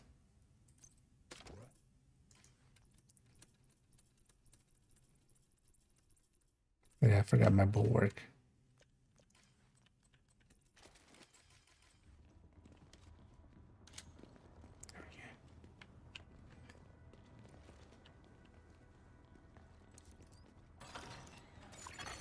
Terminal in hostile control.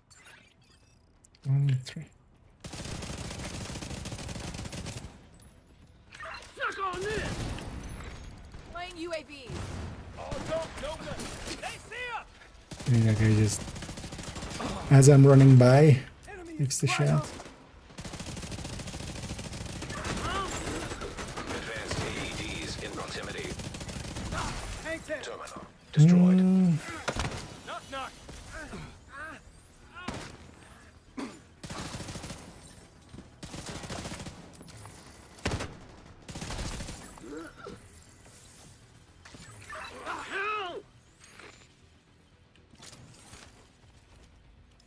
Oh, I don't have scan skill on. Oh yeah, I don't put that on. Yeah. That was so much more comfortable. Because the only ones I keep off are scavenge skills and special ammo. Special ammo can be just dangerous with EMP rounds.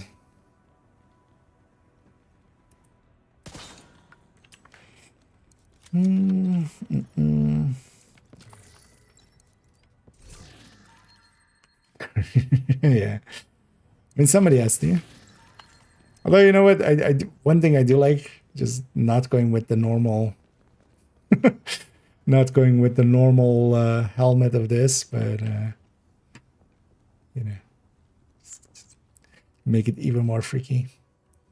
I actually like taking that Nemesis mask in a bunch of places where you can put where you get to put you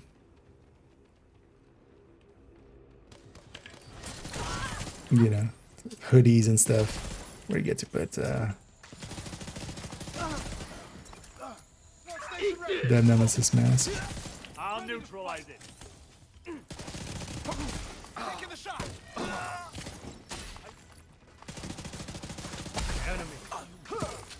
Yeah, everybody keep spawning here. Will work out great.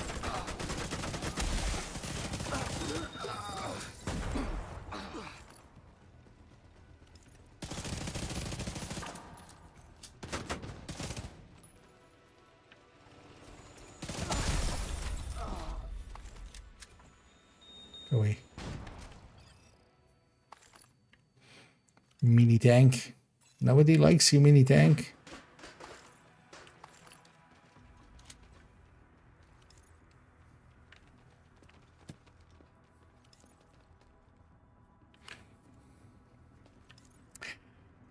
It's good at least as well, it's already confirmed the blueprint for Sheriff is there. It seems to all be hooked up correctly for when we actually get the Sheriff for it to be recorable or reconfigurable. So we don't have to deal with trying to, in the same way with the Tempest early on, where Detected. it was quite the hell to try to get a Detox Tempest until the blueprint came out. Suck on this. I'll set up my turret.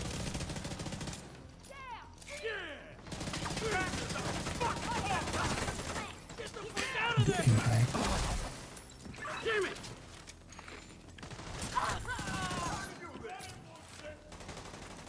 Make sure of your targets.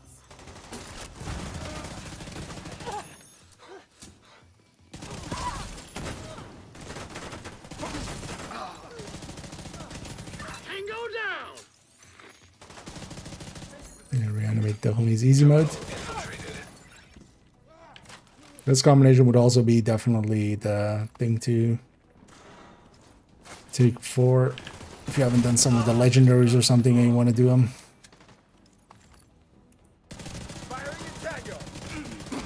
Like we've had stronger than this, like modifiers, like last season, but having modifier plus global event on this, even though legendaries are, you know, a place where reanimated isn't as at its strongest because the warhounds don't have heads, and then also the heavies you need to break their helmets first, but Fucking loaded! Lost one.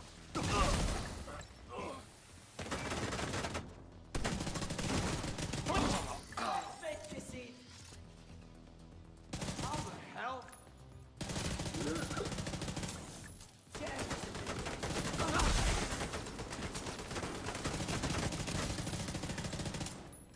Deploying frag!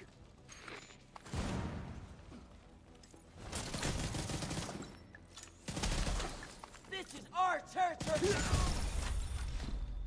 is it? Oh, I should check.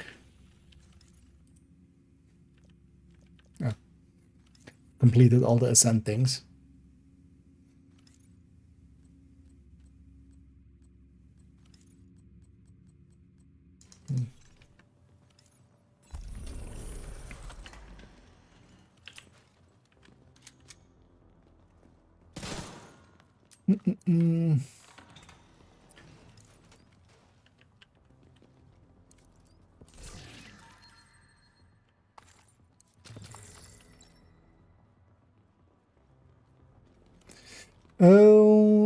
Oh, I'm running the Tempest Striker Tech Tank.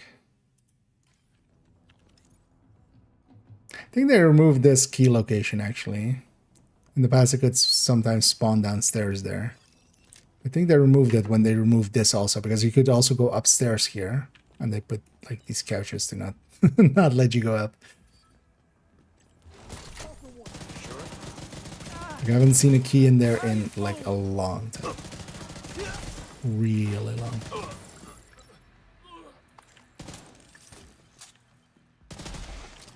Although it could still be just randomness.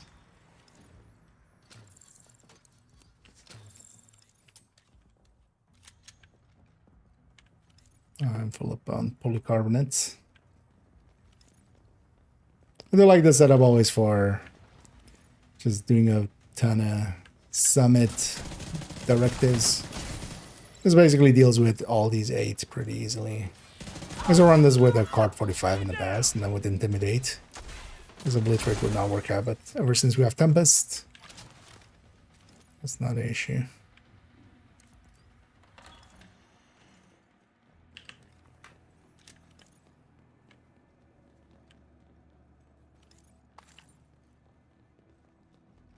An easy key.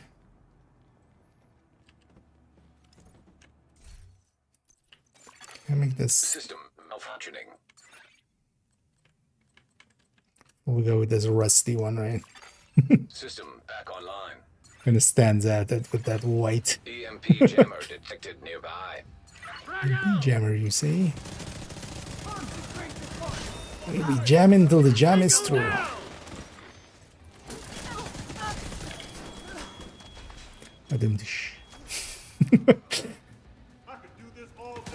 Then we'll be peanut buttering once we run out of jam.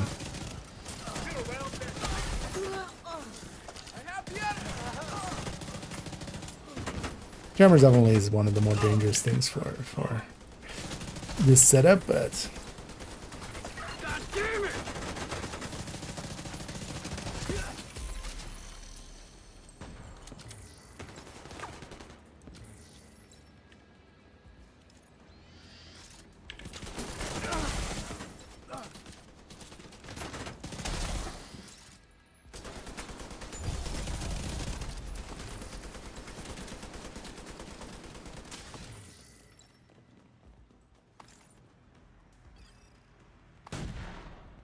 anything else? Yeah, with reanimated, there's like 0 challenge here.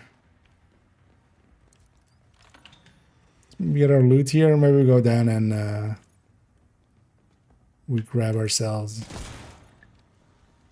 We bump it up one.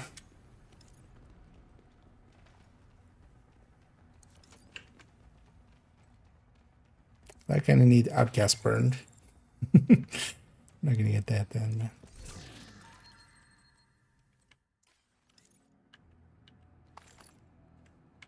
I still need AR parts. We should maybe optimize that one shotgun and then go for shotgun parts. Yeah, you know what? Let's take it to the lobby, seeing as they're just like, oh, that wasn't the lobby. That was Washington, D.C. Let's bump it up one. Let's take it to Legendary Summit because this is... Automated external defibrillator. I feel the combining the global events plus the modifier on top it's just like way too much. Like, We need you to secure a skyscraper. This may take a while. it's only that we had like last season where we had already super OP things that this like just one super OP thing doesn't per se stand out. But this is why do this to your own game?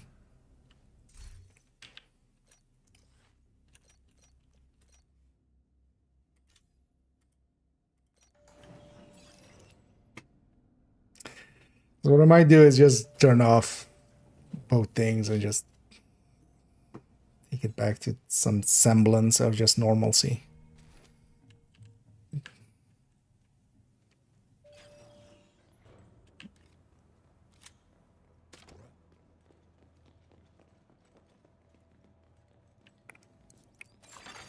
Active terminal detected.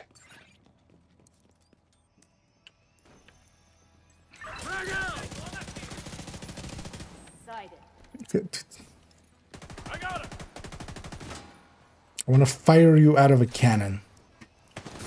That's how fired you're supposed to be.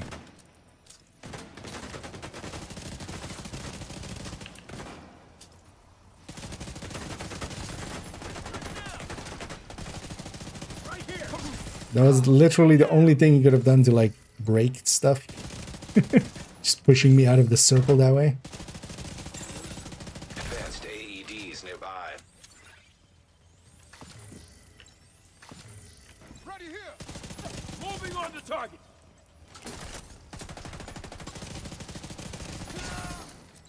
All talk.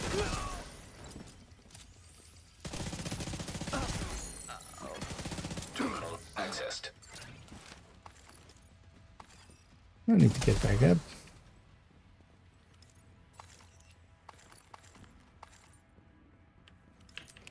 I'm gonna lose all my mementos, of course, going back to DC.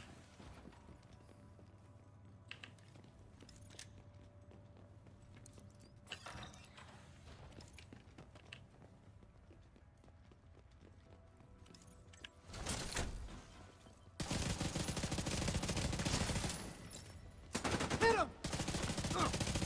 Grenade out. Done. He's just instantly going for the flank. Get back.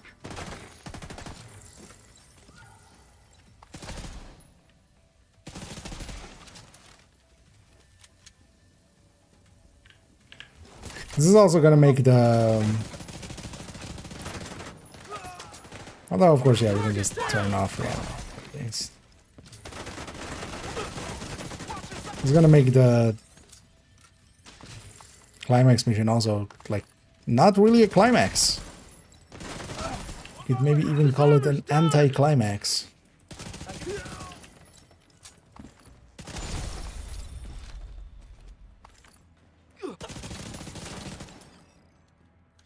Oh, I still haven't tried actually to see if you can also have reanimated on with the UDL or global modifiers.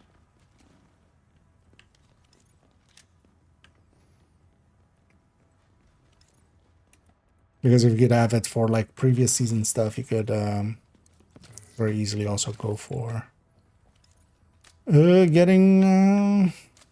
although the Marauders don't have heads, so... it doesn't help much, man.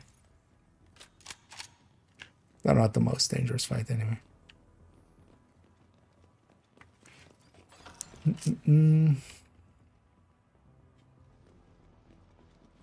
Oh no, an ambush. Oh no. Oh no, you're a spawn. They're just white and hard to see in this one. I was gonna say, we don't get ambushes on Legendary. Oh no, you do drone ambushes, right? Eat this. Serious trauma detected.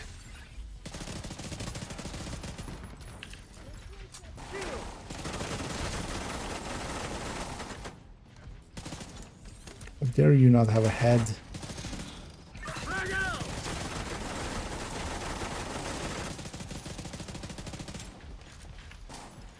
These Warhounds are nice for getting some stacks up, but also I don't need them because outside of the dogs, everything else is gonna die pretty easily to a few headshots.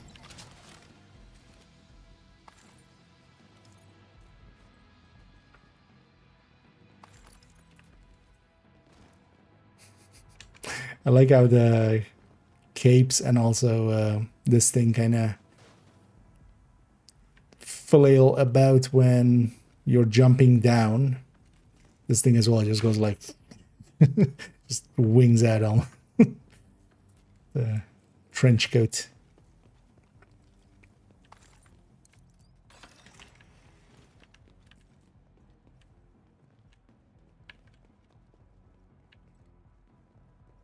Guys, get any of them keys?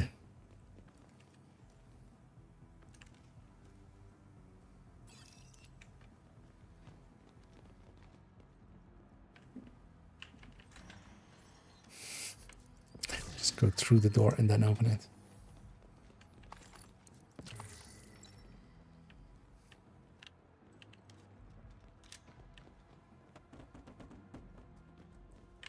Actually, you know what?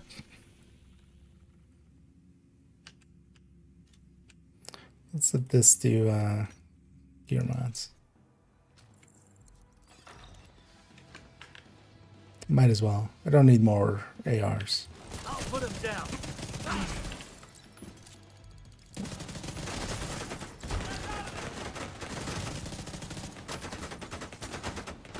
Well, we don't have one of these.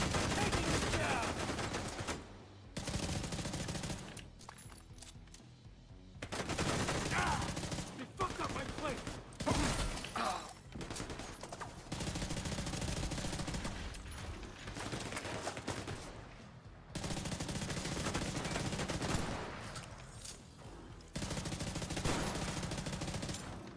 I got him.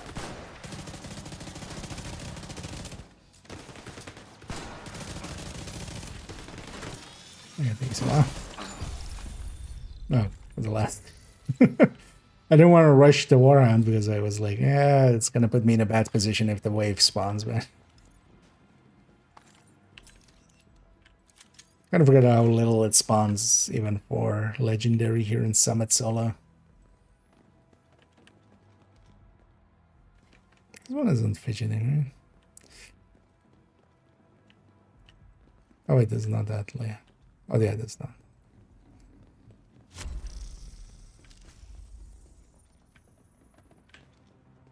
Execute order 66. Throwing frag. Asshole. What the? So French fries with a side of fish. Airborne toxins at unsafe levels. Filters failing.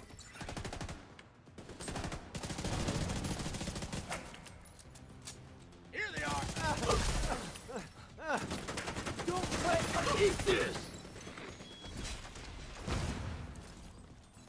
Stop the gas leak. Fire here. Why is it even a thing that you can have a toxic gas leak? These are offices. Like, I kind of get it more if it's like... How is there a toxic gas leak here? Throwing frag. No. Was it just in case? She killed herself. Where'd she even go? Air filter function restored. Air quality acceptable. She died to the explosion on a drone. Am I alive? I don't know. Am I? Think I'm alive. Door. I feel alive. Do you feel alive?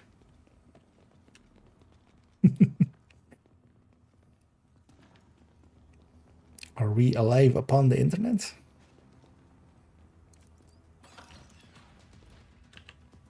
Confirming. Target in range. Acknowledge it. Another. Quickly! What is alive? High risk target detected.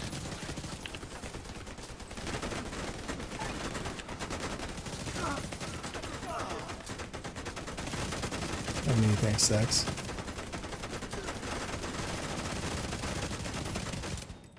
Concentrating fire. They got one on!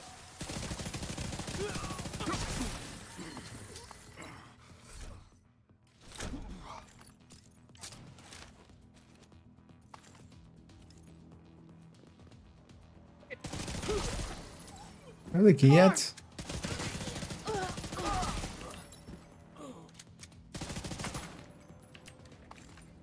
This might actually be up here.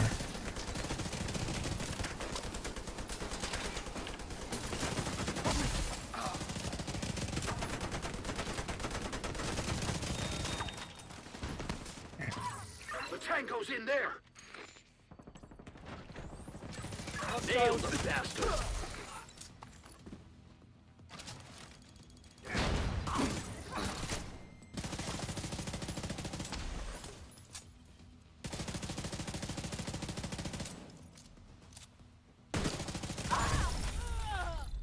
I got the key. It's always a question in here, right? Like it's countdown is, did I get the box? I get the key. Let's see. ABC.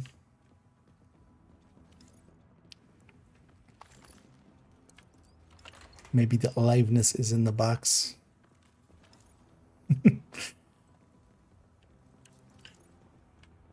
I get the key.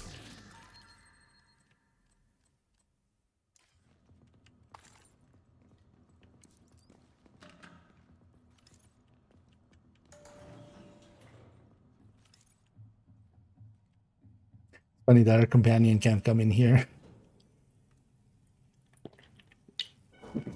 I like to believe he's taking the stairs.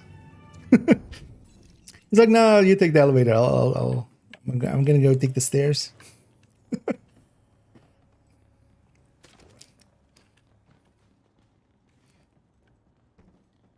Wait, does this mean he's just not safe? He can't enter safe areas.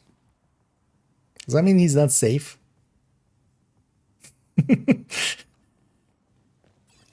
If he enters, it's an unsafe area suddenly.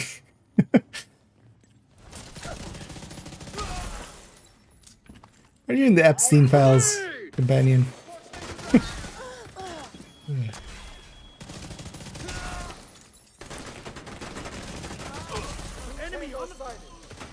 How funny would that be? Just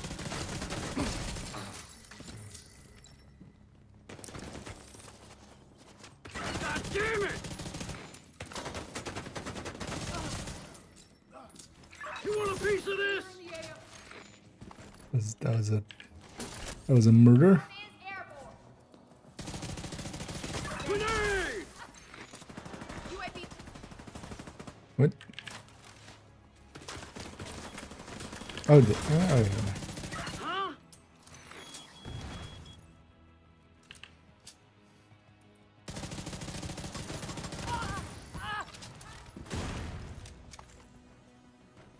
Stay there.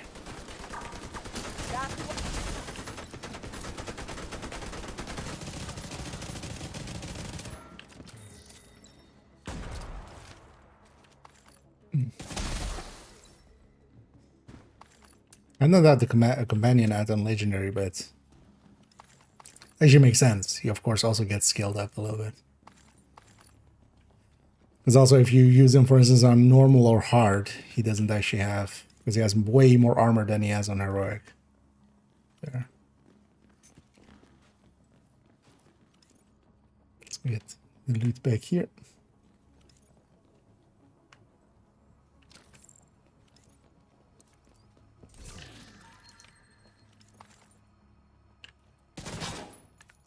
How many floors in are we?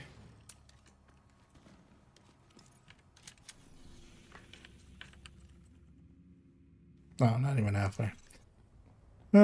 Let's finish this 3-floor section. I should do the boss fight too. Floating can. Magic. So much floating shit nowadays in the set.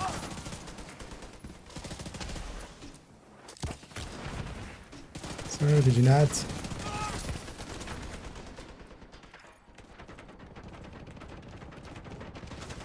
Suck on this!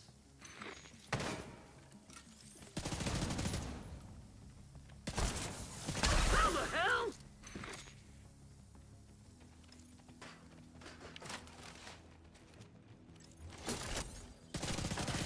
Have the enemy! Is it my friendly that has a yeah, this is that character that has the flashbang. Yeah. These flashbangs are for me, aren't they? It is nice that the shield kind of survives an explosion.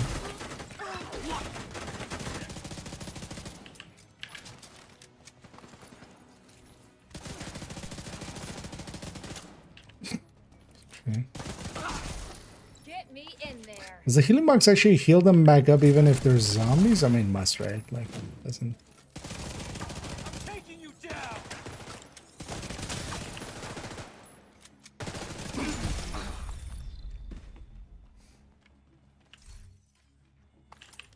Yeah, let's get to floor 70. Then we'll round it out for the afternoon.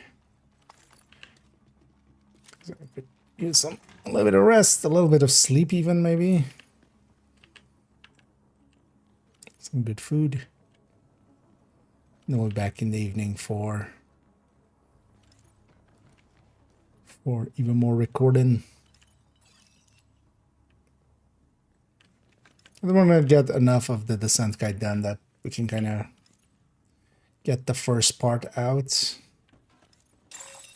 Shade tech detected. These always take so long.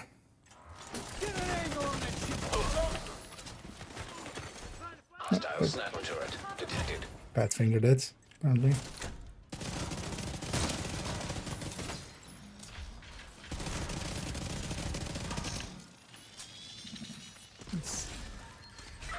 Throw this back. Oh, already disrupted, of course. The thing I want to do here. Well, this is enemy controlled. We can just use it to stack up to full.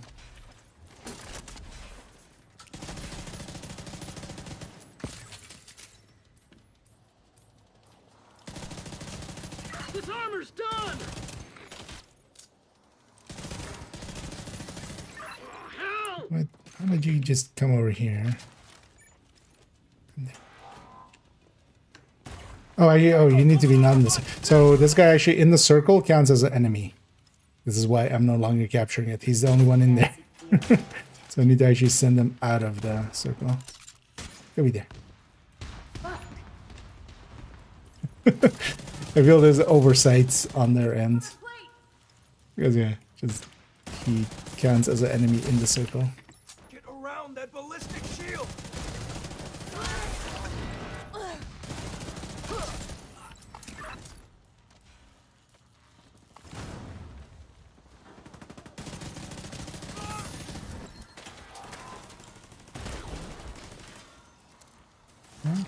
Oh. Where's your owner? Ah. Should get out of the circle again.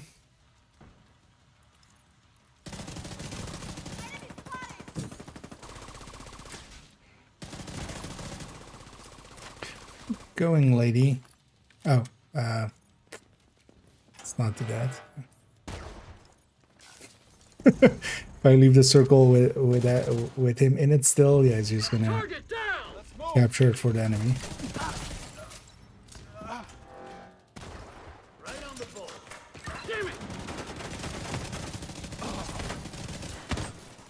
Taking a lot of hits here!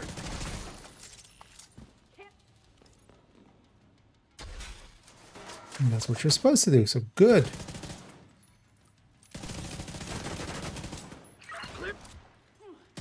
God damn it! Sending them out.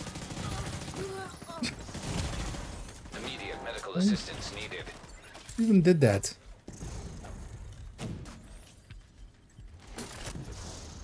You know what? Yeah. You take a chill pill there.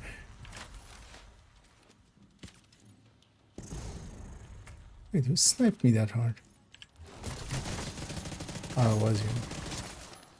That was somebody else. Get around that shield.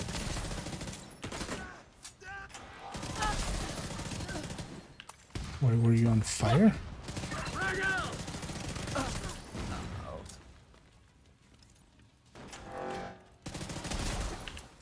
Because there's an invisible flame turret somewhere.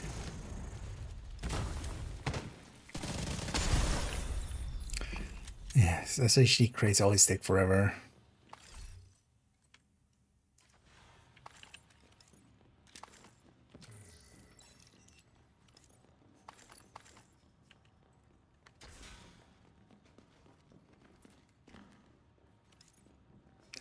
Feel this kind of the song of Summit is just like, I pick this up and then go, there you get the key.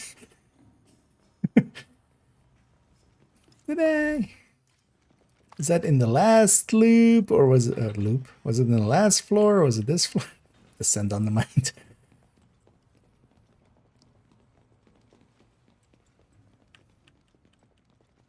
Loop floor phase.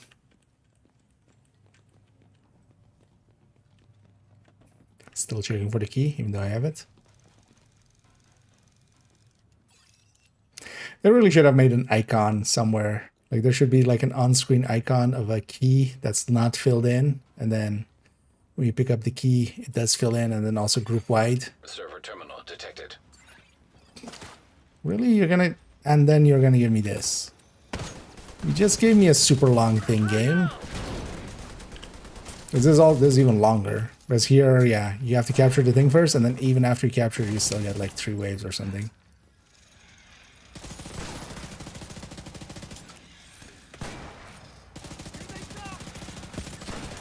Tango down! Legendary warhands.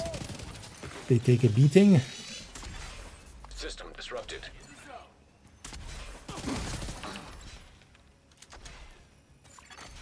System reactivated.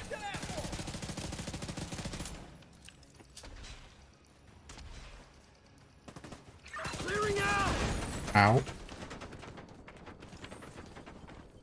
God damn it!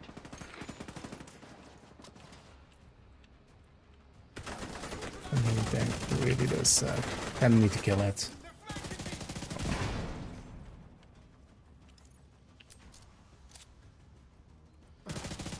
Or at least its owner. Oh. This is why nobody likes mini tanks. Vital signs critical. Thanks for the heals.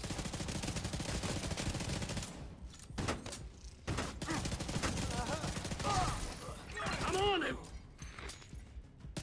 Suck on this!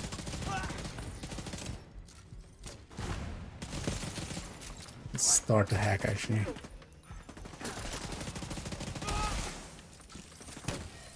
I always like doing this, just back against the wall.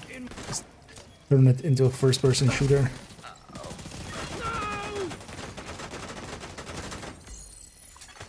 Terminal infiltrated.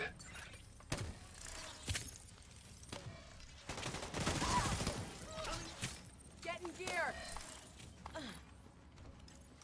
I'm gonna need to be in the. This is also always an annoying room for this exact thing. We're in the middle of it. Put him down.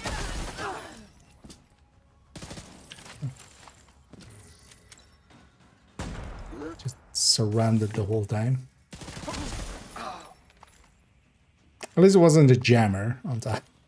Because you can have the same layouts with the same hacking and then a jammer. And we reached a very nice floor.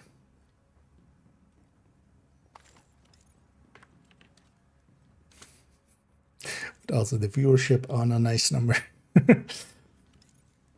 It's all nice.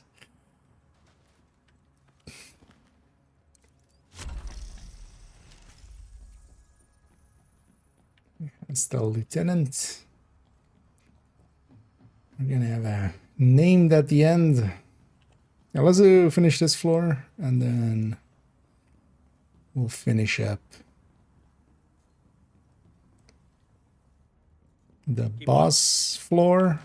Get that in and then we'll round out this afternoon stream.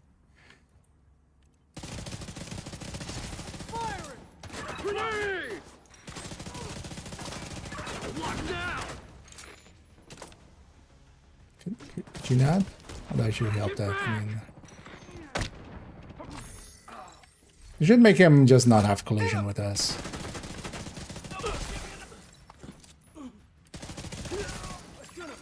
High risk target detected.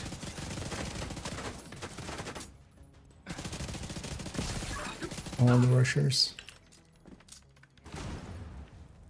I could do this all day. Well, I can't. I got flame runs.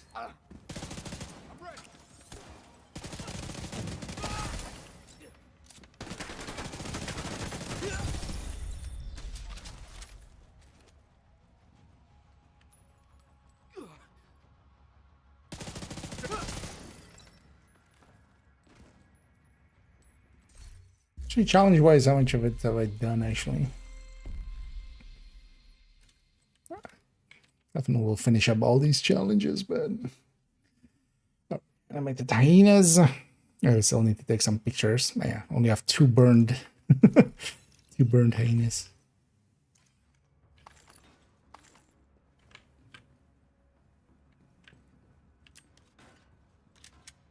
And luckily we have the key already, I remember, for once.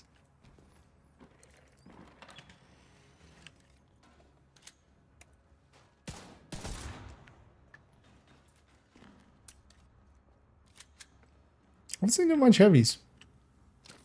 I just jinxed myself, right?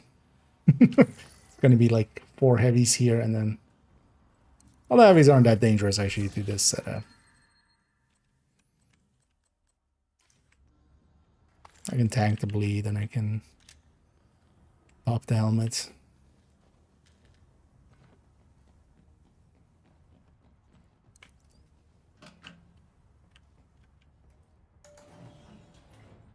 Let's go to 70. No, so this boss room.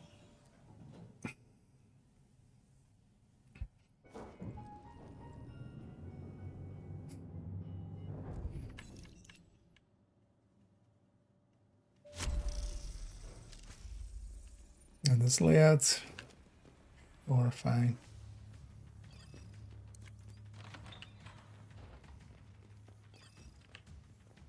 Don't spot me. Yay. Not that matters too much if they see me, but when they see me, they might go and get set up all the way in the back. Also, my guy would be suddenly. Mini tanks, really?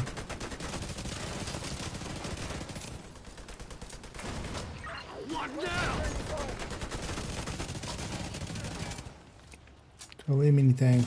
No, don't go away that fast. No, that's not the go away I meant. Wrong, go away. There's no damn way. Eat Yeah, the legendary healing on those guys is.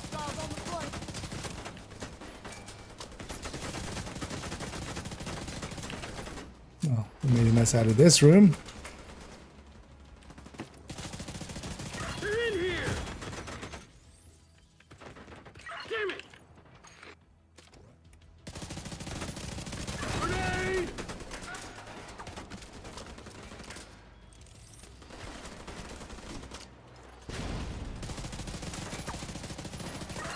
Oh, they're coming from that side. I'm like, wait, how do I get hit by that other one then? There's my answer. I'm just waiting for them to kind of spread out. We're all kind of clustered here, so... Got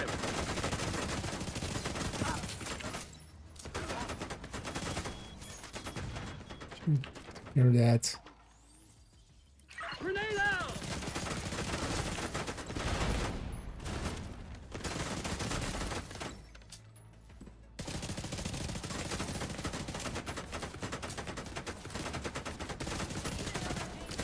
Maybe just respawning.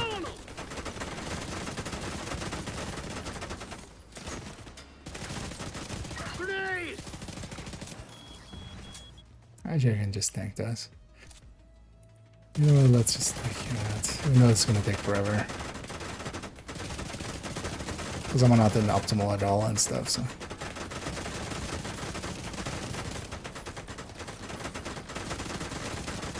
But also, he can't kill me. Gonna take you out. Shield too strong.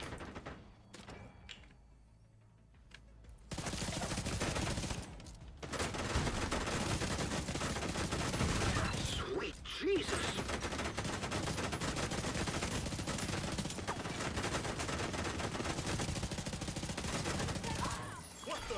The thing is, I want to stay up here to catch this one. That's why I'm not moving forward. Hostile restore hive detected.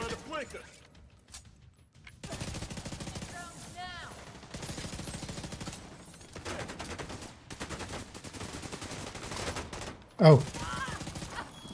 What am I stuck on? An enemy.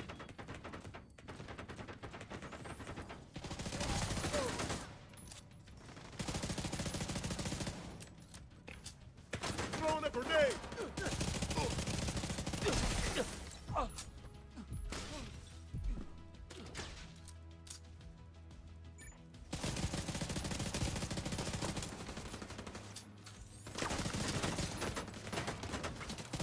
Let's do this. You going, killer?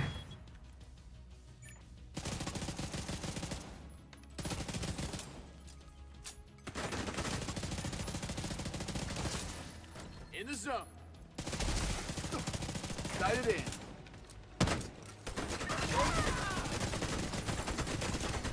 High risk target detected. Oh, we're on 70. Son of a bitch. Hostile airburst detected. Totally forgot we were gonna get a second name there.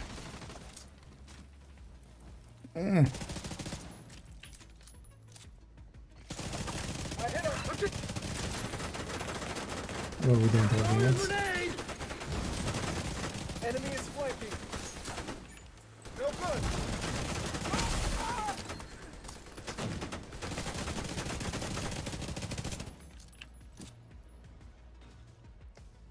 Stop hiding your wheels.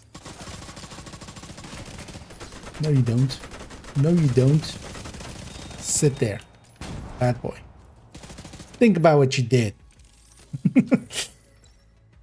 That was way too close. You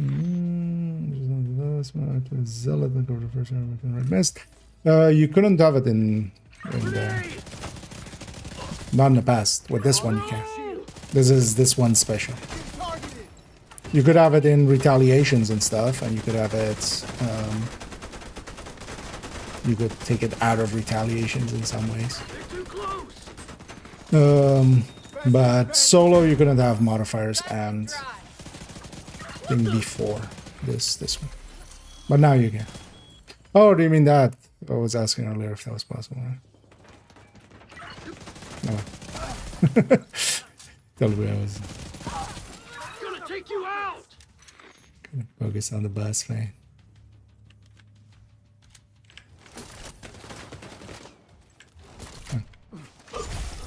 Tango down. To collect my the last guy. Oh wait, let me shoot. This. Oh, okay. I just want to yeah.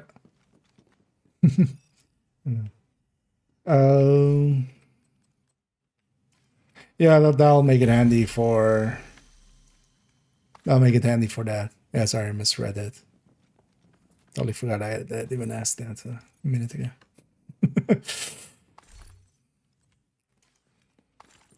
But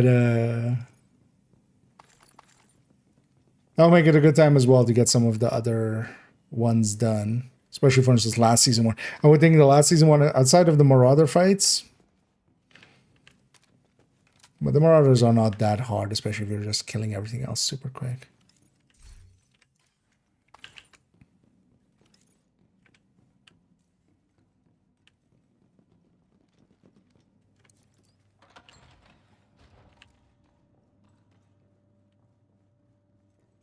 So it will be a good time to do some of those masters.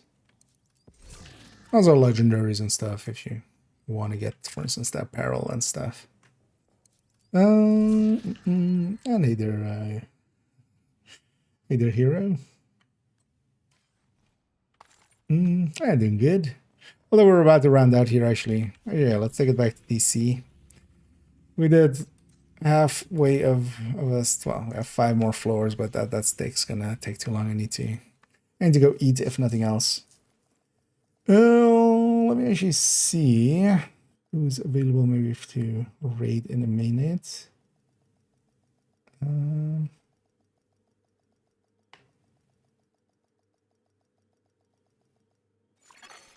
Automated external we'll defibrillators likely do have that. been deployed by hostiles.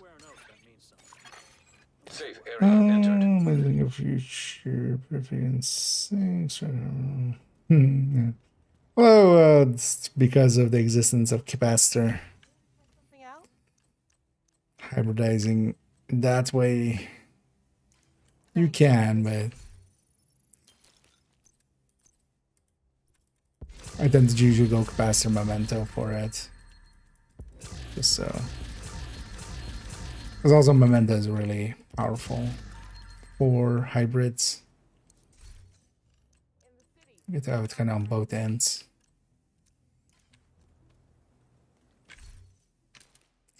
Yeah, let's leave that there. We got some floors in. And already as well, we have a ton of stars. I'm hoping one of these days, well, no, not shit then. But hoping one of these days there'll be a good targeted here, and then I have a bunch of bandies still saved up. It would be nice if that also coincides with stretch goals. Because actually, yeah, we get to do and stretch goals and reanimated together starting Tuesday. So that'll be a good one. Yeah, let me in the background already pick someone for us to raid on the Twitch end. Pay it forward as we so kindly were raided, of course.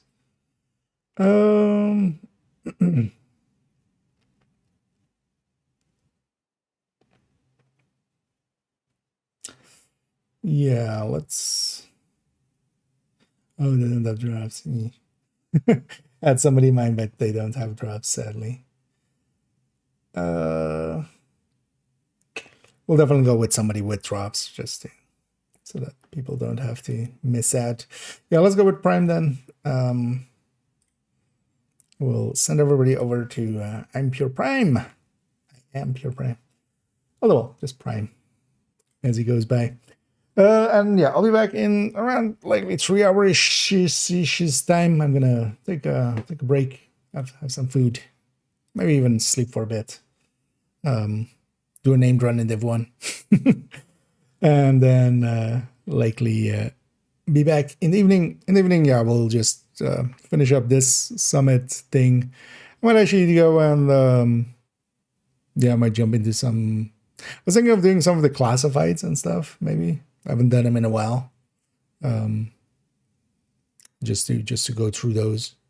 Might even jump to second account and do the first time on character 4, because we still need to do that at some point. So that might be something to do. But we'll decide in the. I'm definitely gonna continue recording the scent guide. Let's send everybody over to Prime.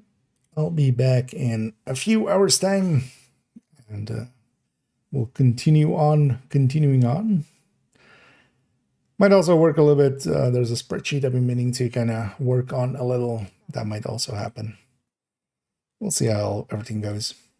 But also, although likely not today, we'll leave that weekend or Monday. We'll prepare something already spreadsheet wise for the sheriff, because we're definitely going to in-depth look at it, of course. But thank you all for joining me. I hope everybody had some fun. I definitely did. Hope to catch you all in the future. And as always, have a good day.